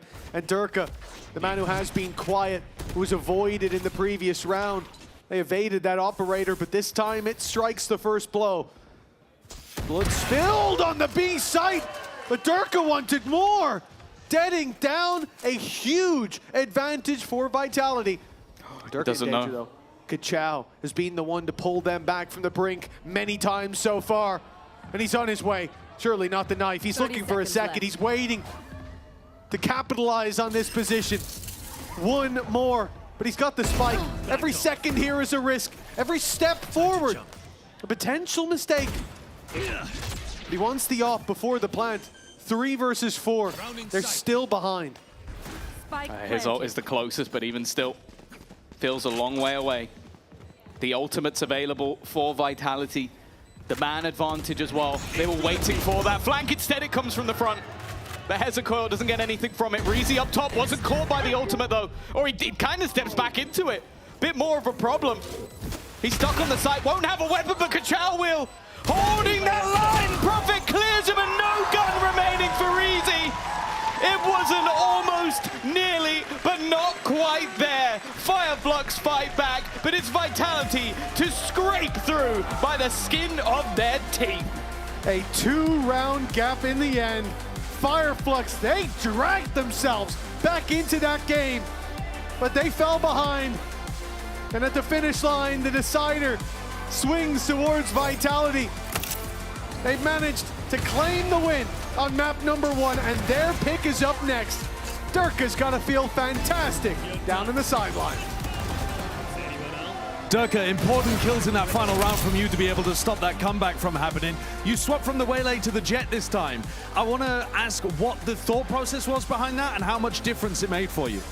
I think just comfort and survivability. I can just throw in smokes and survive. So I just mainly asked for coaches because I was like, it will make my life easier, even though I know it's a band-aid kind of like, and we can figure it out later, but I thought for this match it will be nicer. Okay, good luck in map 2. Thank you very much, Durka. We'll be back with that after this break. Too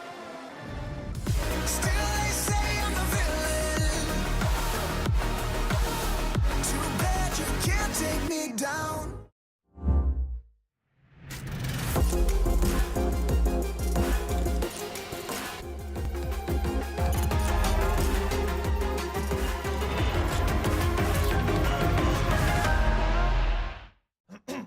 Wingman World while what?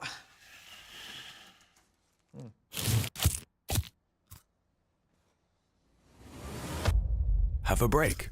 Have a Kit Kat. Wingman World while wanting a well-won break. Let's go! At Carmine Corp, we demand the best. This is what backs us up. The Razer Iskor V2 New Gen.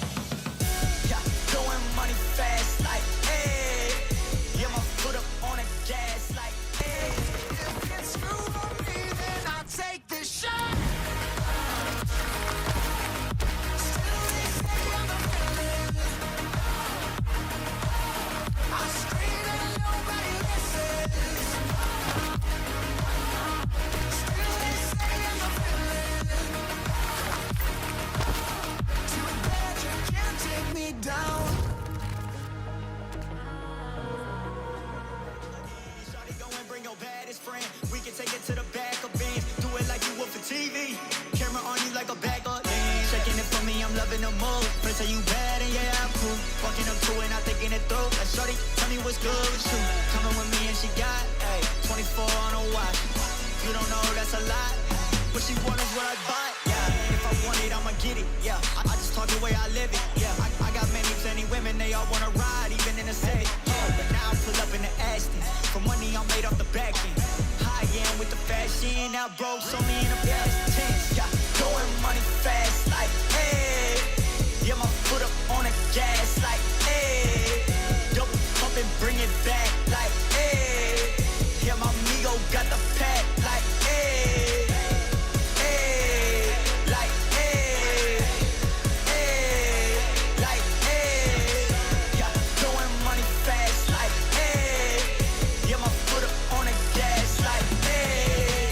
Wallet in the bank, I'ma check. Whoa, VVS all on my neck. Whoa, we talking power, respect. Got me blowing on gas and I'm high as a jet. Like, whoa, shorty can't breathe no air. Yeah, red bone body, long hair. Yeah, everything I do real rare. Yeah, can't buy one, need pairs. Yeah, I get paid now. I was in them streets and I ain't never do no playground. I just kept it real, stay 100 and I stayed down. Made it out that jungle, now we shopping when we touch down. We riding around, my windows down and my speakers loud. Hate my grind down, like my shine, I'm one of a kind, no stopping mine. I'm certified, can't copy me. Stop the bank like Monopoly. My tie fly, that's all design. I'm dripping, shorty, know it's hard to see, but best believe lie. Yeah, going money fast, like, hey. Yeah, my foot up on the gas, like, hey. Double pump and bring it back, like, hey. Yeah, my amigo got the pack, like, hey. Hey, like, hey. Hey, like, hey. Yeah, going money fast, like, hey. Yeah, my foot up on the gas, like, hey.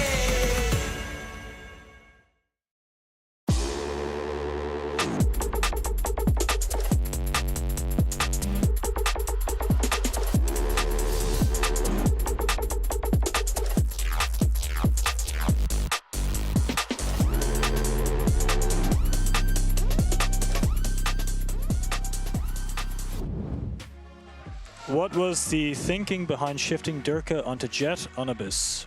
It just makes it easier. It just makes it easier for us to be able to rely on executing the details of like our execs in particular on attack side under the pressure. Like it's a short space of time. We needed to clean up a lot of the details with the waylay, make sure the util was right, whatever.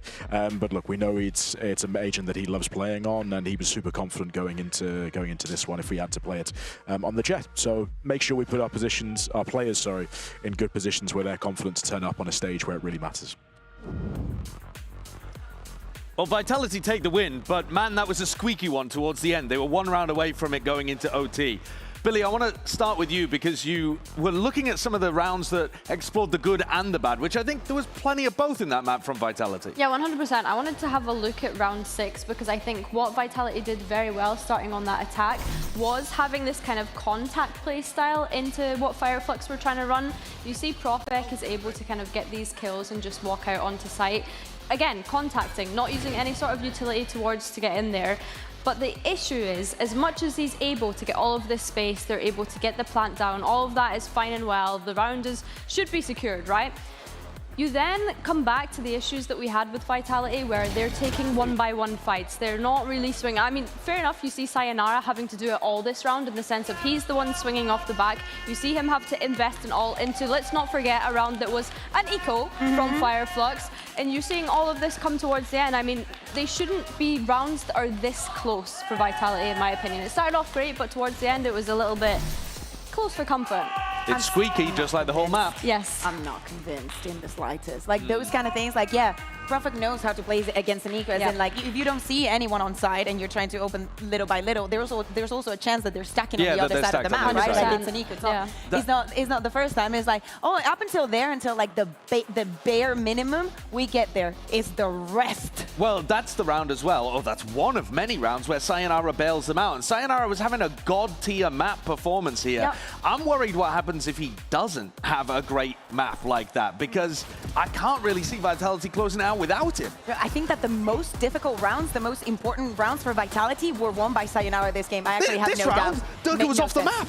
Yes. Okay, get us Durka POV. We were ready to run the low lights for Durka, but he actually managed to pull it back. But you cannot deny, and I think anyone with eyes could see the impact that Sayonara has had in this map alone. I will say, however, they did play as a team. They did go as 5. There was like at least 2 moments where I saw synergy. At least 2. At least 2. At least 2. And that's the bar for Vitality? The trophy lifting aspirations? What trophy? Good lord, good lord. Let's have a look at some of these retakes though, because Vitality did want to make that a focus, it seemed, with their comp. I mean, I don't think it's only with their comp, also with their winning conditions, how they are as a team. They've encountered this problem before. And the other day against Foot, we saw it time and time again, where one person or two die on side, and everybody just looks at the retake, but nobody can retake. No, did we have to put that one in there? Bro, it was about the retake. Yes, we did. We were seeing Apex Batu out there on Abyss points. But yeah, no, I agree with you. I think what I really liked about their retakes towards this B site was you saw Hezekiah trying to have these mid lurks, but wasn't ever really being able to get away with it because Vitality were so on the ball and being able to clear those kind of lurks and late round layers out of even being value for Fireflux. I mean, at the same time though, the final rounds did come down to the very edge. This one almost slipped out of their grasp. That's what I mean. Like, I'm not satisfied at all. Like, Deadink barely played the second half. He just like disappeared when he came to attack. Kachao stepped up though second half. Kachao with the attacking operator was insane. He did not turn up. He was insane, Josh. Okay, like, do not forget what just happened and what we saw because it made no sense. But that's what I mean. Like, yes, they have the individuals. They have this. They have that. For the side of Vitality, they won both pistols. Still scraped a win. At the same time, that is Fireflux's map pick. And it's one where Vitality lost previously. Yeah, so it was their map pick 2 days ago. Sure. But is this not supposed to be the weakest portion of this map pool for Vitality? Like, you don't think we're being a bit too harsh early doors and Vitality will get better as things go on? No, I think that now is the time for us to be harsh because we have not been harsh in the past because this Vitality. Well, no, you're right. Got into the stage. Yes, I am going to be harsh. It's the end of the year. I think that's fair. I think, yes, it was Fireflux's map pick. However, I get concerned going into Ascent because I think even though this is Vitality's pick, you've given Fireflux the opportunity to pick that side. Yeah. They have picked into the Deadlock and the Cypher starting on the defense, which for me is worrying. They need to really be able to set the tempo going into this map. And not only that, get rid of all of that information that Fireflux are going to be able to have because you don't just have the double Sentinel on Fireflux's side. You have a Yoru that's going to be running around like crazy. We saw how incredible Kachao has been with the sniper. Never mind, they've decided to change their composition. Batunax on the Cypher instead of the Deadlock. I was so excited to watch the Deadlock and to say, what are we going to get? Are we getting Apex Batu? Never mind, never mind then. Batu was going crazy on the Deadlock. I mean, your analysis was completely correct up until they decided to change the comp that they're running. What do you think about this new version of what they're after? Kachao and Deadink on double dive duelists, but on the defense side, it means that they're probably going to have to take a bit more of the fighting into Vitality. I'm a little bit worried, I think. I think based on what we've just raised about Dead Ink, you know, having a bit of a quieter first map, when I think back to the first series that Dead Ink played, he was insane, especially on the chamber, on snipers, things like this. I really enjoyed watching it, so yeah, they really need to be able to... this happened last week, you know, where, like he had a good map and then he bounced back immediately. They need to get in their face, I think. What about Hezekiah? Because to me, he was the star anchoring in situations in the previous game that we watched. I didn't see too much out of him in that map, but on Omen, on defense, he should have opportunities. Yeah, I see a lot of opportunities for solo plays for all of the players here, especially with Kachao. I see more hero potential with him playing the Yet instead of the Yor. Well, let's take a look. Ascent, a new composition. As we're saying here, the road to Barcelona, Fireflux, one map away from elimination. It would be a long road if they wanted to get to Champions. They would start by being able to pick up a map pick here on Ascent. We'll hand things back over to Mitch and Tom. Well, the question, not so much who can take the day, but who can still be here tomorrow. For Fireflux, they are in danger of going out. One more map, one slip up, and well, it wouldn't be the only Turkish team to fall on Ascent. Going out like this, not the way they'd want to see it go. Considering how we started on Abyss, I was feeling like the Executioner's axe was already swinging. But 13-11, a close finish. Fireflux showed us that they're not giving up just yet. No, for sure. And yeah, making mass changes coming into this map. Maybe a little bit surprised because I feel like it had gone reasonably well so far, but I guess having that little bit of time between the play-in and now, they decided to switch things up. The one thing I am happy about is you have Kachao back on Duelist. He was playing Omen on this map previously, which I wasn't really... Like, he was fine, and other players picked up the slack, but I want this guy as the pinnacle of this roster. I'm off of Vitality. A direct all-in play. Bear in mind they won both pistols on the last map and just about scraped it through. I think they'd like to start this one off with another pistol. There's a good chance you're right there, Tom. I thought that shock dart had landed, but no damage done. And Chronicle, well, he's playing a very patient game. He's heard players move out on mid. He knows they're on his way, on their way, but it's all about the timing. 3 have just walked up and he's heard them round the corner. This moment to start pushing up should be very, very soon. In fact, Fireflux are already at the gates. Of course, the hot hand slows them.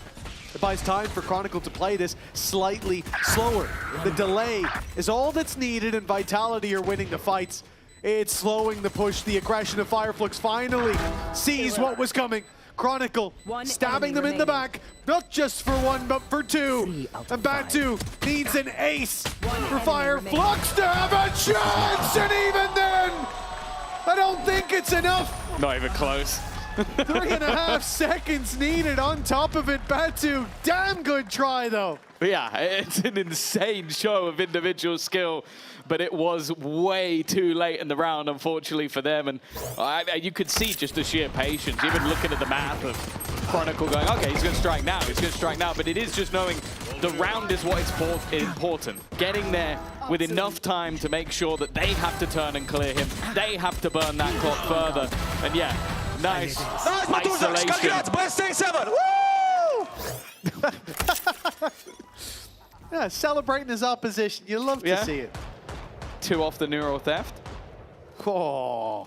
Bayer's going to be over the moon. It's going to be a big buy round coming up. Just you wait. Yeah. Just you wait. We're probably even going to have a desk breakdown of how it's used in the next round. I thought they'd farm the orbs to have it online here, Tom. Yeah. A real shame they've not given it the respect it deserves. I bet they would have done it for a Well, they just know he's going to get 2 kills. Like That's all it is. He's got a sheriff from all the extra credits that he earned up. Kachao did steal that one, but that wasn't part of the 2, so that's fine. Yumpy gone. They're still to come. But that was only the pistol.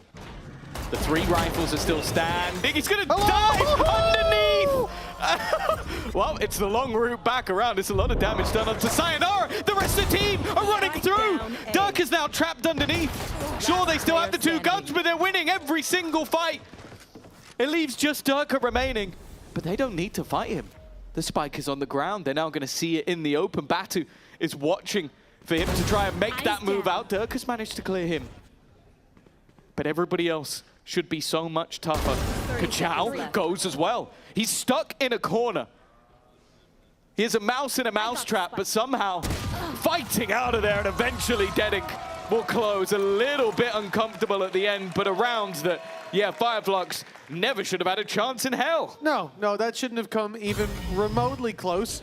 And somehow they've won it with relative ease. The fact that the pistols float out of heaven and take advantage, sure, but for Vitality, leaving Durka like he's playing a chess puzzle at the end. Oh, it was Batu's first ace in VCT EMEA. There you go. It's one to remember, I suppose. But see, that almost feels like something from back in his Apex days, getting an ace, your first ace, and not winning the round. Yeah. But they win round 2. And well, if you want to start this out, damage. if you had your ideal start to a map, it would probably be lose the first, take the second. Yuppie has survived on 1 HP. The hot hands getting back up to a decent bit of health, but look at what they've got to work with here. Vitality aren't expected to do much more than claim a few orbs, be that from taking them off the map or from their deaths, but outside of that, mistakes would need to be made. But hey, it does make you look back at that other map, though, over on Abyss and think, round 2, what if they didn't jump off the map? Yeah, who knows? Who knows what could have been? At least they didn't lose the map by literally 2 rounds. Oh, wait. But you kind of understand it. Hezuko has to be a little careful. You don't want to give a response right back.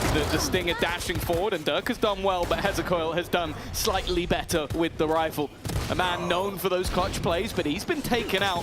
Whoa. Even still, they're making this costly, and yeah, I think that's the right decision from Dedding to realize maybe an all-in dive into the site is not the play to make. Chronicles trying to get them on the flank, but it's being watched by Reezy. Last-second decision. And now Durka once again. I think this time they might give him the respect he deserves. I think they did last time as well. Yeah, he just isolated each fight masterfully, but he knew he was in the trap.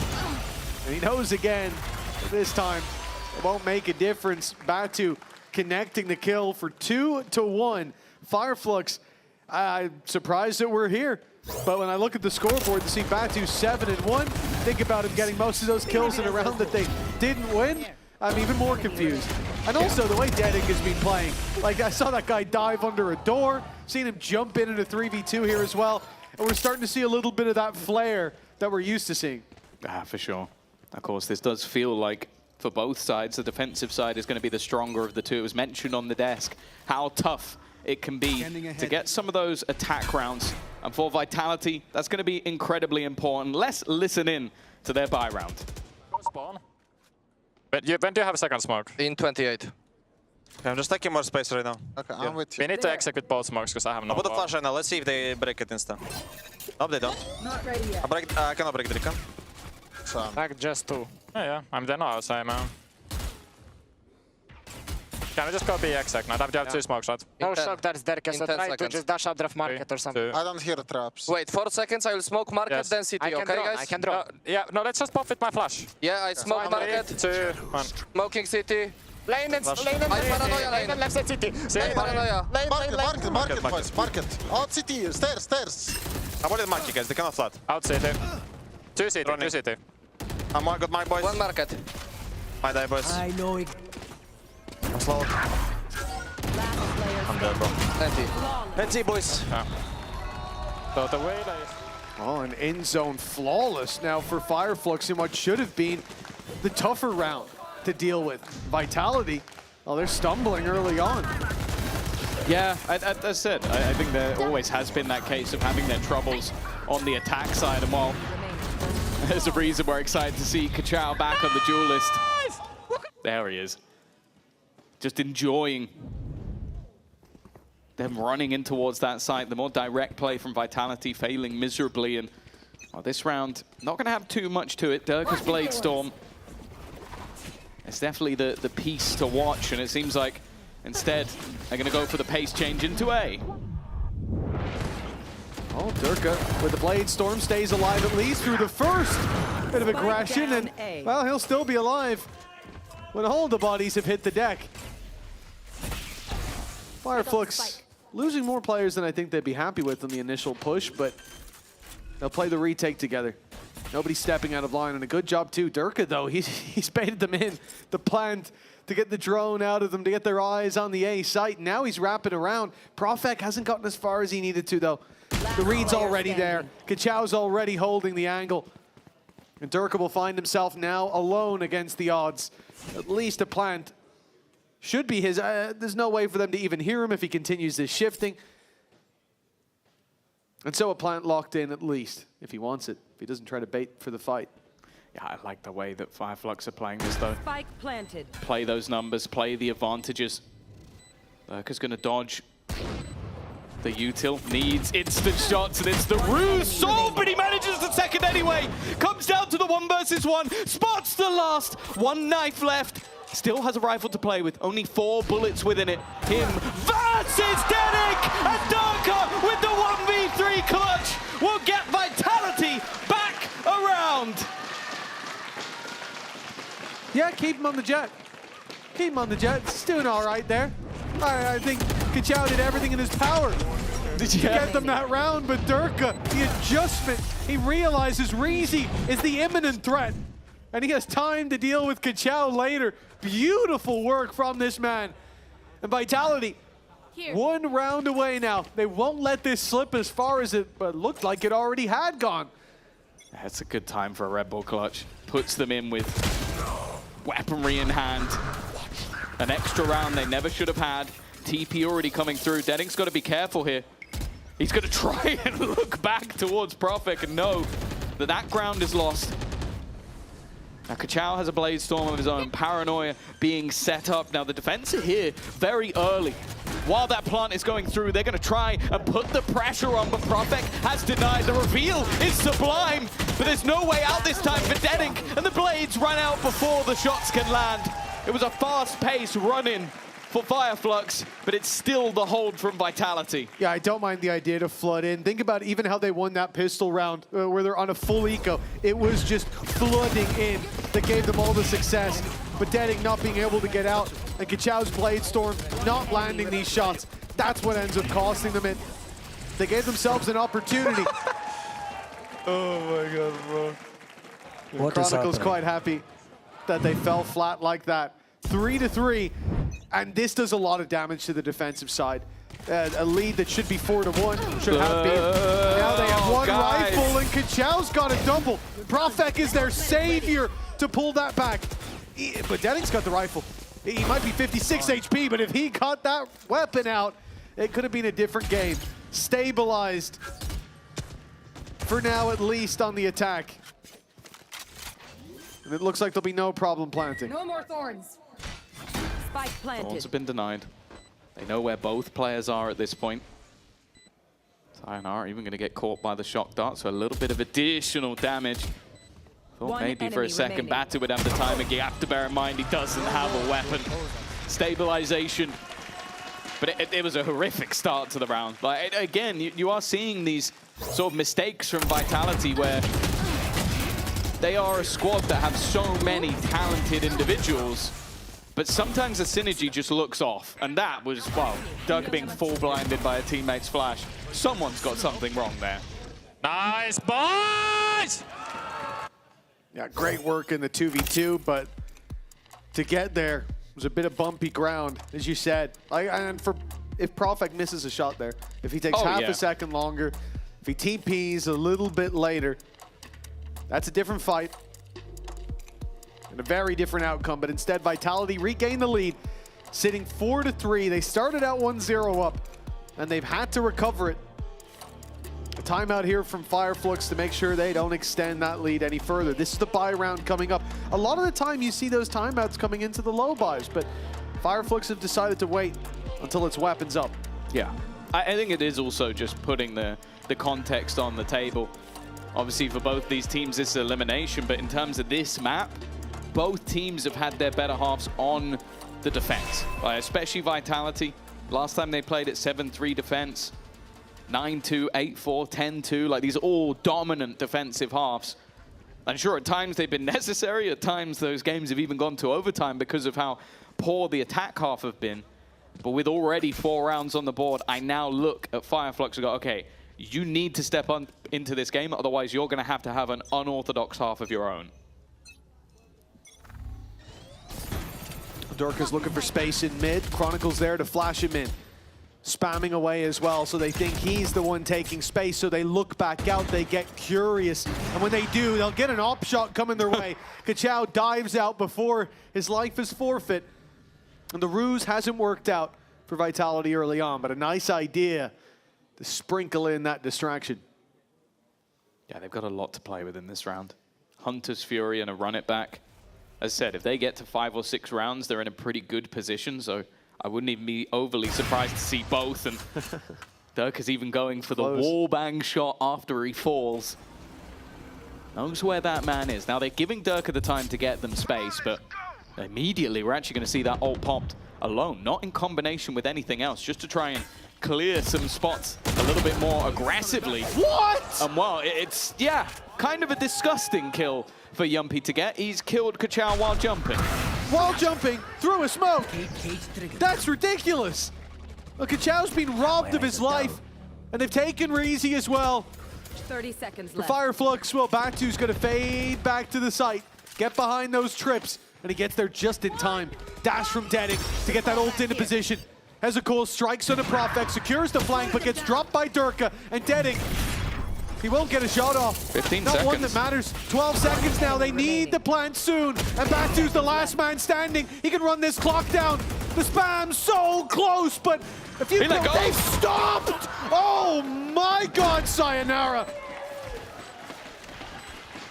I don't know why he stopped planting that spike, but I hope someone's screaming. I can see no one is, but He someone looks should be. frustrated, so I don't know. Maybe something went wrong his there. finger but slipped, like that's one of the dumb ways to die. In fact, a lot of what Yumpy did in this round would have annoyed me if I was the guy on the other side. Well, they didn't even have to use the Hunter's Fury in the end. Yes, it got close on time. But this is what I was talking about. 5 rounds already on the attack for Vitality. And pistols in this round for the defensive side. Of course, we've said it already. A Marshal for Kachao.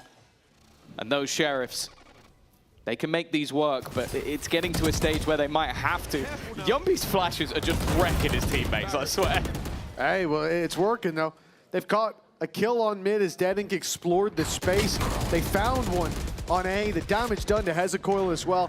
The other thing is, looking at that last round, the BS that Yumpy pulled, and you could see in the replay, Kachao was frustrated to go down like that. He doesn't even know it was a running jumping shot through the smoke.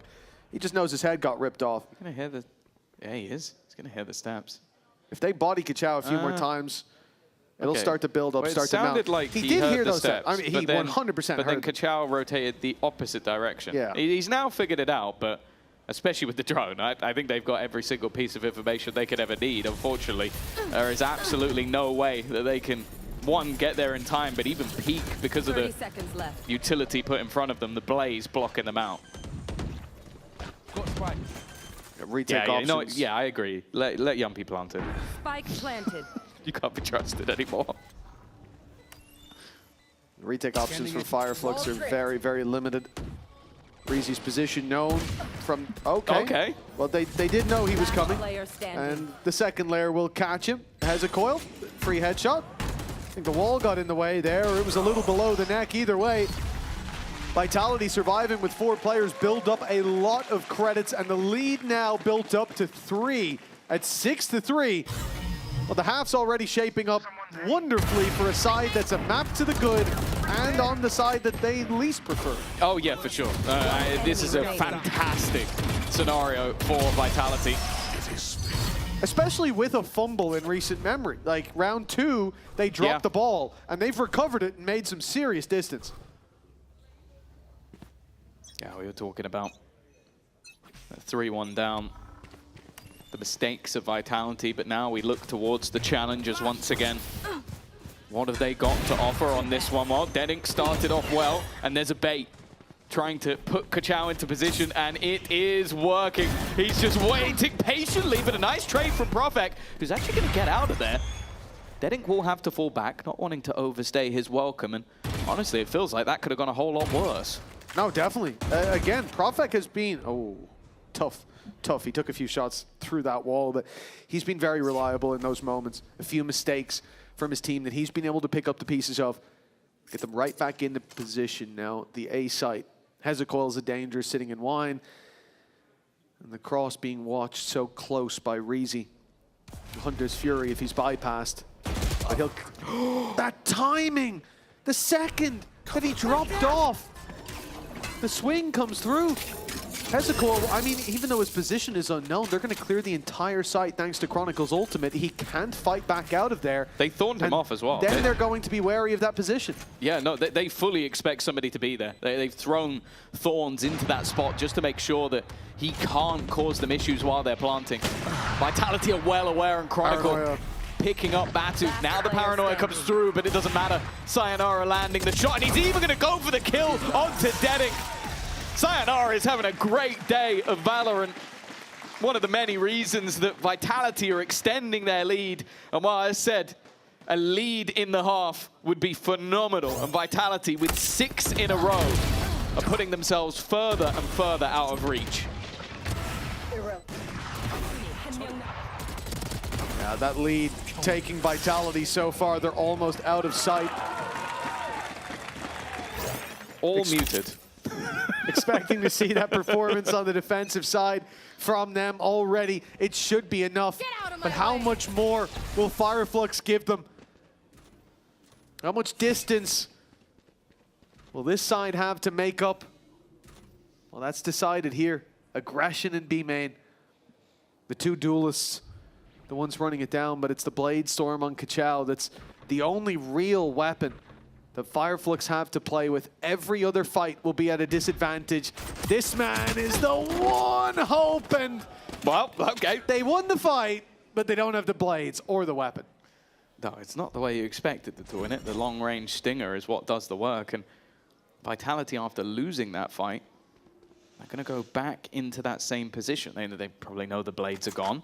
They know that there's only an SMG on the other side, but they're sending Durka through it. A stun here could cause him some serious issues. But in fact, it's going to be the escape.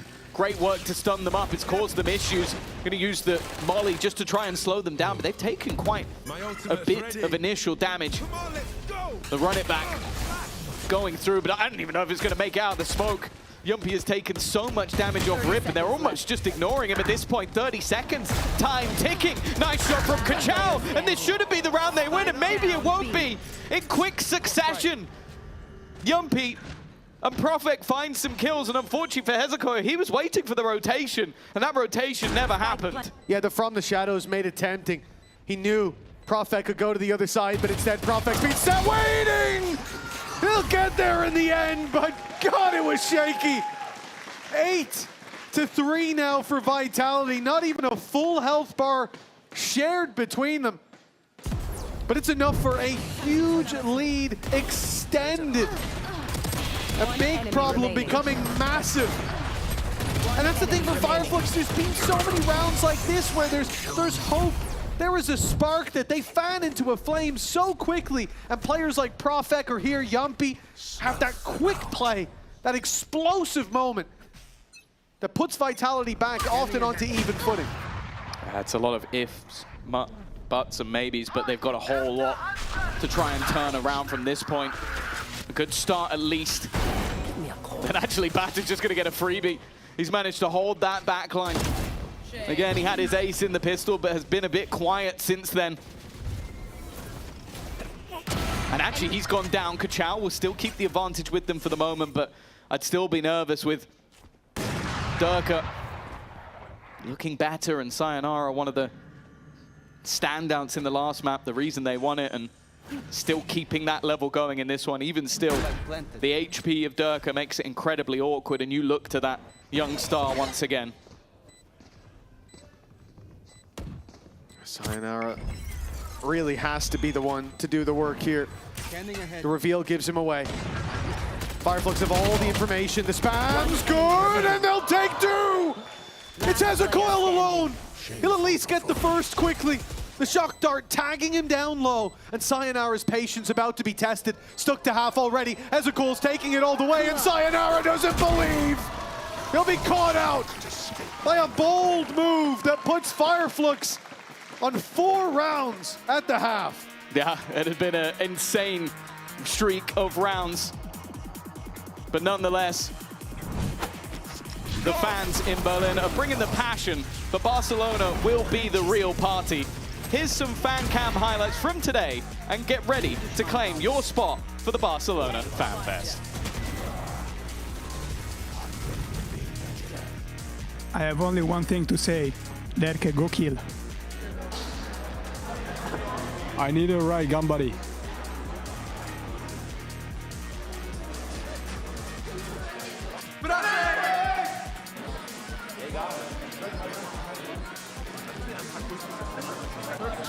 Guys, our team is sitting in the crowd. We're gonna bait them all. Maybe for a right gun buddy. I don't know.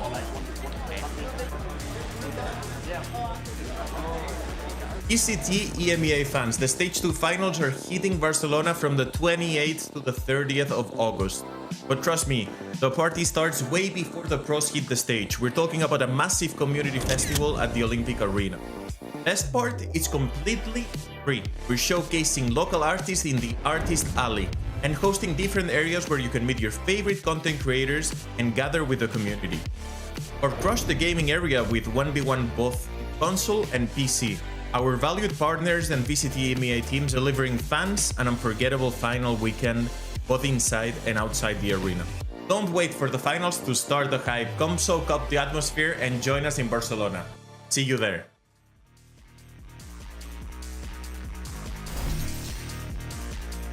Vitality taking their first steps on what is still a decently long road ahead of them this series and another.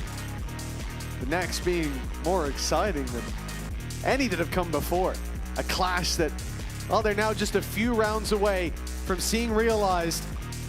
And as we come out of this halftime, Tom, for Fireflux, I'm curious how their mood will be. This has got to be a tough pill to swallow. The dreams of making it to Barcelona being crushed slowly in front of their very eyes. Yeah, for sure. I think that going in with this double duelist into the attack side at least gives them a few more options. I think Dead Ink has always been very good at taking space and setting up Kachao, which I think might be one of the reasons they made the compositional change, but it is definitely a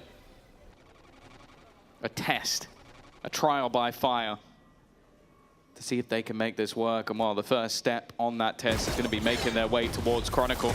Already bypassing him for the most part, but he's still going to get the opener. They need to clear him out, and will do so. Durka gone at the same time. Maybe their first pistol could be on the cards. Oh, anti-flash from Kachao, but he still catches the bullet straight between the eyes. But the trade from Reezy keeps that advantage firmly in the hands of Fireflux. A shock dart for Sayonara sent towards the logs would claim Hezekiah, but it's a game of battleships that they haven't started to play just yet, but now Hezekiah in the open, right click good for one, and Sayonara traded for the pistol round Fireflux desperately needed. Yeah, it has been something they've struggled with so far, although the second round did go their way in the first half. I think that kind of makes this a more worrying scoreline with the fact that they had a second round win, and then from then onwards, from 3-1, they only managed a singular round. But this at least gives them that lifeline. A confidence booster with Hezekiah. Nice, bro! Having some important rounds. And while for Vitality, not going to be much put into this one. A bandit for Yumpy. But other than that, it's only going to be the classics and a full B stack to start. The round to gamble in, and you don't have a lot to play with.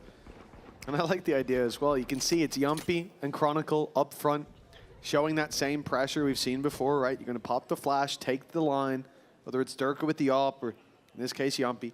And the idea is hopefully they both go down. Maybe they take a kill or two in the process.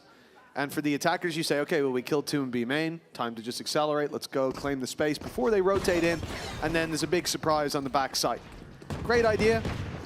And if someone steps into that trap, there's a good chance that they're going to pay a heavy price for it, but no blood spilled when the plant comes down. Fireflux found the A site wide open.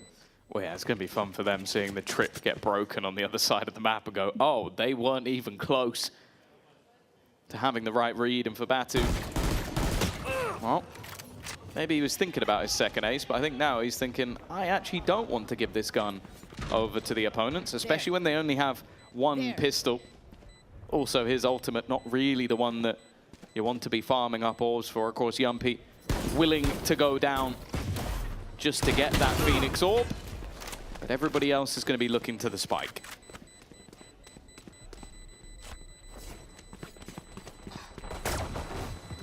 And mission successful for Vitality. Gamble one side, go down to the spike on the other, and send Yumpy for his orbs. If he can get a few exits, great. For Fireflux, though, well, they don't really lose a whole lot. They're going to be very happy with that from a money-making perspective. And at 8-6, they need as many safety nets as they can find early on in this half. We know that Vitality are set to thrive when it comes to this half, and now they're coming in with the rifles. Let's see if Fireflux can weather this storm.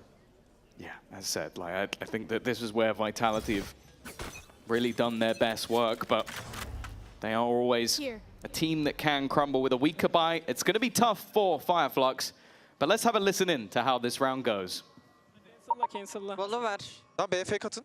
Beko, short'a smoke at. Beko, short'a smoke at. Kanka B'ye öne attım. Duvar al. Şey al. Yürü mide yürü. 2 mid. 2 mid var.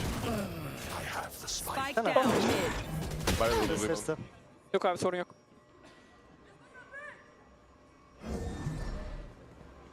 Ne duran işte. Arayacağım orada. Geliyor. Sova Vice B'den. Biri salmışlar. Kanka mid'e yürüyeceğim. Antiyim.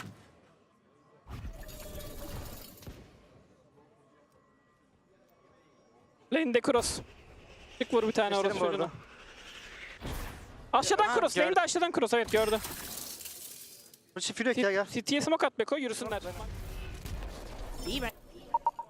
mid, so it will take some time. Okay, wait, I will spam on your contact run. Okay. I have flash. Do you have flash? Yes. I can reveal lane for you. Wait, Omen team mid somewhere. 3, 2, 1. Close to us. Coming out. They're going stairs on Kron. One lane. David, did They're out. you TP? They're out on Kron. 30 seconds left. Guys, they're not on me, boys. And one lane. One lane and 70 two jet. side. One lane and two side. Guys, I will go market and I will paranoia full lane for you. Guys, I'm I'll gonna go dash flank. bot first. Spike planted. Wait, Derka, I paranoia Go lane stairs, now. one. Boom. I'm Go coming stairs. from main. Yeah, I guess just wait. I have Careful, follow you pick to your the stairs. place. Lan smoke geldi. Gel pikleyelim sola. Sola pikle. Kal bende. Lane Smoke çıkıyor. geldi. Smoke attım sağa. Sağ pikledim. Sol pikledim. Çıkıyor. Last player standing. Tek vurdum Sova'ya.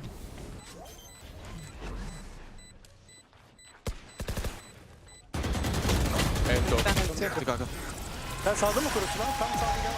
Well, we start to listen in with Fireflux. We end it with them as well, but it's Vitality who end up with the buff. It looks like the curse continues. Yeah, it really doesn't feel like having the comms on your side is something that we see too often. And wow, that start of the round from Yumpy, it feels about as cursed as you could ever be. But it was also genuinely, the second we started to listen, it was double kill. Straight off rip. Double big top mid! 9-6. It was only the bonus, but I think the manner in which it started is what makes it a little bit more damning. I think Reezy might have just seen Durka, but maybe not going this far forward. They might expect him in middle, but do they expect him this far up? Already, the drone going through needs to be broken, but Durka already caught one. I think Yumpy might just make the decision to try and duck out of there, but there's a gap for Kachao, and that is enough for him to find the shot. At the same time, Prophet has gone down over on the A site. And with the last round being relatively clean, I think there's no choice for Vitality but to just save the guns. Yeah, I don't think you're going to roll the dice in the 2v4.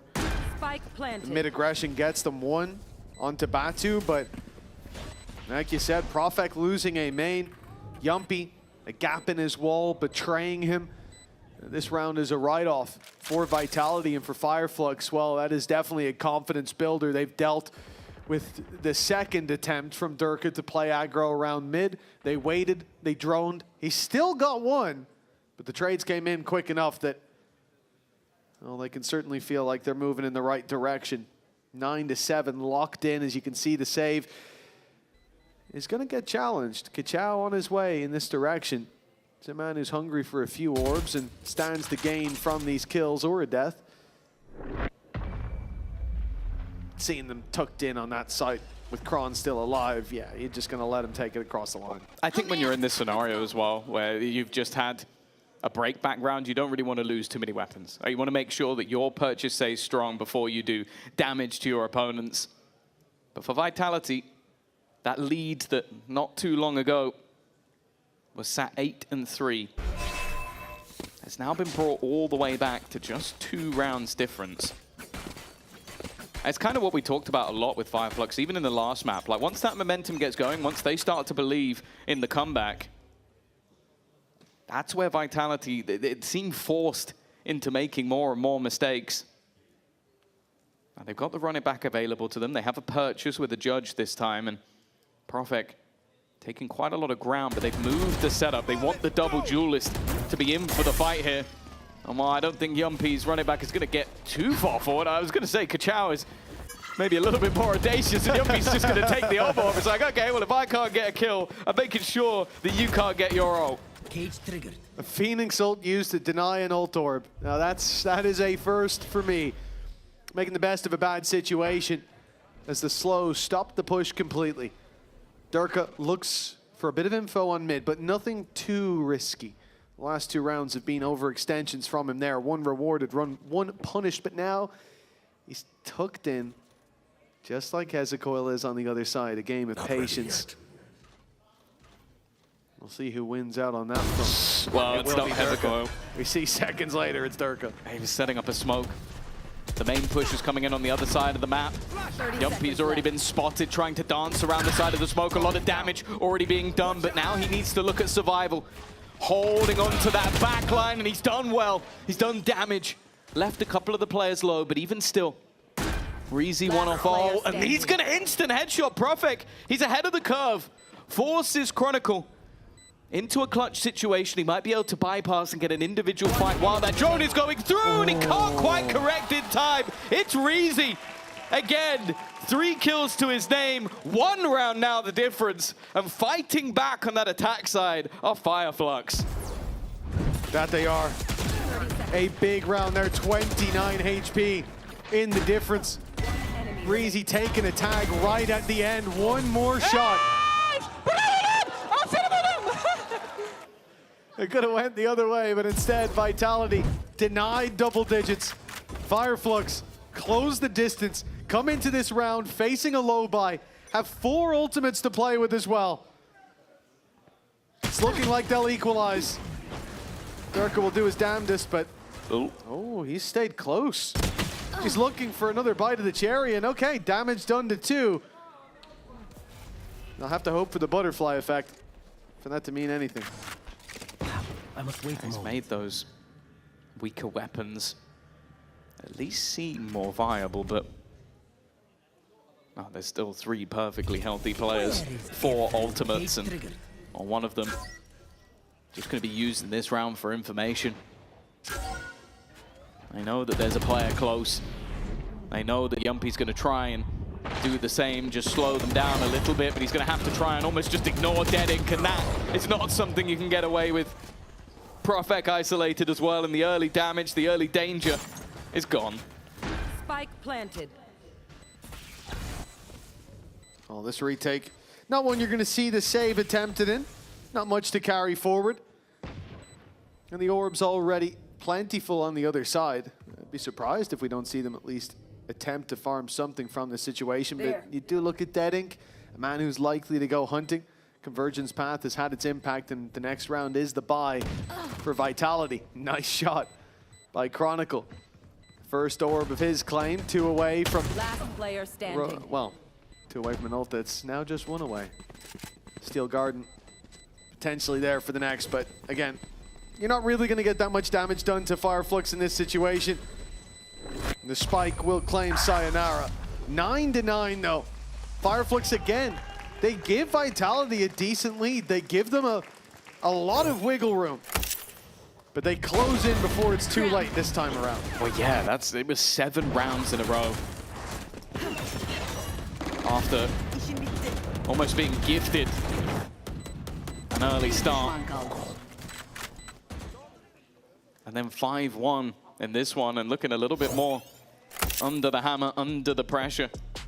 It's been those big moments coming out for the attack side, and a man at least going into today that really hadn't been challenged with too many more big moments is Hezekiah, really leading the way when it comes to the clutch percentage. I believe Coach Lohan might have also been up there, but I don't think we considered him because he only played himself one game and it didn't go particularly well. But this is a guy that I think that really has had those standout moments. And honestly, there has been so many players across the board when you look back to this Fireflux roster that have done it throughout multiple different high-level teams. You go, okay, maybe this is where the journey ends when they face off against the likes of a Heretics. Even coming into some of the opening matches, you go, okay, are they going to face off against the bottom of the barrel in the Tier 1 and they get through it? Now they face off against Vitality, a team that made it over to the Masters. And after losing their map choice, being very far behind, that goes there. They are starting to show the prowess they have. Yumbi challenged by Deadink right off rip. Such an important round. But Fireflux don't throw the aggression away. No, they're keeping it. It's a mainstay. Right off rip, they're into the A site. They've taken a double kill. The plant for Fireflux. This is the round where they fight for the lead. And Deadink will have Convergence Path to seal the deal. Honestly, once this ult comes online, unless Vitality find a way in real quick, the word save might start to fly. Oh, Durka was the first point of contact, but immediately I think this could be the moment. It's a slow motion spam from Chronicle. Even an Odin there wouldn't have done anything, and yeah, they're gonna have to exit this one. It's direct play style. This Deadink Waylay in combination with the Jet, it's just too much for them to handle at this point, and Vitality are crumbling from such a massive advantage. From last being in the lead, just 4 rounds in, Fireflux are gonna reclaim it. Going into round number 20. It might be Vitality's pick, but this is home turf when it comes to Turkish squads, and Fireflux playing like it. 1 round to the good. The lead stolen now with 6 out of 7 of these rounds falling into the hands of Fireflux. There's no slowing down.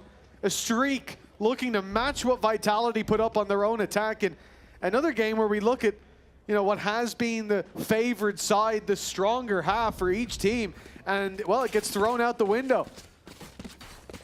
The lead for Fireflux, but a full buy for Vitality. They saved those weapons. They gave a round win away. This is their reward. A chance to fight for even footing. It's safe to say, though, that it hasn't looked like they were going to be able to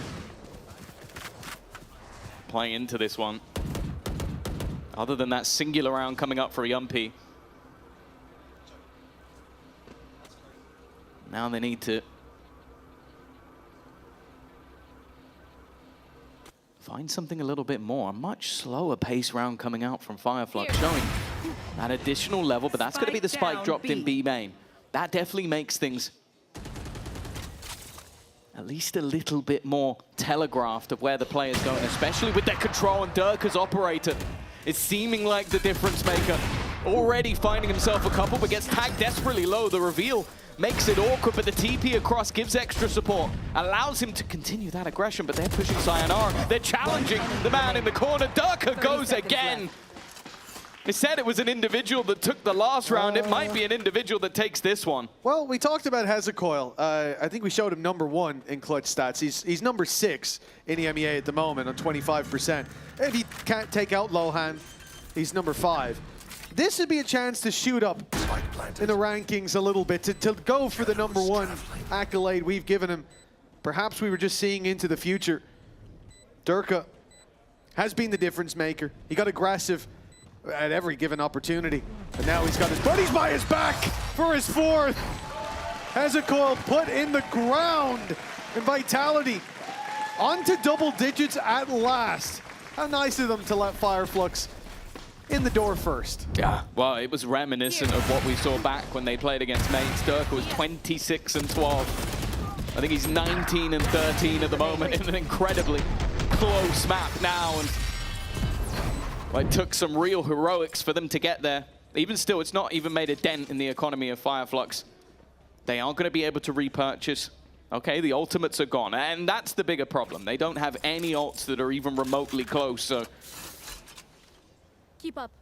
Seeming like they're going to work them out once again. I kind of expected them to go for something a bit more direct because of how it had been going some of those earlier rounds, but instead they're going to be patient and just fight for mid control.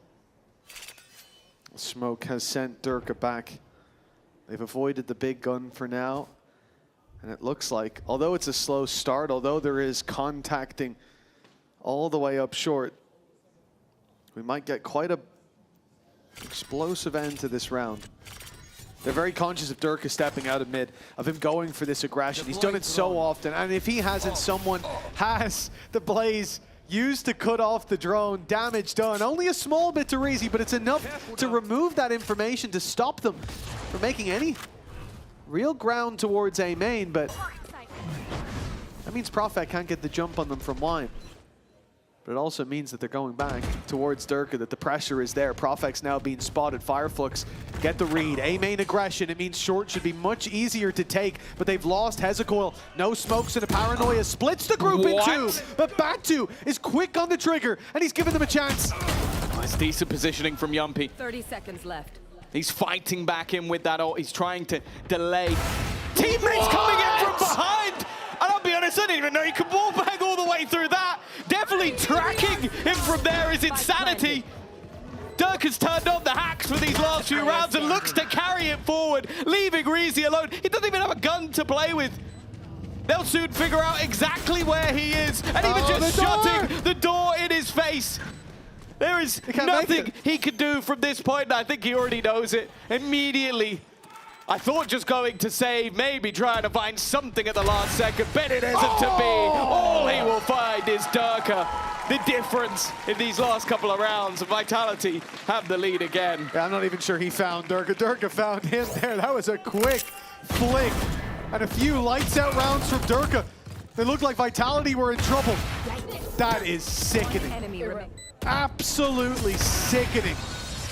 The shots he started to land. Well, on the jet, we needed Durka to put up numbers, and he was very slow in this series, slow to start. But my God, that engine's revving now, 21-13, hitting BS shots. And a timeout from Fireflux. This will be their last chance to touch base with the players. And it is very close to the finish line. Well, yeah, this is a tough scenario, because I think the most likely thing here would be to go for another all-in dive play. Like, I think it's what's worked. I think Deadink taking the space, setting up Kachao, the team going in as a unit. There's no ultimates that can really slow them in that same vein. And I think if they leave it too long, they go too slow, eventually they're getting picked apart. We saw it at the beginning of that round. Hezekiah being eliminated. It left them with a lot of space to make up, and then you give fights, sort of give fights to Durka. He kind of took them. But the slower you go, the more opportunities he's going to get. I think they need to almost try and avoid that. Well, looking at the map, 5 players setting up outside the B site. Unless they're just fighting for an orb, which with none of their ultimates close, that would be weird. I think they might be doing exactly what I mentioned. We've seen this many times, the paranoia to break through. But Durka, because of the cage, he can't spot early. Yumpy is dropped and Durka caught by the sheer pace of the push. Fireflux, 2-man advantage at 11-10. They are on their last legs. Spike planted. They cannot allow Vitality back into this round. Well, there's also a question of Vitality sending it into this round. Their drone's gone, a lot of their util's gone. The paranoia will give them some space. They know Kachao's there, but even still, they can't kill him. It just seems unkillable in this round. We spoke about the step up of Durka. What about the step up of Kachao? All 5 taken down. Another to add to the tally. rally for the young superstar. It's one thing to do things like this in the Tier 2, man, but when you go from the dirt track to the Piston Cup, you should see it drop off. There should be more of a challenge, but it still looks so easy for Kachao in these moments. He's given them a chance. In the darkest night, Kachao may just be the dawn that buys another day for Fireflux. 11-11. Dirk not staying. This time Hunter's Fury's available to try and slow them down, but even still, Yumpy's gone. They managed to get out of there with at least one less casualty this time. It's a start for Vitality now. They're the ones facing the line in the sand. They're the ones with credits running dry. The scars from this round will follow them into the next if they lose it. A 4v4, Kachao, half HP, but a blast at the Hunter's Fury, not enough to remove him. The Blade Storm, after what we saw in the last round, a terrifying prospect. Vitality need to deal with this young gun. They need to take Kachao down! And they've done it, but is it too little, too late? A young gun of their own relied on. Sayonara, 3 already, but one more needed. The bait won't pull him off the spike just yet, but the time, it decided this round already. 12-11 for Fireflux. A beating heart still there. The pulse stronger and stronger by the round. It's a Red Bull clutch. Another to add to Hezekiah's tally, but I don't think he was the pinnacle piece of this round. 8 kills in 2 rounds for Kachao. Turkish talent is a never-ending machine that just keeps on giving. Well, you can see it's his 4th ace already in VCT EMEA. Within 5 games. It's not bad. It's pretty good, yeah. Guy's supposed to be facing the biggest challenge of his career, but he's the biggest challenge for everyone else. Well, I think the term super team was used when Vitality was built.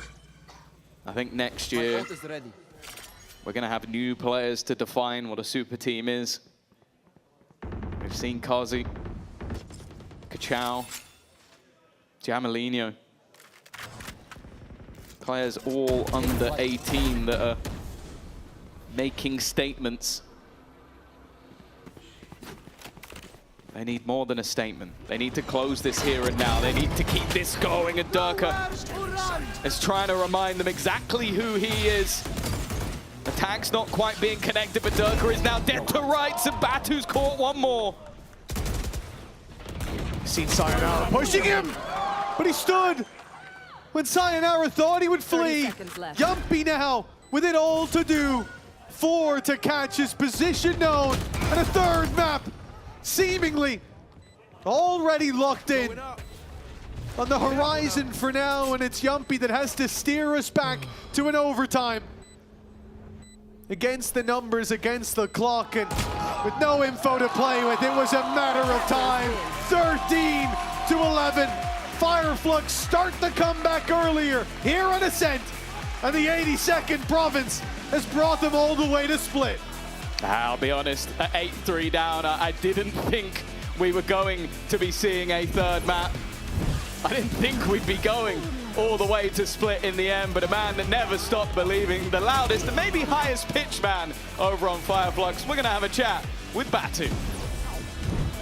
Batanax, yeah, don't worry, I've got the mic for you, buddy, don't worry about it. Listen, you almost made a comeback happen map 1, and then you actually do manage to pull it off map 2. At what point do you start believing in that stuff? Your team was insane. I mean, we knew we were gonna win. On first map also, like, we were almost comebacking. Second map, by the way, we changed our comp right now, like before the game, you know. Kachao said, I wanna play Jet, and we give him Jet, and we do random comp. I mean, I'm happy. I hope we can win the 3rd map and we can win the series as well. Yeah, good luck with that. Thank you very much. See you around. And for the next map coming up, who knows? Maybe they've got a brand new comp. We'll find out after the break.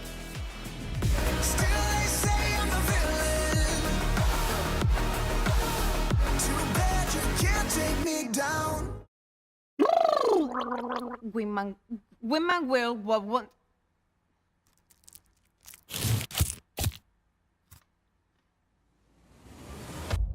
Have a break.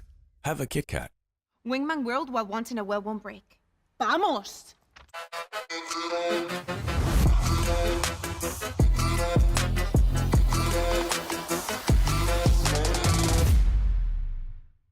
Want to find your fastest server every time? Express like a pro and optimize your connection in one tap. Express and game without ISP throttling. Express and shield yourself from DDoS attacks. Express and choose the VPN trusted by gamers everywhere. Express VPN. Experience gaming the Express way. Fast, stable, competitive. Outplay the world. It's time to Express. Unlock free cosmetics, including Lightning Kicks Buddy and more. Scan to subscribe.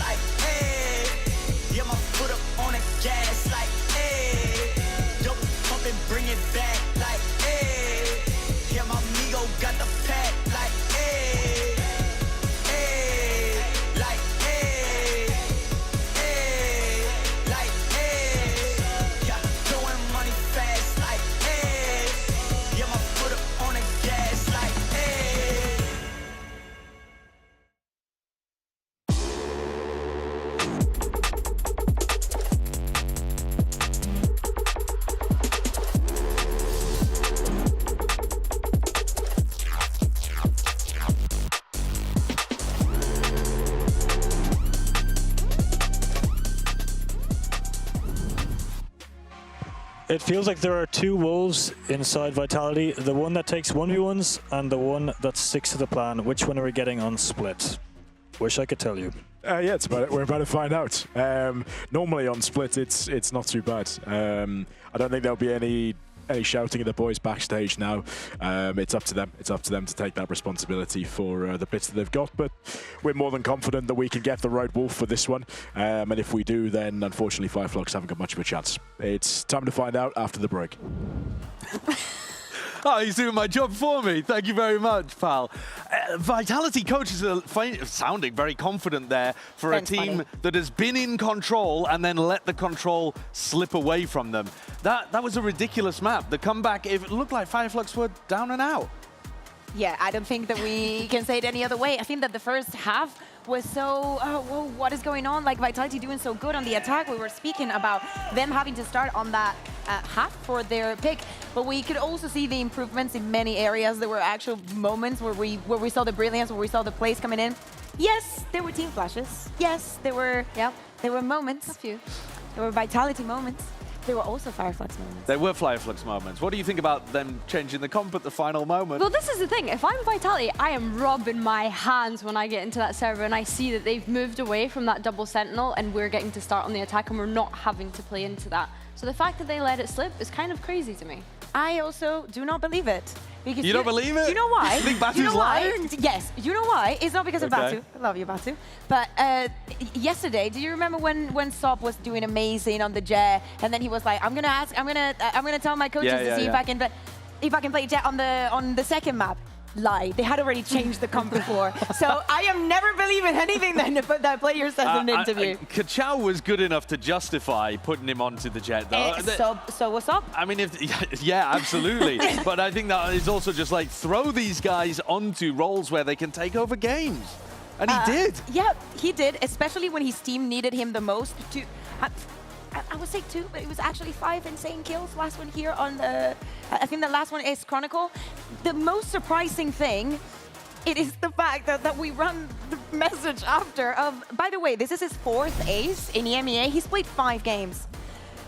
If they make it to tomorrow, I will give you the full list of all the players who have never achieved an ace in their careers in VCT EMEA. Don't do that to them, please. I beg you. I would also love a list of like all of the almost aces from Kachao as well, because like we had an almost ace on Abyss as well, and I feel like this is the guy that is constantly being able to step up and turn the map around for his team. I mean, great individual performance. At the very beginning, the momentum was going back and forth. There was this round 2 moment where suddenly, after winning the pistol, Vitality had the momentum pulled away from them. Then Durka comes out with the 1v3. There's actually some quite nice little interplay going on there for this floating smoke, Billy. Yeah, I actually was intrigued watching this because, as you mentioned, it's a floating smoke, right? They throw it out so that the players are able to... elevator. Yeah, they're able to jump into it and then catch the rest of Team Vitality by surprise. I think really good, like, in-the-moment micro decision-making. I'd love to know if that was a Hezekiah kind of choice. You know, they had mentioned that he's the kind of player that wants to figure out the best ways to win out rounds is something that Batu and Reezy had said with us. So, yeah, I'd love to know who did that. And this also looks like something that you would probably want to prac more than 0 times coming into a map like this. Hezekiah is the kind of player that you will see him do the kind of like niche things that you'd be like, oh, this very cheeky Sage wall, but then with Omen, which is much more impressive. Yeah. Okay, let's look forward to Split. We saw Vitality be extremely confident in terms of the coaching staff that they were going to be able to close this out. Chronicle, unfortunately, has fallen asleep, and so they'll have to get a sub. Pal's going to have to play for him. Oh, please, no. God, no. Can we send Ben? Send Scott. Okay. We'll send Scott instead. Although, I think Pal's got decent stats when I look at the one game he played in Challengers France. He will choke massively. Do you have the same level of confidence in Vitality closing the series as the coaching staff does? They have struggled to close maps, never mind the series here. Yes, I do. I don't think it's going to be an easy fix, also because of the resilience that Fireflux just proved to have in that first map. As we said, like they had been so good on the defense. If the change is real, going on to the attack with the, okay guys, we'll see how it goes. I think that still they were very, very smart about many things. We did not have to touch on it, but especially because they are starting on the attack. The way that they were pushing Vitality to make a mistake into when they were playing on the defense, more specifically for Yampi to go into the aggression, for to bait that utility, even his ultimate. There were many situations where they got Vitality exactly where they wanted them to be. I think when we look ahead at this map, the one player that I'm looking at is Chronicle. I think him on the Viper has always been a standout on Split. I think as well, we're moving over to one of those maps where Darka plays the Neon. Yes, he had a great map too, but now we're seeing him on that Agent where he himself has said that he does not enjoy playing. I think for Fireflux as well, you have the momentum on your side. I think of Hezekiah in the series that he was able to have against Joblight the last time that they played this map. He was great individually. Sayonara was saving them on map 1 as well. He's going to be Fade Sometimes defending. on map 2 as well, I feel like. Yeah, definitely. They desperately need this guy. They need more from the whole squad, though. They don't look like a trophy lifting team currently. That's why I'm harsh on them, because I think that they should have been able to close that that previous map, like struggling like that on Ascent on the defense. Now you move on to the last one, okay? It's Split. I want to see if they have learned to tame themselves a little bit. Even on the retakes, like 2v2 situation, Profix just runs in. Guys, please, round by round, keep your head in the game. Listen to Zac Efron. Is that's the guiding principle? Have you never seen High School Musical? Oh, definitely. No, I'm keep just your saying. Head in the game. Yeah, that's what they should have been playing between the map breaks. You gotta get your head in the game. Okay. Well, the loser of this map eliminated from stage 2. Vitality still with chances, even in a loss to make champions. But my God, would they love to keep that in their control. We're heading into a final map here. Split. All bangers end here. It's Vitality against Fireflux. We'll hand it back over to the casters. All bangers end here, but our series ended on Ascent yesterday, and that was certainly a banger. But on Split... Wasn't that close, though? That's true. That's true. The series might have been, but the map wasn't. Perhaps Sideshow's foreshadowing a close final map here. I don't think either coaching staff wants to have to sit back there and watch a nail-biter of a final map to decide if they continue or if their story ends here for the year and for this era of partnership. One last time for one of these teams, it's Vitality versus Fireflux. Split, our final map. And I love what the desk was highlighting, talking about Hezekiah and the performance against Joblife that he's had in the past. Someone that, like, he might not be #1 in the clutch percentage, but he's shooting for it. And on this map, I think he's got a good chance of closing in on that title. Yeah, for sure. Vitality looking to keep their life in their hands, of course. Could still make champions based on points alone. For Fireflux, it's not the case. They have to run all the way to the grand final in Barcelona, and that will be enough to take them to Shanghai. But first, they need to make it to Barcelona. That's still a map and a game away. Either way, in aggressively, and this was the map we saw this all the time. The shorty dives from Dead Ink that leaves Profek out of the round. The Molotov is going to make things very awkward for Reezy. They should have a decent idea, but he's found a hidey hole that's at least made it interesting, but he's cleared. And Sayonara has found another. In fact, everything has started to go the way of Vitality. They've been the kings of the pistol so far in this series, and at least that isn't going anywhere. The good thing is Fireflux can't jump off the map here. They're forced to play that round 2 that they've been decent at already. Shown Vitality on the previous map that nothing is guaranteed. But this is at least a strong start from them. Confidence as they float back into the site. The shots landed by Sayonara, spur Yumpy on. And it seems like a lot of those fights with players being on the same page. Elias, defuse. Coming, bros. He stood up, man. Give him a second. One of those is the young superstar, and one of those is the in-game leader who's like kind of guiding everyone. And you'll never guess which one is which. Vitality, they're going to take themselves the pistol, an all-important one to try and get the momentum back in their favor. A solid map for them over this stage, a singular defeat to BBL. And Fireflux, this is arguably their best map, and while Kachao might be showing you why, this time it's Yumpy to get executed immediately. They've actually full forced into this as well. If force bot flooded in, found the site for Vitality, that could still just be one player who's got something to play with. They try to overwhelm them, and the dive out's actually decent. Brought it back to a 3v3. Kachao, rifle in hand, but not for long. Chronicles put him in the ground, and Batu struggling to connect. No cover. Then that star gives him a way out, a way to reset, but it doesn't matter. 3 players survive for Vitality, and with how that started, that's a lot better than it looked like they'd get away with. Well, I think as well, maybe Fireflux bought in a little bit too much to your second round theory, because they went all in. Like that, if that had been maybe just a Bucky. Very different approach. Did a little bit. Jump off the map. Oh, put it all on the table, baby. Roll those dice. But I do get it after the last map. Like, you built such an impressive amount of momentum that you just go, they're still going to be on the edge. They're still going to be a little nervous. And the fact is, they got a rifle right off the rip. The problem now, though, is that you give that extra boost over to Vitality. They get the extra orbs. They get to keep the weaponry and have another go at more of a bonus round. And also, they get an opportunity to beat 3-0 before you get a full buy on the board. Yeah, you know, when I was talking about Fireflux playing those second rounds with confidence, I did still mean with the classics. I did still mean the eco. Oh, but say that now. You've already screwed them over. I think, honestly, if they could have jumped off the map, they should have. Maybe. Oh, okay. But no, I think the reality is for them. I can see you being a great coach. You look at Good thing you're only an assistant. Back on Ascent, they had so much success with weaker weapons that, yeah, I completely You could buy never into do what their Bambino did. perspective. That's true. That's true. I don't have the mental for that. Koi would have ruined me. Goodness gracious. I don't have the mental to deal with that. I think that one's going to be tough for Matty to come back from. And well, maybe a moment or two of danger. Okay. And that's quickly going to diminish. Again, moments of madness in these first few rounds, but all of it going the way of Vitality. Coming into this one, 3 rifles already, plenty of credits to buy back up. And I feel like Split is one of those maps where, defensive side especially, it used to be, back in the olden times, a very defensive dominant map. And although that's definitely not the case anymore, I think it is one where you build that momentum, you get rolling, and it can keep going that way. So finally seeing a full buy is going to be important, but again, Dirk is able to get an operator, and if we've seen anything from defensive sides of Vitality, his op has been a decisive piece. I love how much Durka hates this agent. He just slid in there, did a crazy play, and the most he gets is, broke his ankles. Yeah, I got past him, did that. Hey, that's Durka related. That's the happiest he's ever been. No, you should have seen him when they locked in Jet the other day.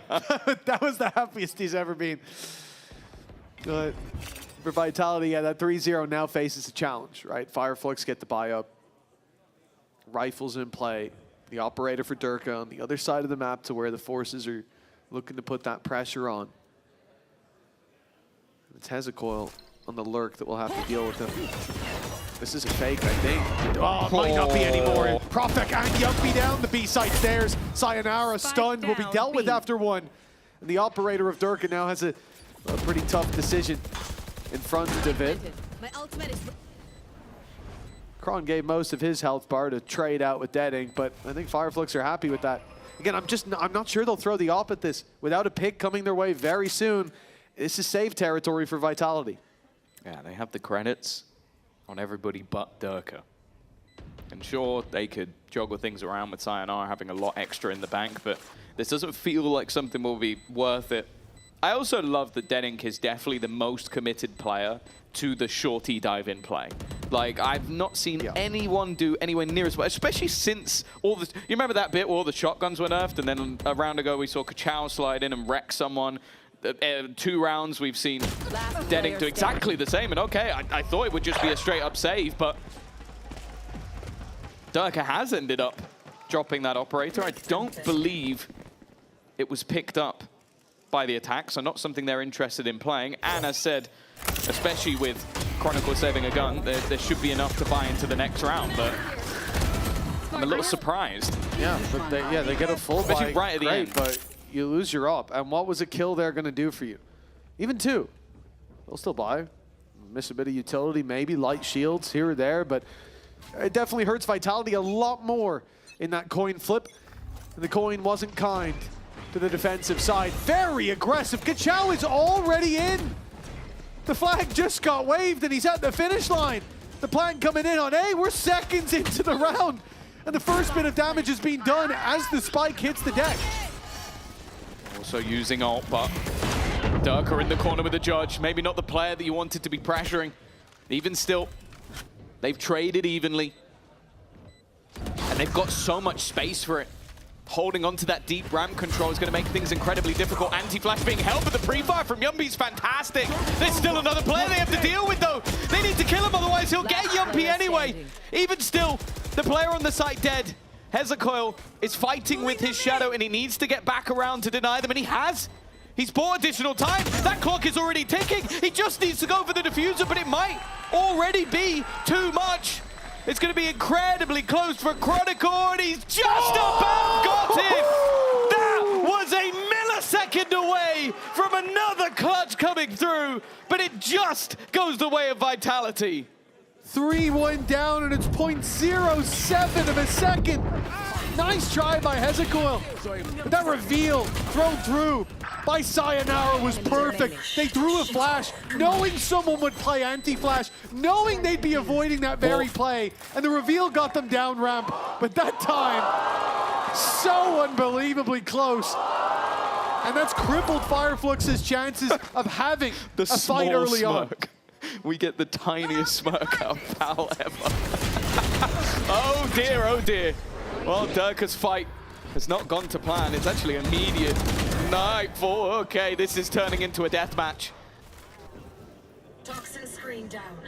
It's so ugly that we're looking to cover a little bit of it. Taking that back. Hey, you know, we didn't want to see that anyway. Anyway, the aggressive push through. Hezekiah is going to win another. This was a low buy that's quickly turning into a dangerous one. Chronicle needing to try and get something from this position, but ultimately he is now all that stands in Fireflux way from winning the round, and with a multitude of players standing between him and that diffusal, I don't think it's going to be 0.07 this time. Yeah, Chronicle couldn't see Deading because of the HUD on the bottom of his screen there, so that's a real shame for him. A good swing from Fireflux and a round found for 4-2. An answer early on. It looked like we would have seen that already. For Fireflux, a chance now to build on this. The fear was that Durka would keep on rolling, but, well, he was the man that bragged. Well, I broke his ankles a couple rounds ago, and he's had a taste of his own medicine from Kachao.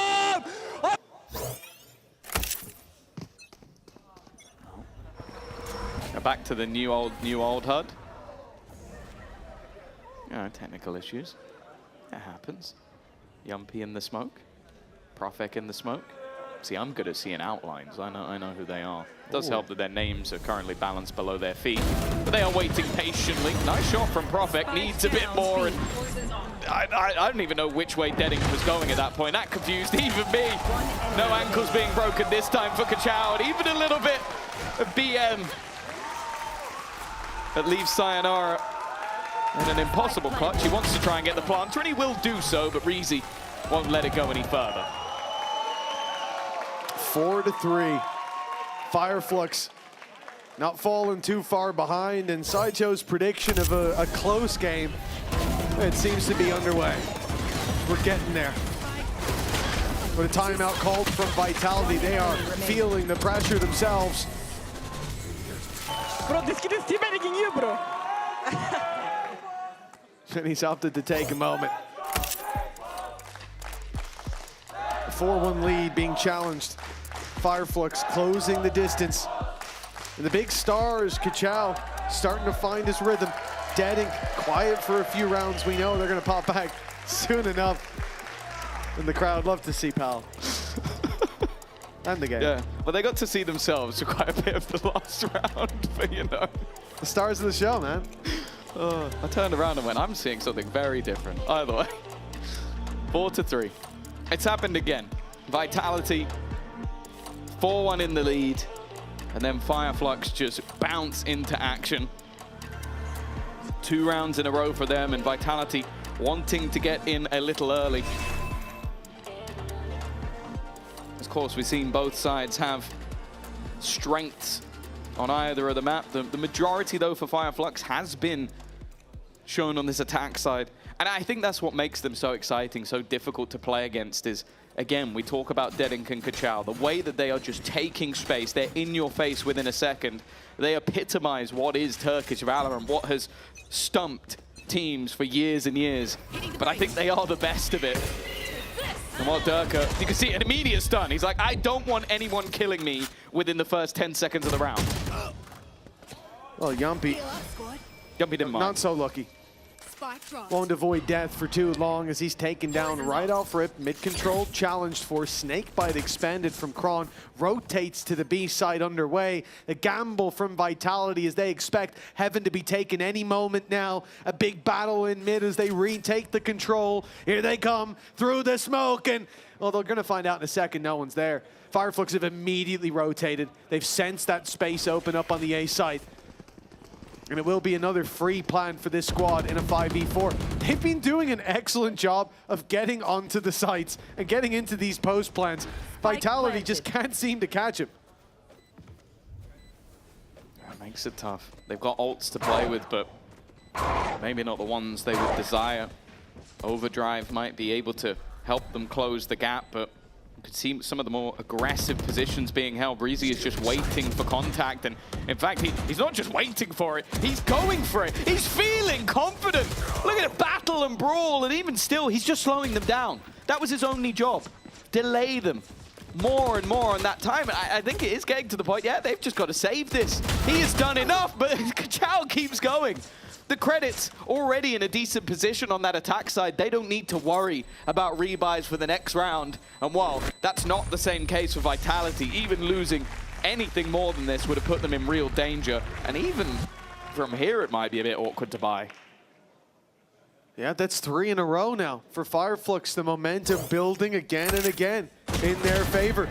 Catching Yumpy on mid allowed them to get into that A site for free, but it's how caught off guard Vitality were by that aggression. Not just from Reezy, from Kichao in the end. It makes this such a costly round when they'd already decided at a point it wasn't worth going for. Post-plant time low, Hezecoil still having stars, and plenty of players on the site. For Fireflux, win after win connected. They've got to be on cloud 9 coming into round 9. Let's jump in for listening. İçinde. Giriyorlar. Biliyorlar kanka gitme. Main'e döndü. Yürüyelim be. Gel yürüyelim. Çıkalım. Heaven'a smoke var mı Kaan abi? At flash pick atacağım. Sol yakın olur. Go. 3, 2, 1 go. Atıyorum. Heaven. Backside. 2, 3. Batu ayıklar Vitel'e bu arada. Evet. Şu an şey yapmaya başladılar. B'de B alan backside'da kaçtılar. B'ye full kontak yürüyelim, vuralım. Bir anda patlayalım, tamam mı? Şuraya util harcamayın. Adamlar burada karşılamaya başladı bize. Ben buraya stun atayım. Böyle sen buraya slow at. Ben Odin alacağım. Ben Odin alacağım. İlk attığımızda da adamlar atmıyor bu arada. İkinci şeyde atıyor. Well, it's not looking great for Reezy in this one. A 1v5 that would need to break records, and I don't even think he's going to go for it. A good response from Vitality in this round. I think the main piece, honestly, was the paranoia out from Profik. He caught pretty much the whole team, and I think that's been an issue, is a lot of the time with these hits, Fireflux have been able to just bypass any of that utility, run straight through it, get up in a player's face and take them down before anybody can react. That counter-util maybe being held too long or maybe being baited out too early. This time, Profik gets it right, and wow, the difference is paramount. Vitality will claim back their lead, and in a clean fashion as well. Not needing to use any of those ultimates, which can be saved for the next round. And well, they're trying to hunt down Reezy, but he is very, very far away at this point. He's not taking the risks that we've seen from Durka in the past. The rifle carried forward, but well, they've caught right up to Vitality, but couldn't claim the lead. Vitality now come in. Rifles in hand, rifles that they're up against, but renewed in terms of confidence. Yumpy was a player who took a peek on middle and was cut down to size immediately. God bless, bro. God bless, bro. A little bit more patience around that initial fight, and it's a big reward for Vitality. Now they come into this, as I said, full buy against full buy, but ulti's online on their side. The Seeker's all that Fireflux have to bridge that gap. But it's not all they have in play. It's all they have in terms of ultimates. The Operator for Dead Ink poses a serious threat. Now, how much space does Kichao think he's being given? Because Vence is entirely open at this stage. Kron backing off. Yumpy filling in a passive role in B Heaven. The Seekers are going to give the game away. Yeah, I think that look at the rotation. They're running to try and give Profik some support. He's been left alone, but he's done well. Even still, Kichao from behind has managed to give them an advantage. And in fact, Batu sprays them down. Even still, Chronicle has been good so far. He even, what? He's vulnerable, just runs through the snakebite and just catches. Chronicle not aware. This leaves Sayonara. Credits are available. Spike planted. A couple of low HP players, he knows where one of them is, but the rest are still an open book. That one's free. It's just the timing from Hezekiah. Swung exactly at the right moment. Sayonara was looking for a little bit more and leaves with absolutely nothing. We've already seen that over on Ascent, it doesn't really matter. Established history, comfort on a map, favor on a side, swapped at a whim. But for Fireflux, I think what's most important is when they're activating. A slow start, 4-1 down, but now even yet again. They're not just competing for these rounds, but recency bias, they're winning a lot more than they're losing. When rifles are out, you think about this series, if Vitality weren't winning as many pistols. Oh yeah. It's over already. Oh, Prophet, he has had a nightmare and it's not getting any better. He's hoping to wake up, but it's this same B activation once again. Fireflux are fully in flow state. They're saying, you know what, we're going to double down, triple down, quadruple down, keep hitting you on B. Even when he won a round, they went back to fight him once again. Now Denning is known, but he's got counter spams from teammates. And the damage is mostly going in onto the Vitality players. Batu waiting on the other side. They know it's clear, but it doesn't matter at this point. Denning seems to have already closed the round, but he is with ult in hand to make sure of it. Respect given to Chronicle. They don't want this man to have any chance to fight back this round. And with the time now gone, there is no more opportunities. Even getting out is no longer on the table. Fireflux, 6 on the board. The lead now claimed as we get towards the final round of the half. They have a chance to lead 7-5. And Denning, he's putting the pressure on. This guy's incredible the way he plays, but they don't have an answer on Vitality. The problem is the best they're getting out of this situation is they avoid giving him the kill. But he gets right back to his teammates and they get space for it. The worst is that. The funny thing is, in my mind, I was like, they could Viper's Pit it, but he will just go straight through. He'll dive straight through it, and then Chronicle will be screwed. So instead, the plan is, let's just stick everyone there. And instead, they're going to go towards him anyway. He's managed to survive in the Viper's Pit, and that hasn't connected, but even still, he wins it. It doesn't matter. Denning just with the shorty is better than any other shotgun. Even still, though, this has gone way better than any other round for Vitality. Way better than any of those fights. Durka thinks they're still coming for him, but they have gone on a wraparound across the map. Sayonara is ahead of the game. They sprint towards A as he slowly walks his way up. And normally you'd look at a 2v1 scenario and go, okay, that would be a risk, but they are both tagged.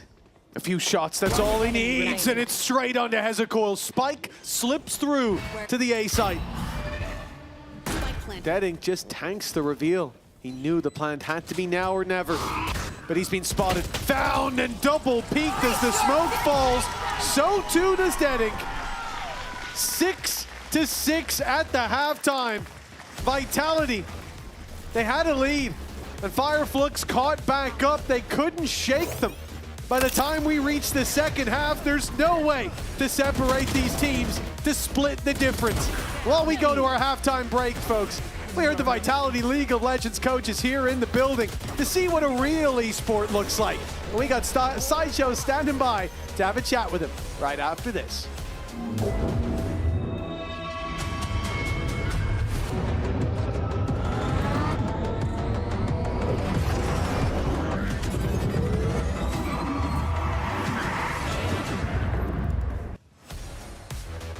That's right, I'm joined by Vitality's League of Legends head coach, Pat, here.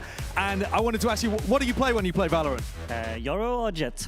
Okay, a duelist main, gotcha. So that puts us in perspective here. And you guys share a kind of training space with the Vitality Valorant team. Talk to me a little bit about how the league season has been going, because I feel like there might be some comparisons there. I mean, we've been like the regular split heroes and then the playoffs jokers so far.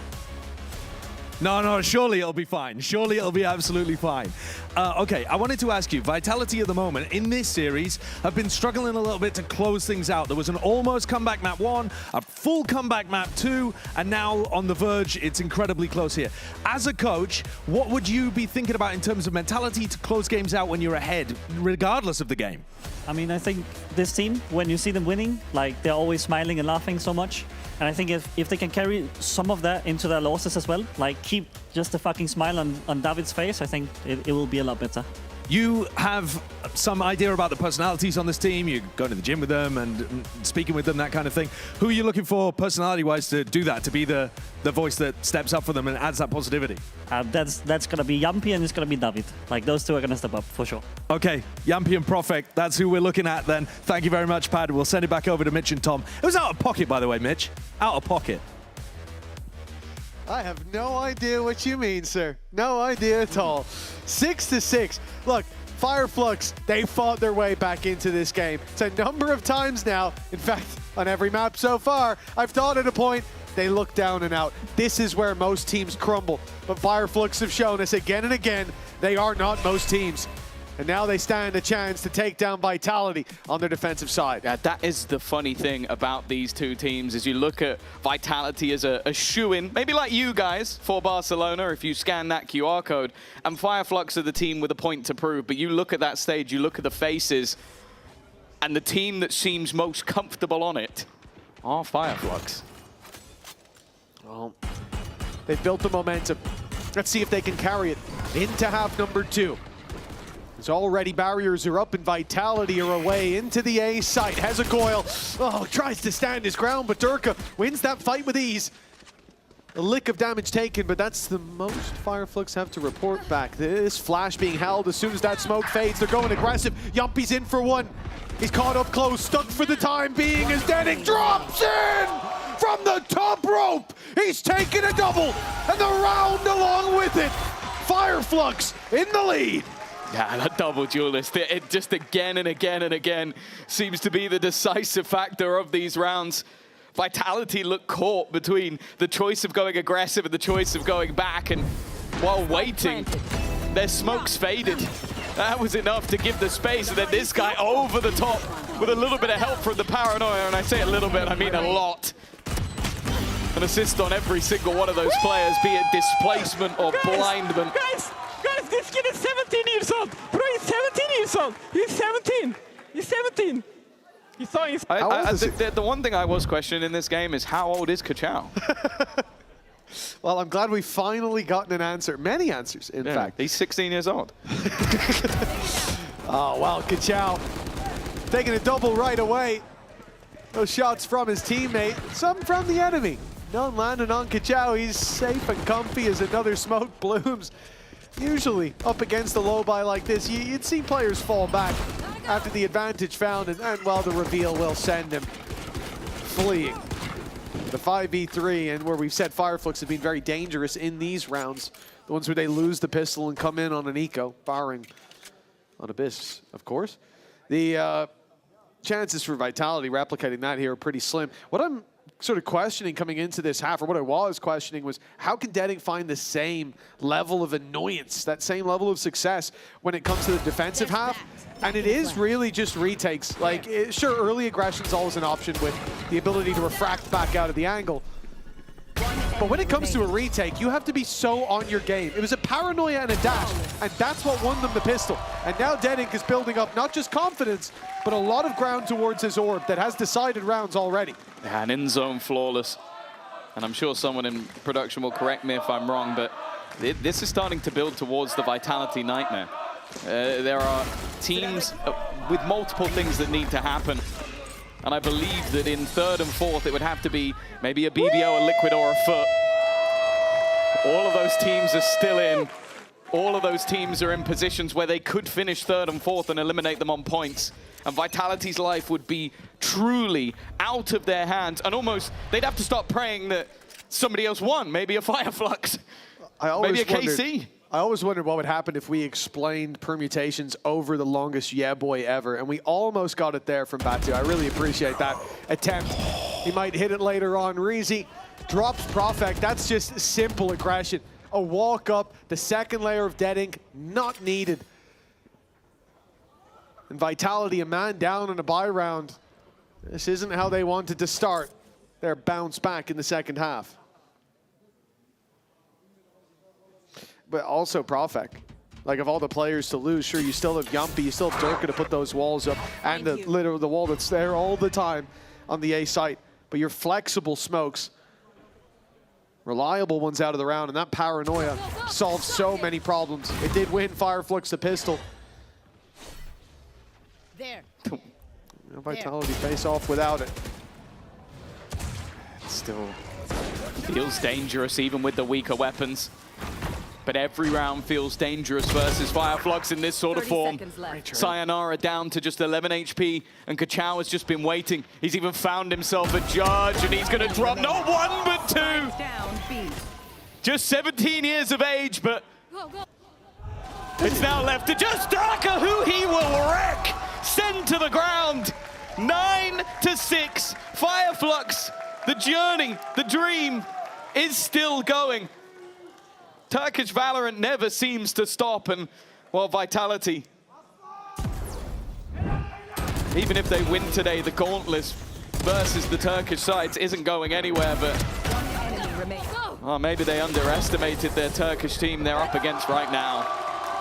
Yeah, short of thinking about Vitality versus a Fnatic in the next match, that would be interesting, but short of that, it's the Vitality BBL. That head-to-head, so much story behind it between the players and coaches that used to work there that raised them to the heights that previously were their maximum, that previously was their ceiling. And now they're on a new floor. BBL waiting to see who they'll play, and it looks like it might be another derby. With Fireflux close to 10, facing off against an Eco. This should be the easy round, and connecting this gives them so many chances to carry on this run, to face BBL, and to end Vitality's year.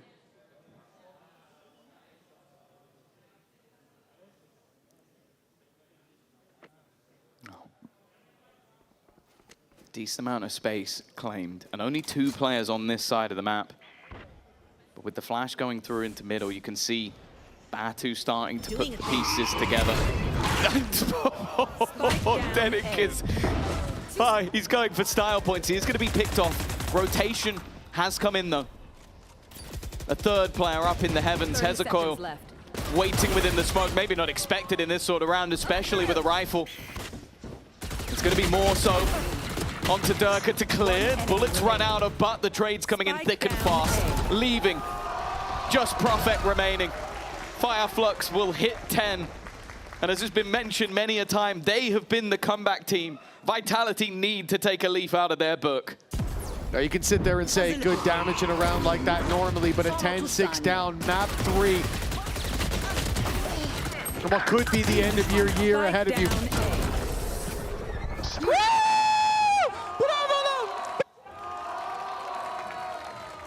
No doubt they'll shake that one off, but it's the next round I'm worried about. Lose this, and Fireflux run away with it. Yeah. 11-6 down. I don't see a way for Vitality to come back. Their economy would be crippled. They'd have to rely on a low buy or a mix buy to get them back into the game to avoid a minimum of overtime. For Fireflux, it's all momentum. The ball in their court. 4 of the 5 rounds, or 4 of the 6 the Vitality have were in those first 5 rounds. Yep. Yes, they are in a good position in terms of points for champions, so the loss here might not be a death sentence, but you never want to be in a scenario where you're relying on others. And for Fireflux, they look to keep their life, their dreams of champions in their hands. Batu, a man that before coming to this stage for the second time was known for going 0-11 with Apex. It's safe to say his career is on a complete turnaround. He's gone back, he's worked hard, he's become a leader, even picked up a youngster or 2. And now his story might be about to take the biggest turn for the better. It's up to Vitality to prove otherwise, and early aggression, a more direct play coming. Kachao in the corner. He'll try. Durka tried to take him down, but Kachao is clean, and he's got so much backup. This was after the timeout. This is the full buy from Vitality, and it seems to have already failed. Miserably. They would go out with a whimper in round 17, one that we say is so important. Honestly, from 1 minute 25, I think you're already going, do we save? Look at the difference between the two, though. Like, Durka's out on the site. Imagine if that was Dedink and Kachao. Like, one of them would have been there with him. It was basically, can he break the line and get a kill? And if not, yeah, it was just, okay, then we spam the smoke and get someone else. Even if he does, Rizy and Batu were both there. So, yeah, you catch the first. Congratulations, Kachao's down. But you've been traded. At a minimum, you've been traded 1-1. And that second man out of main, well, we might have the same scenario, just minus Kachao. Would be a damn sight better than what we're looking at. And I do question if Vitality will go for this. They have to keep them back. But this B main play, it can't be more than posturing, surely. They're in the smoke. No, they're going for this. All eggs in one basket, and if they fail and falter, those will come crashing down. Rizy, 3 kills, holding the line, all by his lonesome. And if he needed backup, it was there. In fact, it's in front of him. It's running it down. Kachao! 11-6 for Fireflux. They've given Vitality nothing. And now they look to send them home with a whimper. 2 close maps behind them. But now they're leaving Vitality in the dust. We had expectations. Vitality versus Enterprise. We spoke about it as maybe Enterprise can pull that upset up. That is true. And for Fireflux, they also tasted defeat versus Enterprise without getting a map. So you come in today, you see that first, the way it started. You see Ascent, the way it slipped away. And nothing is going the way of Vitality at this point. Fireflux are looking like a different beast. Yumpy clearly feeling wary that he needs to get into position before using that ult, but they now look to reset completely away from the B site. But I'll be honest with you, I just don't believe at this point. There's nothing in my mind that thinks they can turn this around. There hasn't been a spark, there hasn't been anything in this attack side half of the team that we saw in London. Joke's over! You're dead! It has to be now. This could have been a 2-0 for Vitality. Durka holding on for dear life. He's dropped Dedink. It's a good start and a good trade. Yumpy's back into the round a little bit later, and they move to the vents where Kachao stands alone. Will he be enough? Not this time. Just the one found, and the fast rotation. It gave Yumpy a chance. He won't connect, but still. They make it to this site before Fireflux do. Batu's trying to fight out. They don't even expect him to be that far even after the siege, but Prophet clears it. An essential win for Vitality, and it's not just done. They don't limp through this round. It's a convincing W on the board, but the problem is Fireflux have got so many safety nets they have to crash through before they ever fear the fall. Yeah, they've got credits for days. They're even looking to save the operator into this round just to make sure that the credits stay good. And for Vitality's sake, it needs to be one that is the start of something, gets the blood pumping. We listened to the coach of the league team saying, like, yeah, you need someone to bring the vibes even in the losses. I think every time we've cut to the cameras, that has not been the case. It's been dead silent. It's been frustration. And what we haven't seen the cameras too much, because it's mostly been Fireflux celebrating, Batu shouting at them across the stage. This is Vitality under serious pressure. And this is Fireflux loving every moment. The two sides of the coin, the Titan and the Challenger. David versus Goliath, but my ultimate is ready. That high-powered slingshot comes in the form of Kachao. And I'm looking at them on Vitality side, setting up outside that B site. It's not been the most successful.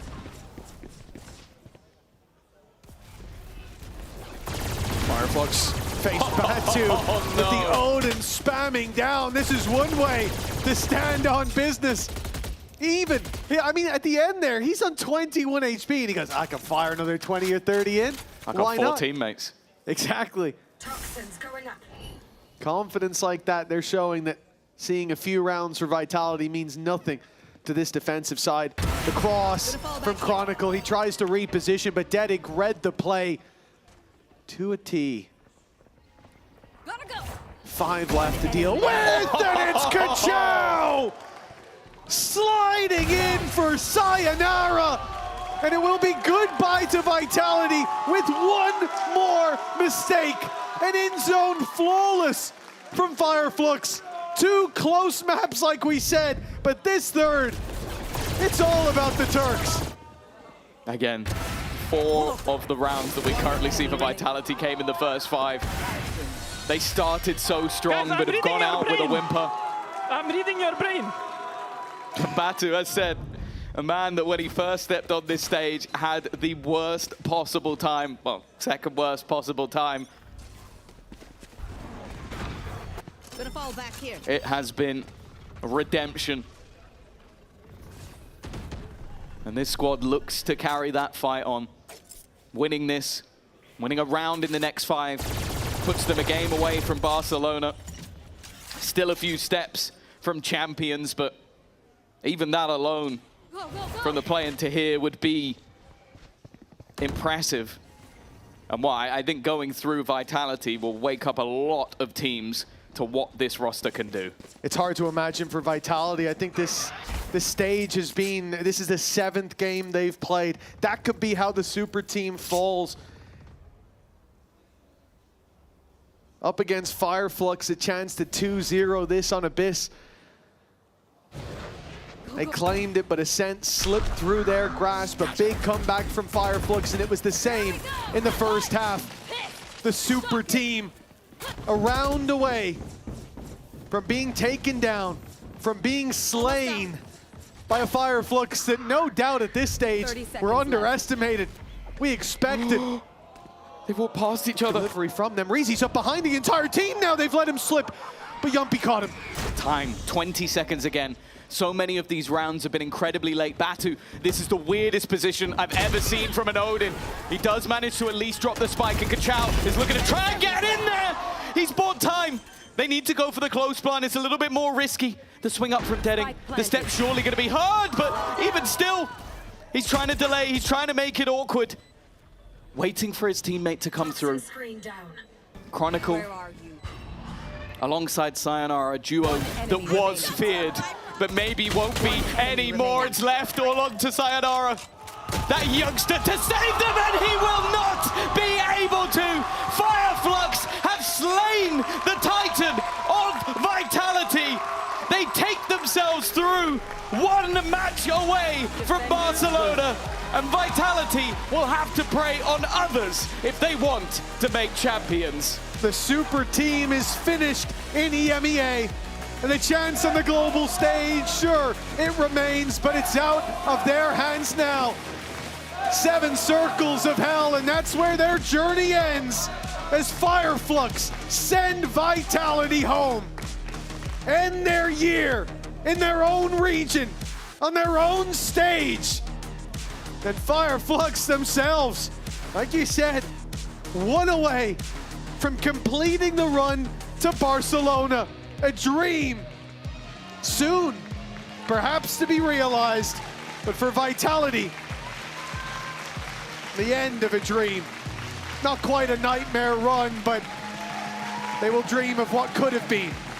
Yeah, it's the crazy thing to say.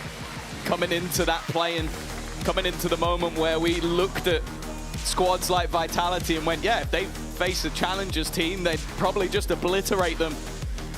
Well, guess which 2 teams knocked them out of this tournament? Enterprise had the first dub, and then Fireflux had the second, taking another one of the VCT EMEA teams to their name. Heretics went, Pacific went, and Vitality, the big dog, went as well.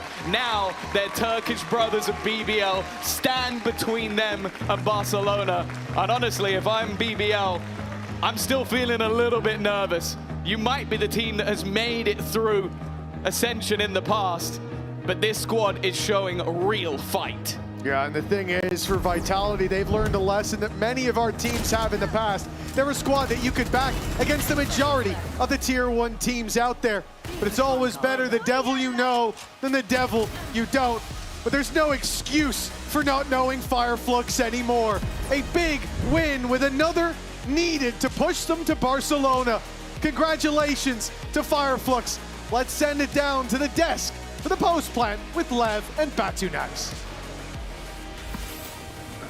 Thank you very much. Appreciate it. Yeah, we're down here with the Fireflux coach and IGL after an incredible victory. Really phenomenal grit and resilience shown by you guys across this series. And then you just took over in that final half. That final half was all yours. Lev, it's got to feel fantastic being able to knock out a team with players you must have been watching for a long time. Yes, it feels amazing to finally beat an awesome team, special team like Vitality. But we know what we are capable of, so we are not done, and we are waiting for our next opponent. Can I ask, what do you think you're capable of? Is the goal to make the grand finals, make champions, take down some big names in champs? Like, where do you see this team going across this tournament? We know our goal, it's champions, but we will always go step by step. So our next goal is, I think, BBL. We will play BBL, so next time. I want to go Barcelona. I said it on Twitter also. So. That's why you're my friend. I mean, yeah, our goal is not done yet. Tomorrow we're going to face versus BBL. Hopefully we can win, because we beat better teams. So. Oh, okay. Wait, you think Vitality is better than BBL? Yeah. With just the names, or? I mean, not as a team, I guess, because yesterday we see BBL struggling. Okay, so how about tomorrow, if you are to win, we will ask you the same question again, and you can actually tell us which one was actually tougher to beat. Yeah, okay, we can speak about it. Yeah, because you say that, but especially those first two maps were incredibly close. Now that we have your coach here, and just because we've been lied to in the past, is it true what Batu told us in the sideline interview? Did you adjust the composition before the map because Kachao wanted to play Jet? On our end? Mm-hmm. Yes. Okay. Fair enough. I mean, what happened is, before the game, Kachao said, I want to play Jet. And normally we played Deadlock Cypher comp. And we said, okay, let's switch the comp. Because, you know, if we feel comfort, we are playing insane. Like, you guys can see he's killing everyone, you know? Like. You were standing up in that final map shouting at Vitality. He's 17. This guy is 17. 17 years old. Like, what can I say? Yeah. Insane. No, I mean, I was horrible at everything when I was 17. I haven't improved much now. Their 17-year-old is their idol. Yeah, somehow. I guess I had better hair when I was 17. That's about it. That's about it. Batu, we've got some moments for you earlier on in the game that I want to talk you through. Now that now that there's not as much tension, okay? Now that you've had that opportunity, let's have a look at some of these situations. So this is Deading hitting you with a little bit of this ult, and you just end up floating around here, chilling. But it's the next one that I want to ask you about a little bit more. What was going on in this one? So you get tagged. I mean, what happened is, I will explain you. What happened is, I was running and then someone hit me, and now I got slowed. Now, who hit you there, Batu? It was Sayonara. I don't see anybody on the minimap there. I mean, yeah, someone hit from right side. It was Sayonara. And I got defended you. Yeah. Right. Okay. It's listen, it happens all the time. It happens to the best people. Of course, it's VALORANT. You know, everything can happen. Yes, exactly. We were so lucky to be watching you when that happened. Because sometimes we do miss those moments, you know, in the observant. But we were very happy. I think you also got your first ace of VCT EMEA today. I guess, yeah. Unfortunately, it was in a losing round. I know. I mean, your luck. But also, Lev, talk to me about Kachao a little bit, because if we're speaking about aces, he's had I think it's still four aces in 5 matches. He is a special player. He's insane. It's just, he's so talented in the game. Everything he does is special, and no one can stop him. He will ace every round if possible for him. Now, I'm coming from America, so maybe I'm missing a little bit of the lore here, but how did he end up on your squad? How did you find this incredible talent and acquire him to Fireflux? What's the story?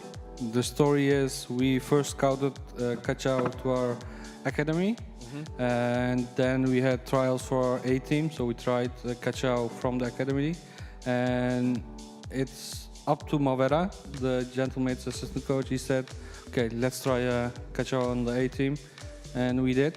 And then we saw how special he was, and we just took him, and that's how it went. How old was Kachao when he was on that 16. academy team? 16 when you first found it? On the academy? Yeah. 15, then he went, he got 16, and then he moved to the A team. I mean, that's pretty special. Yeah, that is something else. I am right to assume that Kachao is for cars, right? From Lightning McQueen, From right? Lightning McQueen? Yeah. Because tomorrow he's going up against The Rock, who is also... Yeah, two McQueen gonna fight each other tomorrow. And I expect that to be just as explosive. But when we talk about the pinnacle of the Turkish teams, you guys are making a name for yourselves here. But BBL has already achieved that. How do you think they're going to differ? How are they going to be different as an opponent from the matches that you've had so far? I think it's gonna be more a mental game than a tactical game. So if we stay tough with our mentals, it will be a win. Yeah, I guess like on first map we were not laughing, we lost.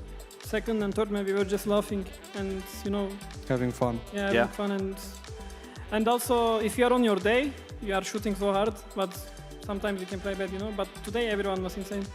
Let's take a look at the bracket. We've talked about your upcoming game, the match that you're going to be playing against BBL. It's definitely going to be at least more than one map. Who knows, 2, 3? Let's take a look at you. So you're down here in the lower bracket, which means that, no mistakes. You're talking, Batu, about turning up on your day. It has to be your day in every one of these games if you want to be able to make it deeper. But it sounds like you're confident in the game against BBL. Talk to me a little bit about the other teams, Enterprise, Team Liquid, that are up there. Enterprise, you've played against quite a lot at this point. Who do you expect to come out of that? I mean... You have to play against them, so yeah, I will. Wisely. I mean, I don't think Enterprise win because they lost. Maybe they will struggle next game, I believe. Liquid have more experience than them, so I believe Liquid will win versus Enterprise. Is that who you'd like to play against as well, Lev? I mean, it doesn't matter who we're gonna face, but yeah. Okay. I would like Team Liquid too, but it doesn't matter who we face. We have to win versus everyone. That's how you will get to the grand finals. So it doesn't matter who comes. We need to win. Do you want to see your road to Barcelona? We had this graphic of the car, the little cars moving along. I mean, little version of Lightning McQueen. I still don't understand this. You've moved forwards. There you are, right up at the top of the pack. At almost the same spot. Yeah, I mean, they're up there towards the top. These are the 4 teams that are still in that lower bracket. I mean, you've got people looking from the outside in as well. SG, they're still in the round and they're not. Mean, we're mean. It's just a little bit of cruelty. Well, Yeah. it's EMEA. They've broken down, They're on the side of the road. They need a bit of roadside assistance. We've still got Vitality and Team Heretics as well looking now from the sidelines. You guys eliminated them, but they've still got opportunities to be able to make it to champs. It's just now completely out of their hands. Tomorrow's games, as we've talked about, that is Enterprise playing against Team Liquid and BBL against... them. Fireflux. Thank you. Obviously. Those are the games that are happening tomorrow. We're going to have to give you some rest as well so that you're primed and ready for that game. It's going to be a banger, I'm absolutely sure. Thank you very much for joining us, both of you. Thank you. Thank you. Appreciate it. And thank you for watching. As we say goodbye, enjoy these Razer end-of-day highlights.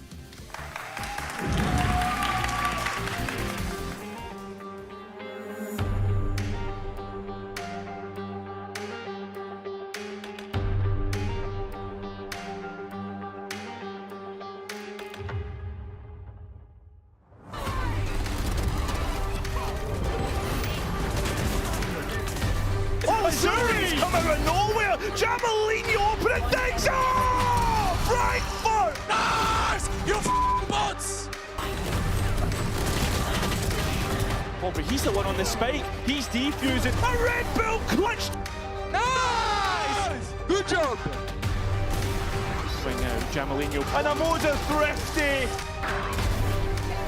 There's a player here that can deny any attempt at a plan. It looks like it's going to be Drex swinging round.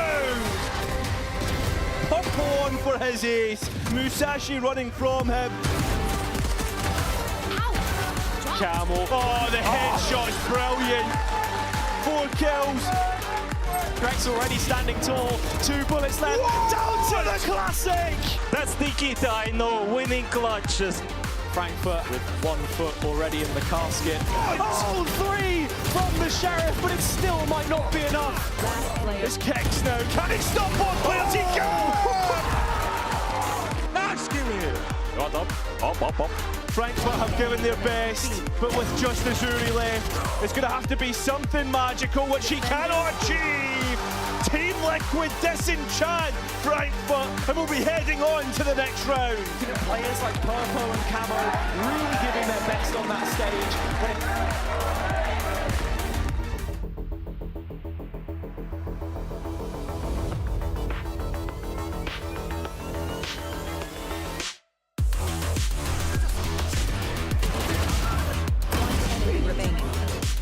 Instant shots and instant ruse. So, but he manages the second anyway.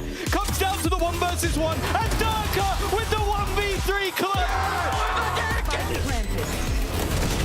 Running straight in and clearing 2 on the cross into the site. The fight for Durka works out. He goes in with the Hunter's Fury, but he's been caught dead under pressure. Nice connection. There's the follow-up from Sayonara.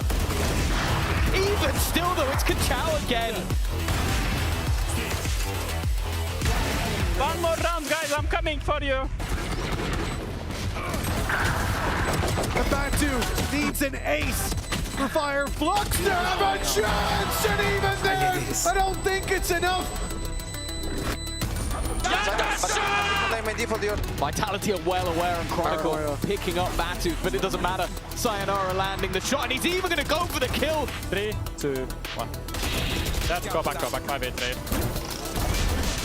They know Kachao's there, but even still, they can't kill him. It just seems unkillable in this round.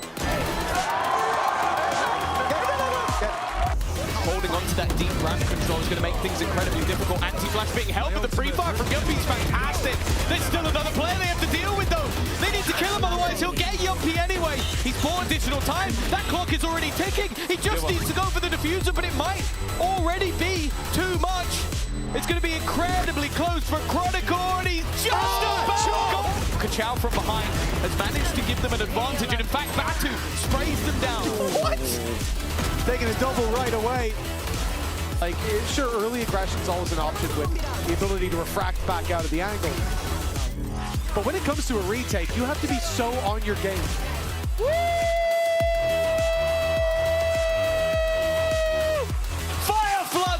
Slain the Titan of Vitality.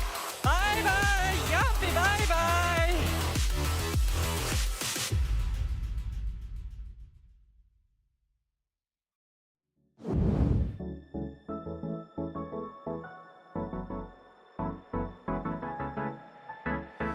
Let's do something crazy.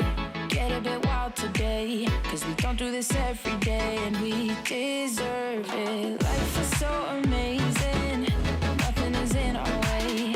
Baby, let's fly away. Do you feel it? Is your heart rushing the way my heart's rushing when you take it all in?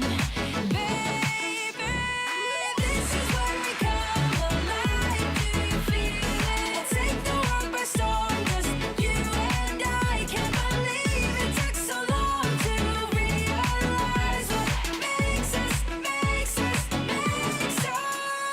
come alive. Oh, what makes us come alive? Let's break some rules. No, we don't always have to be good. Don't always have to do things that we should. We'll feed the fire. Let's see it through and let go of what's holding us back. Just light it up and we'll burn through the past and take it higher. Is your heart rushing the way my heart's rushing when you take it